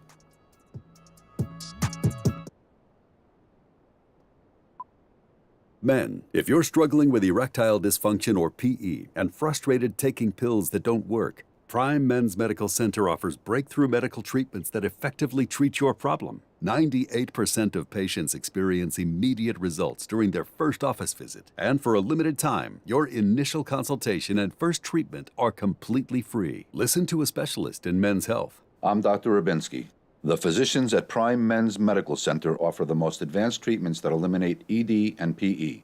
Now men are lasting 30, 60, 90 minutes or longer, regardless of age or medical history. Guys, to eliminate your frustration in the bedroom, call Prime Men's Medical Center now to take advantage of this exclusive limited-time offer. Your initial consultation and first treatment are totally free, and you'll see instant results right in the office. Call now. 904-664-8214. 904-664-8214. That's 904-664-8214. Now you see it, now you don't. It's the Ghost Your Payments event going on now at Arlington Toyota Pre-Owned. That's no payments until 2023 on your pre-owned purchase. Arlington will even waive your last 6 lease or loan payments. Poof, they're gone. Got a trade? Arlington will pay up to MSRP for your trade. What are you waiting for? Shop the Ghost Your Payments event before this sale disappears. In person, 10939 Atlantic Boulevard and online at arlingtontoyota.com today. Visit arlingtontoyota.com/October for full details. Forever Vets Pet Resort at Durban is officially open. Whether you're looking to board your pet during a vacation or looking for a place for them to play during the day, look no further. Forever Vets Pet Resort has officially opened its doors. With roomy, climate-controlled indoor play areas for big and small dogs, shaded outdoor play areas with a splash zone, and private cat condos including access to a cat tree-filled oasis, your pet will feel right at home. Forever Vets Pet Resort will provide a comfortable place for your pets while you're away and ensure your four-legged friend is safe and happy during their stay. Take advantage of a free day of play to all new clients. And if you purchase one night of boarding, you'll receive half off your next night. Want to learn more? Give us a call or go to forevervets.com. You can also stop by for a free facility tour. We're open 7 days a week with extended hours for your convenience. Forever Vets Pet Resort at Durban is now open for reservations. It's Jay with Rhino Shield. In over 20 years of protecting stucco homes, we've never had a 40% off sale. So here it is. Call us now to save 40%. Go Rhino Shield. Never paint your house again. Rhino. Let me guess. Unknown caller? You could reduce the number of unwanted calls and emails with online privacy protection. The latest innovation from Discover will help regularly remove your personal info, like your name and address, from 10 popular people search websites that could sell your data. And we'll do it for free. Activate in the Discover app. See terms and learn more at discover.com/online privacy protection. Victim of a slip and fall? It takes one phone call to take back control of your life. Anajar and Levine will fight to get you the compensation you deserve. Call me, Mark Anajar, for a free consultation. 1-800-747-FREE. That's 1-800-747-3733. Main office, Jacksonville. It's peak season at Fanatics, and we are hiring. Come work for a great local company you already love. Starting pay is $16 per hour. All Fanatics new hires start with 20 hours of unpaid time off, a 40% employee discount, and can contribute to their 401k. Based on company needs, new hires have a chance to be permanent employees with more benefits after peak season. All you have to do to apply is text FAN to 89743. That's FAN to 89743. Did you write that down? Apply by texting FAN to 89743. Fanatics is an equal opportunity employer.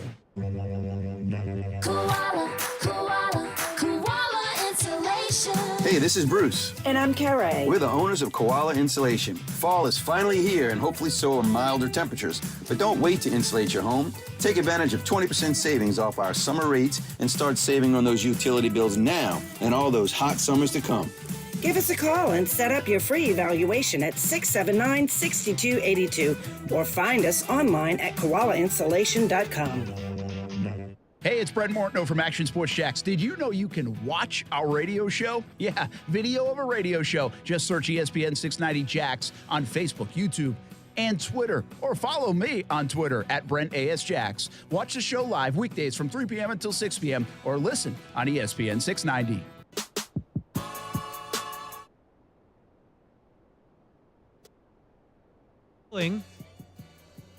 When Travis Etienne took off and the only thing in front of him was green grass, what was your reaction? What was your emotion? Did you think that Travis Etienne just took the world by storm and was having like a 60-yard touchdown? Because I did. And then old buddy came from the other side of the field and made the tackle. Shout out to him. Great angle. Went to Yale. Smart guy.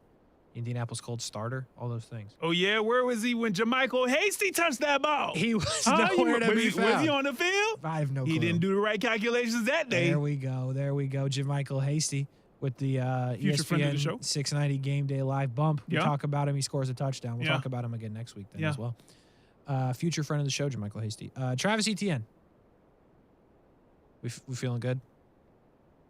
We feeling like he should be the guy.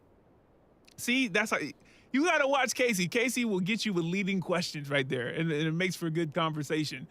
Do we feel that he is the guy? What's that mean? The starter? The majority of the touches?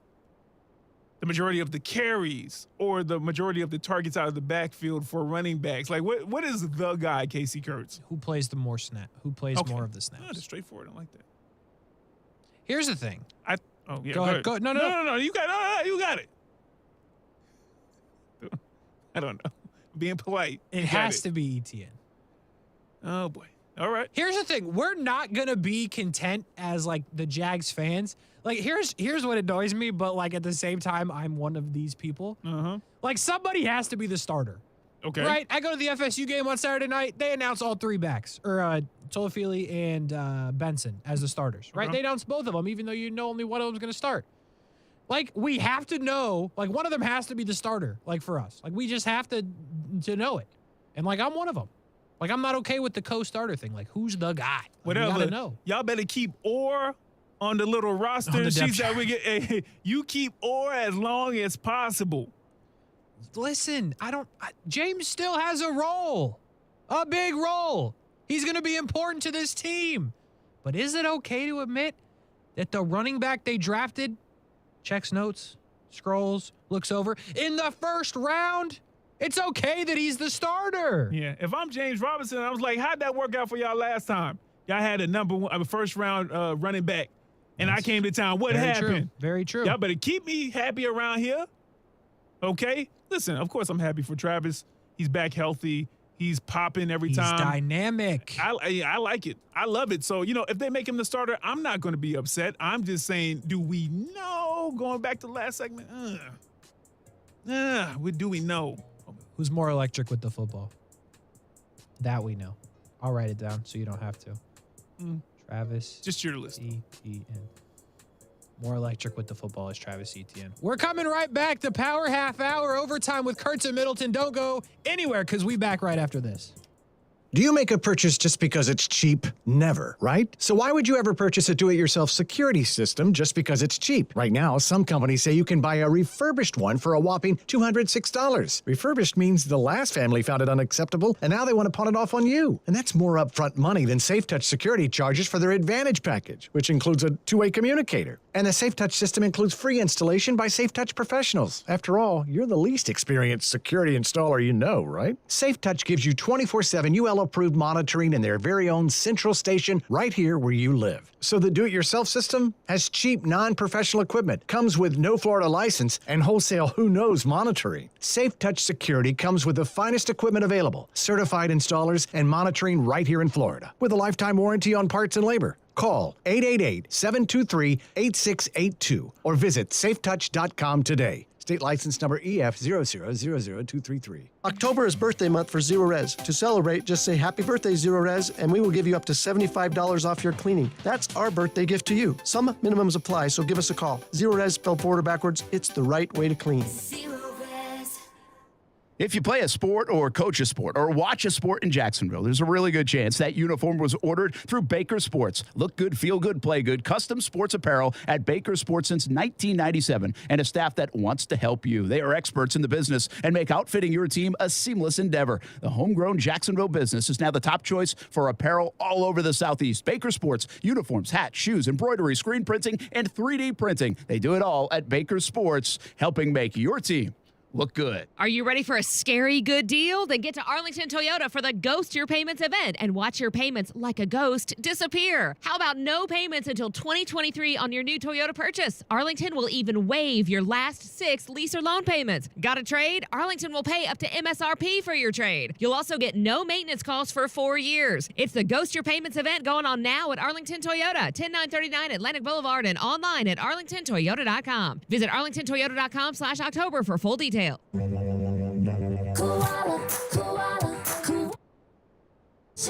this is Bruce. And I'm Carrie. We're the owners of Koala Insulation. Fall is finally here, and hopefully so are milder temperatures. But don't wait to insulate your home. Take advantage of 20% savings off our summer rates and start saving on those utility bills now and all those hot summers to come. Give us a call and set up your free evaluation at 679-6282 or find us online at koalainsulation.com. Men, if you're struggling with erectile dysfunction or PE and frustrated taking pills that don't work, Prime Men's Medical Center offers breakthrough medical treatments that effectively treat your problem. 98% of patients experience immediate results during their first office visit. And for a limited time, your initial consultation and first treatment are completely free. Listen to a specialist in men's health. I'm Dr. Rubinsky. The physicians at Prime Men's Medical Center offer the most advanced treatments that eliminate ED and PE. Now men are lasting 30, 60, 90 minutes or longer, regardless of age or medical history. Guys, to eliminate your frustration in the bedroom, call Prime Men's Medical Center now to take advantage of this exclusive limited-time offer. Your initial consultation and first treatment are totally free, and you'll see instant results right in the office. Call now, 904-664-8214.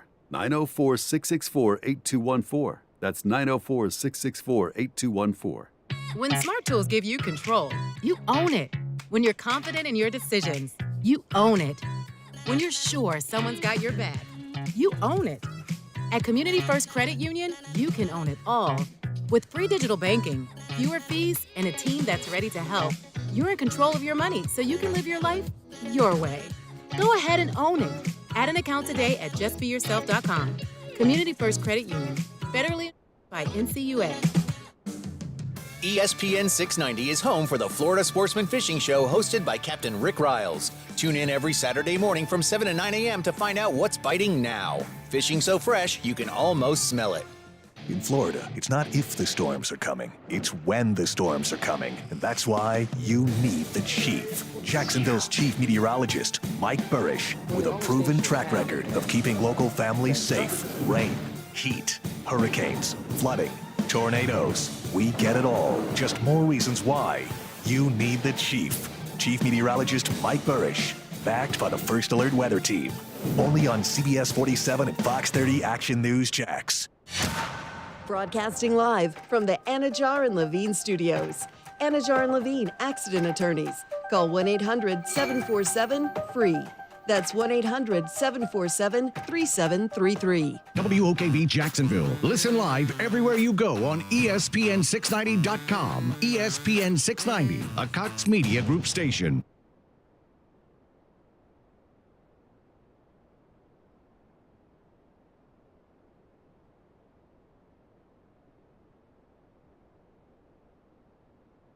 This is SportsCenter. There. I'm Mark Robbins. All right, here's the deal with the Yankees in Cleveland. Game 5 of the American League Divisional Series. The clincher, winner takes all. Coverage now underway on ESPN Radio. The start of the game has been delayed. The tarp is on the field. Rain is in the forecast. Now, forget the weather situation. As I mentioned, it is a winner-take-all matchup whenever it's played. So Aaron Boone says it's imperative to be ready to go whenever and play at peak level performance. We're trying to put our best foot forward. This is the playoffs, you know. Obviously there's certain games within a series that, take on that a little bit more meaning, but every game in the postseason is everything matters. And, I don't think anything changes for us today other than get to be at home. We're in our stadium. Hopefully that serves us well. And, we go out and play the way we're capable of. That's Yankees manager Aaron Boone. Monday Night Football on ESPN in about an hour and 15 minutes. Denver taking on the Chargers in L.A. again on ESPN and the ESPN app. Arizona Cardinals acquire wide receiver Robbie Anderson from Carolina a day after Anderson was arguing with a coach on the sidelines, told to leave the field during the game against the L.A. Rams. Arizona needed a wideout after Marquise Brown suffered a potentially season-ending foot injury in the loss Sunday to Seattle. And talk about trades. The Rams are exploring a trade for running back Cam Akers. Hey, it's Greeny, and it's Big Game Monday. Monday Night Football. Russell Wilson versus Justin Herbert. And, of course, the showdown winner-take-all in the ALDS. We're talking about a Tuesday. It's Greeny, starting 10 a.m. Eastern on ESPN Radio and on the ESPN app.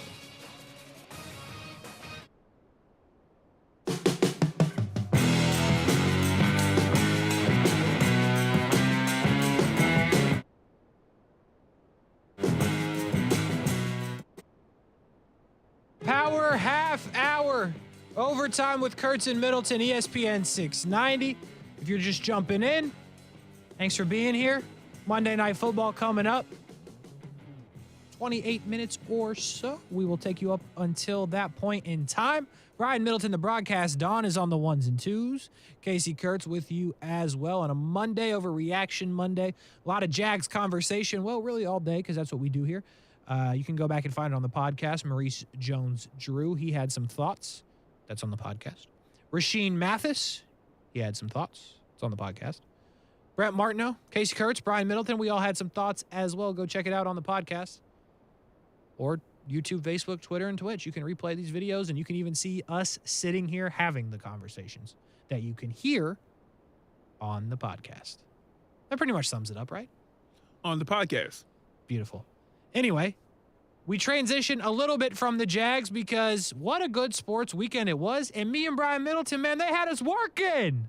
They had us working out here.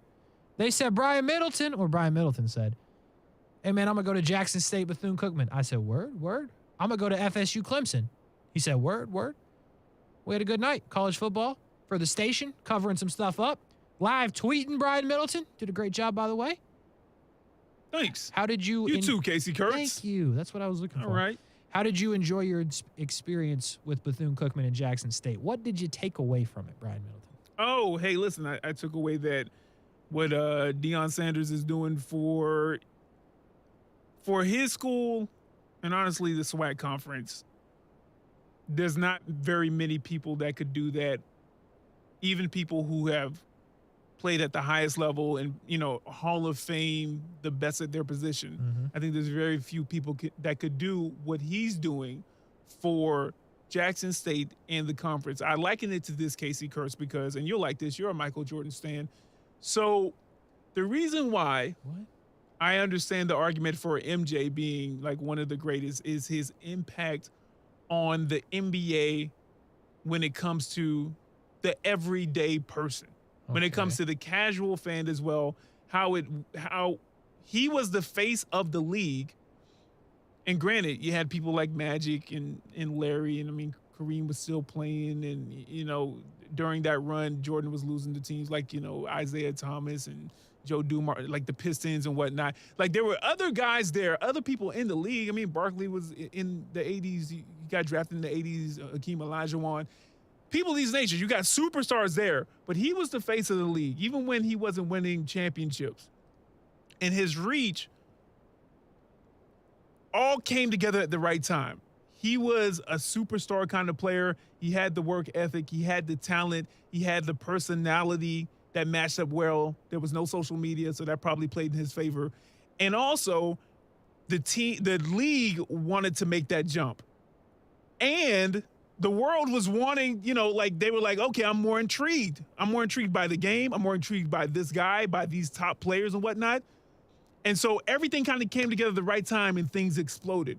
Well, I liken that to what Deion Sanders is doing right now. No, he's not playing, but his personality, one, he has the resume.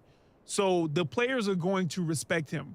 Doesn't matter if it was Florida State, Jackson State, Trinity Christian, it doesn't matter. He's going to get the respect based off of what he did. He knows what it's like to be a collegiate player trying to make it to the pros, and then what it takes to play at the highest level and be the best at the highest level. So he has that. He has that over probably a lot of other coaches in the SWAC or just in the country in general. No doubt. And so that's in his favor. Now, a lot of people know Deion Sanders. They know Prime Time. I've heard of him. Yeah, and they understand him even as an analyst.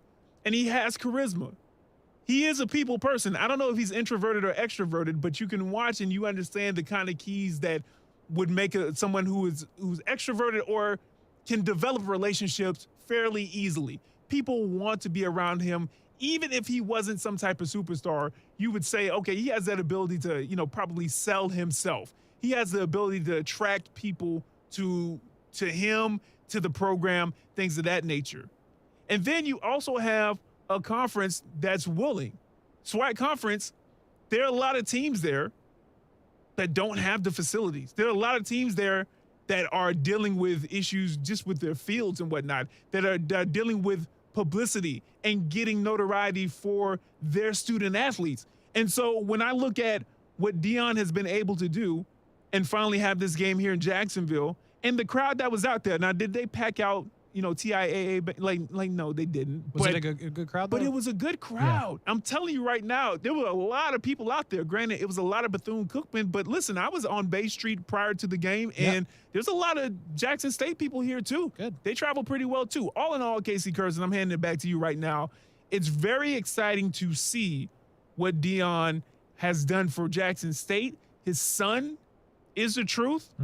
I mean, listen, Bethune-Cookman's defense wasn't the greatest. He was pretty good, yeah. But after the third touchdown, I was like, whoo. Now, you had a couple of errant throws where it's just like, what are you doing? But even Deion addressed that in his post game. And, I think Shadura is a sophomore, if I remember correctly. So, it's going to be – he'll be working through that more prior to him going to the next level up. But his son's the truth. That team's the truth. And watch this. Travis Hunter – I forgot about Travis Hunter. Didn't play. So he warmed up. He was dressed. And then Deion made a game, a game day decision. It was just like, I want you to be 100% healthy. Wow. And so, Travis, he jogged out. He got dressed. And then he was back on the sidelines just cheering. They did this without arguably their best player. I mean, literally the #1 recruit in the country last year. And so, Jackson State's dangerous. And I tell you what, Power 5 schools, number one, I know you're going to want to go after Deion. And, so be it. I think that at least from what I saw, in the post game, and also he had a 60 Minutes interview that aired yesterday. like a good piece, about 10, 15 minutes. I implore everybody to go watch that just to see what he's talking about as far as what he's doing for Jackson State, the community, and the SWAC as well. But listen, I think he got about maybe one more season with recruiting and coaching up with that coaching staff. And I'm going to tell you what, Power 5 schools, y'all sign him if you want to. Y'all say, hey, come on down here for $1.5 million if you want to. Mess up your entire season. Mess your entire season up. And probably take some of your recruits in the transfer portal. So, you know, like they got something cooking down there, for sure. I was going to ask you, because, I mean, you were there. You were around the Jackson State media, right? The people that cover it day to day.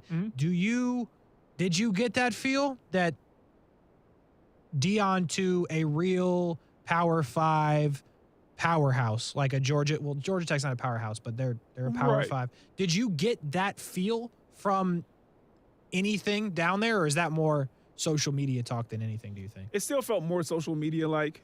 Okay. I was able to chat with you. Well, you know how it is up there. Like, you just start talking depending on who you seated next to. And it was open seating, by the way, so I just kind of plopped down, and then all of a sudden it was like Bethune-Cookman on one side, and they were kind of grouped up, and then Jackson State was kind of scattered.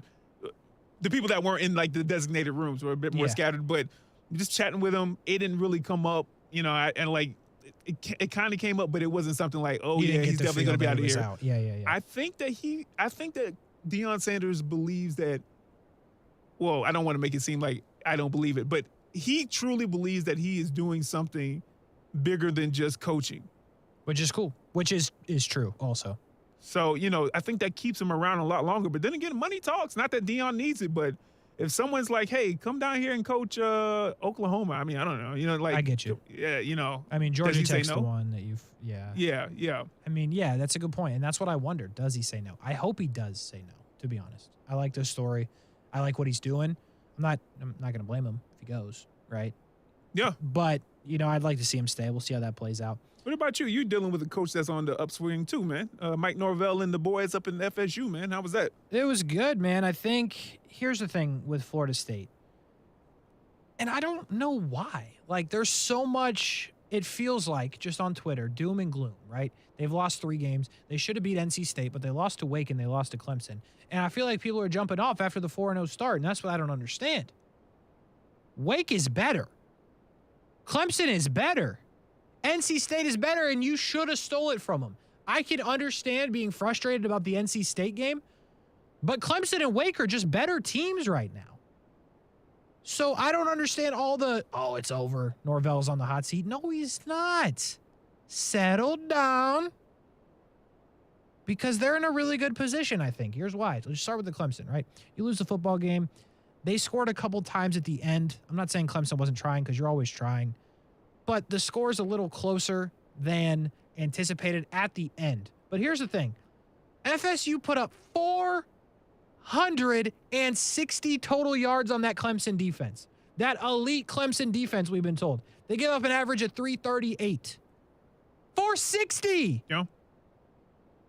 Passing for 256 and rushing for 206, okay? So they moved the ball in the Clemson defense. Some strange things happened. And by strange, I mean the one thing I can't get on board with Mike Norvell is the fake punt. He called a fake punt deep in his own territory. It led to points for Clemson. Technically, it was a difference in the game, but that was a bad call. That was the one disagreement I had with Mike Norvell all night. Mm-hmm. But here's the thing about Clemson. They make plays when they have to. 4th down, Jordan Travis has a guy open, goes to him, defender comes out of nowhere, tips it. Turnover. You know what I'm saying? Like, Clemson made the plays they had to make to win the football game. So although I just told you, hey, you know what? The score's a little closer than it said. It is, but it isn't, because the defender doesn't make that play. They don't fake punt. FSU probably wins the football game. And here's why I'm not worried about FSU. More on Clemson in a second. Here's why I'm not worried about FSU the rest of the way. They have, and, you know, if you're a Texas fan, Bijan Robinson, I understand he's a good player.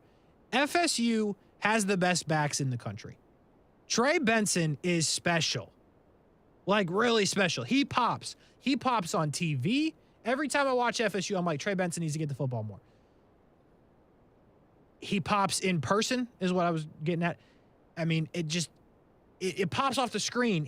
They can't get him enough carries because there's so many good running backs for Florida State. Lawrence Toafili is another one who popped to me a lot when they were here at UNF practicing before the season.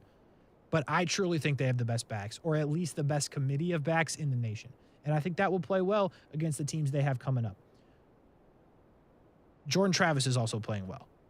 He makes some plays that you're like, oh, what are we doing? But then he makes other plays where he runs 15 yards backwards and somehow ends up with a first down. Yeah. It's the wildest thing. Granted, probably not the business model for success, but he gets it done one way or another. And here's the thing about FSU. You just went through this stretch, tough games. Clemson, Wake, NC State, all ranked teams. The rest of the season, they got Georgia Tech, Miami, Syracuse, who's all of a sudden good, Louisiana, and Florida. Settle down, FSU fans. More talented than Georgia Tech. Get this, more talented than Miami. Syracuse going to be tough on the road. Louisiana, no question. Florida, did you see Florida on Saturday? It was not good. Listen, man, those rivalry games go crazy, though, man. Plan on being there. And I'm telling you right now, Kasey Kuhrts, you can't just scribble that in as a W. You can. They're if you're better. a Florida State Seminole fan. But here's the thing. Okay. Get their hopes up, Kasey. I will, because they're better. All right. They should win this game. They should win a lot of the games they have on the schedule. If they don't, that's when you bring the questions. You don't bring the questions after a loss to Clemson, a loss to NC State, and a loss to Wake. Tough teams that are better than you. But the teams that they're more talented than, they're 4-0 against this season. And they need to beat Georgia Tech. And they need to beat Miami. Rivalry or not, they're more talented. Syracuse is all of a sudden good. I'll check back with me when that comes up. Louisiana, and that's the game, right? Louisiana is the game that Florida State has famously lost the last couple of years. The team that they have no business losing to. They got to win that one. I just want to make sure, because I don't want to be slow. Like LSU. They're more talented than LSU. All right, no, you keep saying Louisiana on purpose, and you throwing me off. They played LSU week 2. They played Louisiana Raging Cajuns the second to last week of the season. Oh. The team that... Really? Yes. Billy Napier? Yes. Wait, Florida State plays them? Yes. All right, I'm all jumbled up now. Okay. Trust me. Yeah, I believe they play you. the Raging Cajuns on the 19th of November in Tallahassee. I believe you. It threw me off. Yeah, I know. I thought you were trying to be funny about, LSU, like you don't respect Brian Kelly or something. No, they already beat LSU. Yeah, that's why I was. Okay. But anyway, my point of the story is this, FSU. It's still a good season. It is still major progress, and it's going to get better. Don't give up on Mike Norvell. I want to be perfectly clear. My entire life, and I hate to say it, the and still part, but my entire life, I've been a Florida Gator fan. I had an orange room with Florida Gator wallpaper when I was a kid. So that's me, right? And I'm telling you this about Florida State. And that's the best way I can describe it to you. I'm not an FSU homer, but I look at this and I look at the talent they have and I say they have no business losing these games. Will they? Yet to be seen. But I think Mike Norvell's the guy. I don't think you give up on it. I think the question should be closed. Mike Norvell's your guy. He has to coach them to wins in these games. That is a fact. What was his, kind of, his thoughts after the game? Here's what I like about Mike Norvell. He answers everything very thoroughly. Okay. And, he likes some of the stuff they did, but he knows Clemson's a better team. And that's a good team over there. That's what he said. That's how he always says it. But he's not giving up, and he shouldn't because he knows what he has ahead of him. He didn't say that. But he thinks they're a good team. They are a good team. He thinks he has good running backs, which they do. They have defense that can make plays when they need to. Obviously tougher against Clemson. But he's not giving up. And he shouldn't because he has a good football team. They just got to prove it. And by the way, last point, Brian, before we go to break. Will Shipley, the running back for Clemson, I tweeted this, and I can't even tell you how much I believe this, will be the consensus number 1 fantasy football pick when he gets in the NFL. I'm not talking his rookie year, but probably the year after. This dude is incredible. The first quarter, he was the only guy to touch the ball for Clemson, it felt like. I think one other guy or 2 other guys had a catch. It was hand off to Shipley, pass to Shipley. Like, it was insane. He's incredible. And this season, 567 on the ground, 8 touchdowns, 6 times every time he touches it, and he catches the football.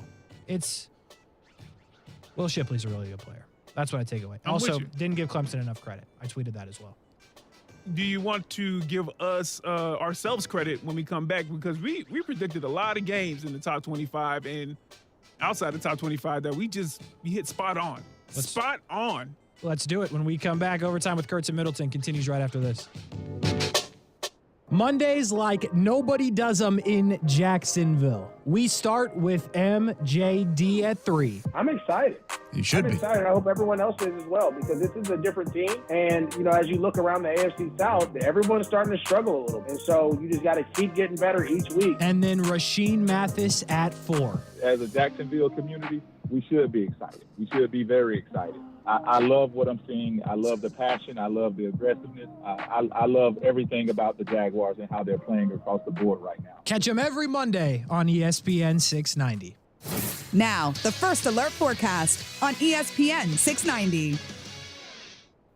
An 8 on the WOKV weather meter with partly to mostly cloudy skies tonight. A brief shower still possible as temperatures drop to the low 60s by morning. Clouds will gradually give way to sun. It'll be breezy and much cooler Tuesday. Highs in the mid-70s. From the First Alert Weather Center, I'm Action News Jax Chief Meteorologist Mike Burrish for 104.5 WOKV. The Weather Center is brought to you by Beards Diamonds. Save thousands on buy one, get one on wedding bands now through October 23rd. Sell your home with a guaranteed offer from Mark Spain Real Estate. You'll save time and make the most money. Hi, this is Mark Spain, and our offers are the strongest in the industry, so you can sell your home stress-free and make the most money. When you get a guaranteed offer from Mark Spain Real Estate, there are no showings, no open houses, and no stress. Find out what your guaranteed offer would be. There's no obligation. Call 855-299-SOLD or go to markspain.com to get a guaranteed offer on your home today. That's markspain.com and start packing. Certain restrictions apply. Nights of Lights in St. Augustine is November 19th through January 31st. Avoid crowds, long lines, and the hassles of parking and step on board the White Pelican with Redboat Tours. 3 tours daily, 1 family-friendly and 2 BYOB cruises. See our website for details. You can even book the whole boat for your office and family Christmas parties. Let Captain Tony and Miss Jennifer show you the millions of lights in the city multiplied by the reflection on the water. It's breathtaking. Book early. The season fills up fast. Go to redboattours.com. That's redboattours.com.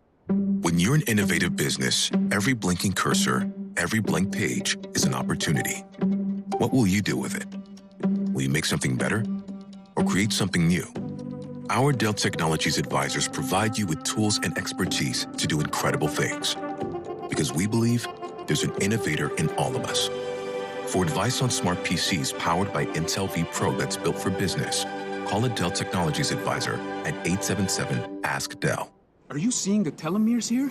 Come here, look at the scope. Dr. Ocasio's lab startup just discovered a gene therapy breakthrough. The cells have already doubled. He needs a fleet of research assistants before this breakthrough breaks them. We need lab techs, research assistants. Indeed can help him hire great people fast. I need Indeed. Indeed you do. We instantly connect you with quality candidates whose resumes on Indeed match your job description. Visit Indeed.com/credit and get $75 towards your first sponsored job. Terms and conditions apply.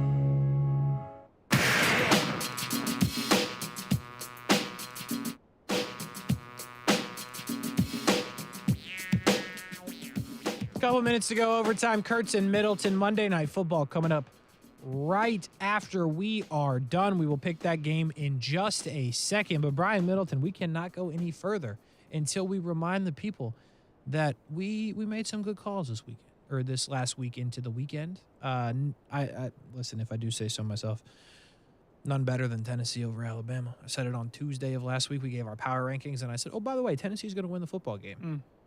And then... and all the way up until I couldn't talk on the radio anymore. And then what happened, Brian Middleton?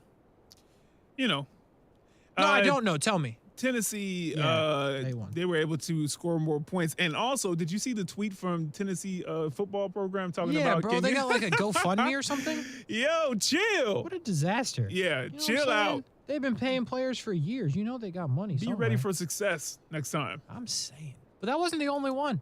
No. No surprise here, though. Georgia Southern. Yeah, no surprise. Not taking down James Madison, the ranked team. Yeah. I told you. Yeah. You know, I've been trying. There you go. Yeah. Come on back down to the unranked.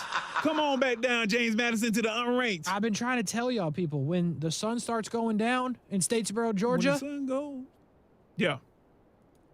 It's a dangerous place to play, Brian Middleton. It ain't safe. You know it firsthand. It ain't safe. Georgia Southern picking up a big victory. Michigan over Penn State. That one was an easy call. What I like about it more, Kasey, is that I said in a close one, and you were like, no, Penn State's not a good team. They're going to get rolled, and they got rolled. They got rolled. So. Yeah, well, yeah. Kudos to you. I mean, it's Kudos just, to you. Sometimes you see these things before they happen. What else did we call? USC? Well, that was you. That was all okay. you. You called Oklahoma State, TCU. I thought Oklahoma State was going to get it. TCU, they doing some things now. They paying the right people. I'm not mad at them. Paying the right people. Pay the right. Hey, it's legal now. I can say it. Pay the right people. Sort of. It's legal in certain ways, but TCU gets the victory, and then USC goes down to Utah. I told you Utah was good. It just, took a little while. So does that mean that Florida's better than USC? Because Florida beat Utah? I mean by like the transversative property or something. Whoa! I don't have a drop for that. I don't have a drop for that. Didn't see that. Did you go coming. to Yale too? You better and the dude from the believe. Colts? Holy smokes! They Kasey call it the University of North Florida. Nobody calls it that. Okay. Nobody does. All right. Okay. I know y'all got some sponsorship, so I'm gonna leave it there. But nobody calls it that. Not even the people at UNF. We love y'all at UNF, by the way. Good school. UNFosphorus.com. Tickets, schedules, results, all the things you need. Swoop Minute coming later in the week. But basketball season coming up for college basketball. By the way, Gonzaga, the #1 team in the nation. UNF will play them. Who you got in the game tonight? Chargers, Broncos. It's got to be the Chargers, right? Yeah, it's got to be the Chargers because at this point, man, they still giving the Broncos night games. Boy, they need to just. I don't ever want to watch the Broncos again. I'm sick of it. Russell Wilson was the problem. I cannot watch the Broncos anymore. But you can listen. ESPN690 coming up next. For Brian Middleton, I'm Kasey Kuhrts. Have a great night. I want to eat a spicy chicken in my Tesla. Is it too much to ask? If you're the victim of a car crash, never rush to settle with the insurance companies and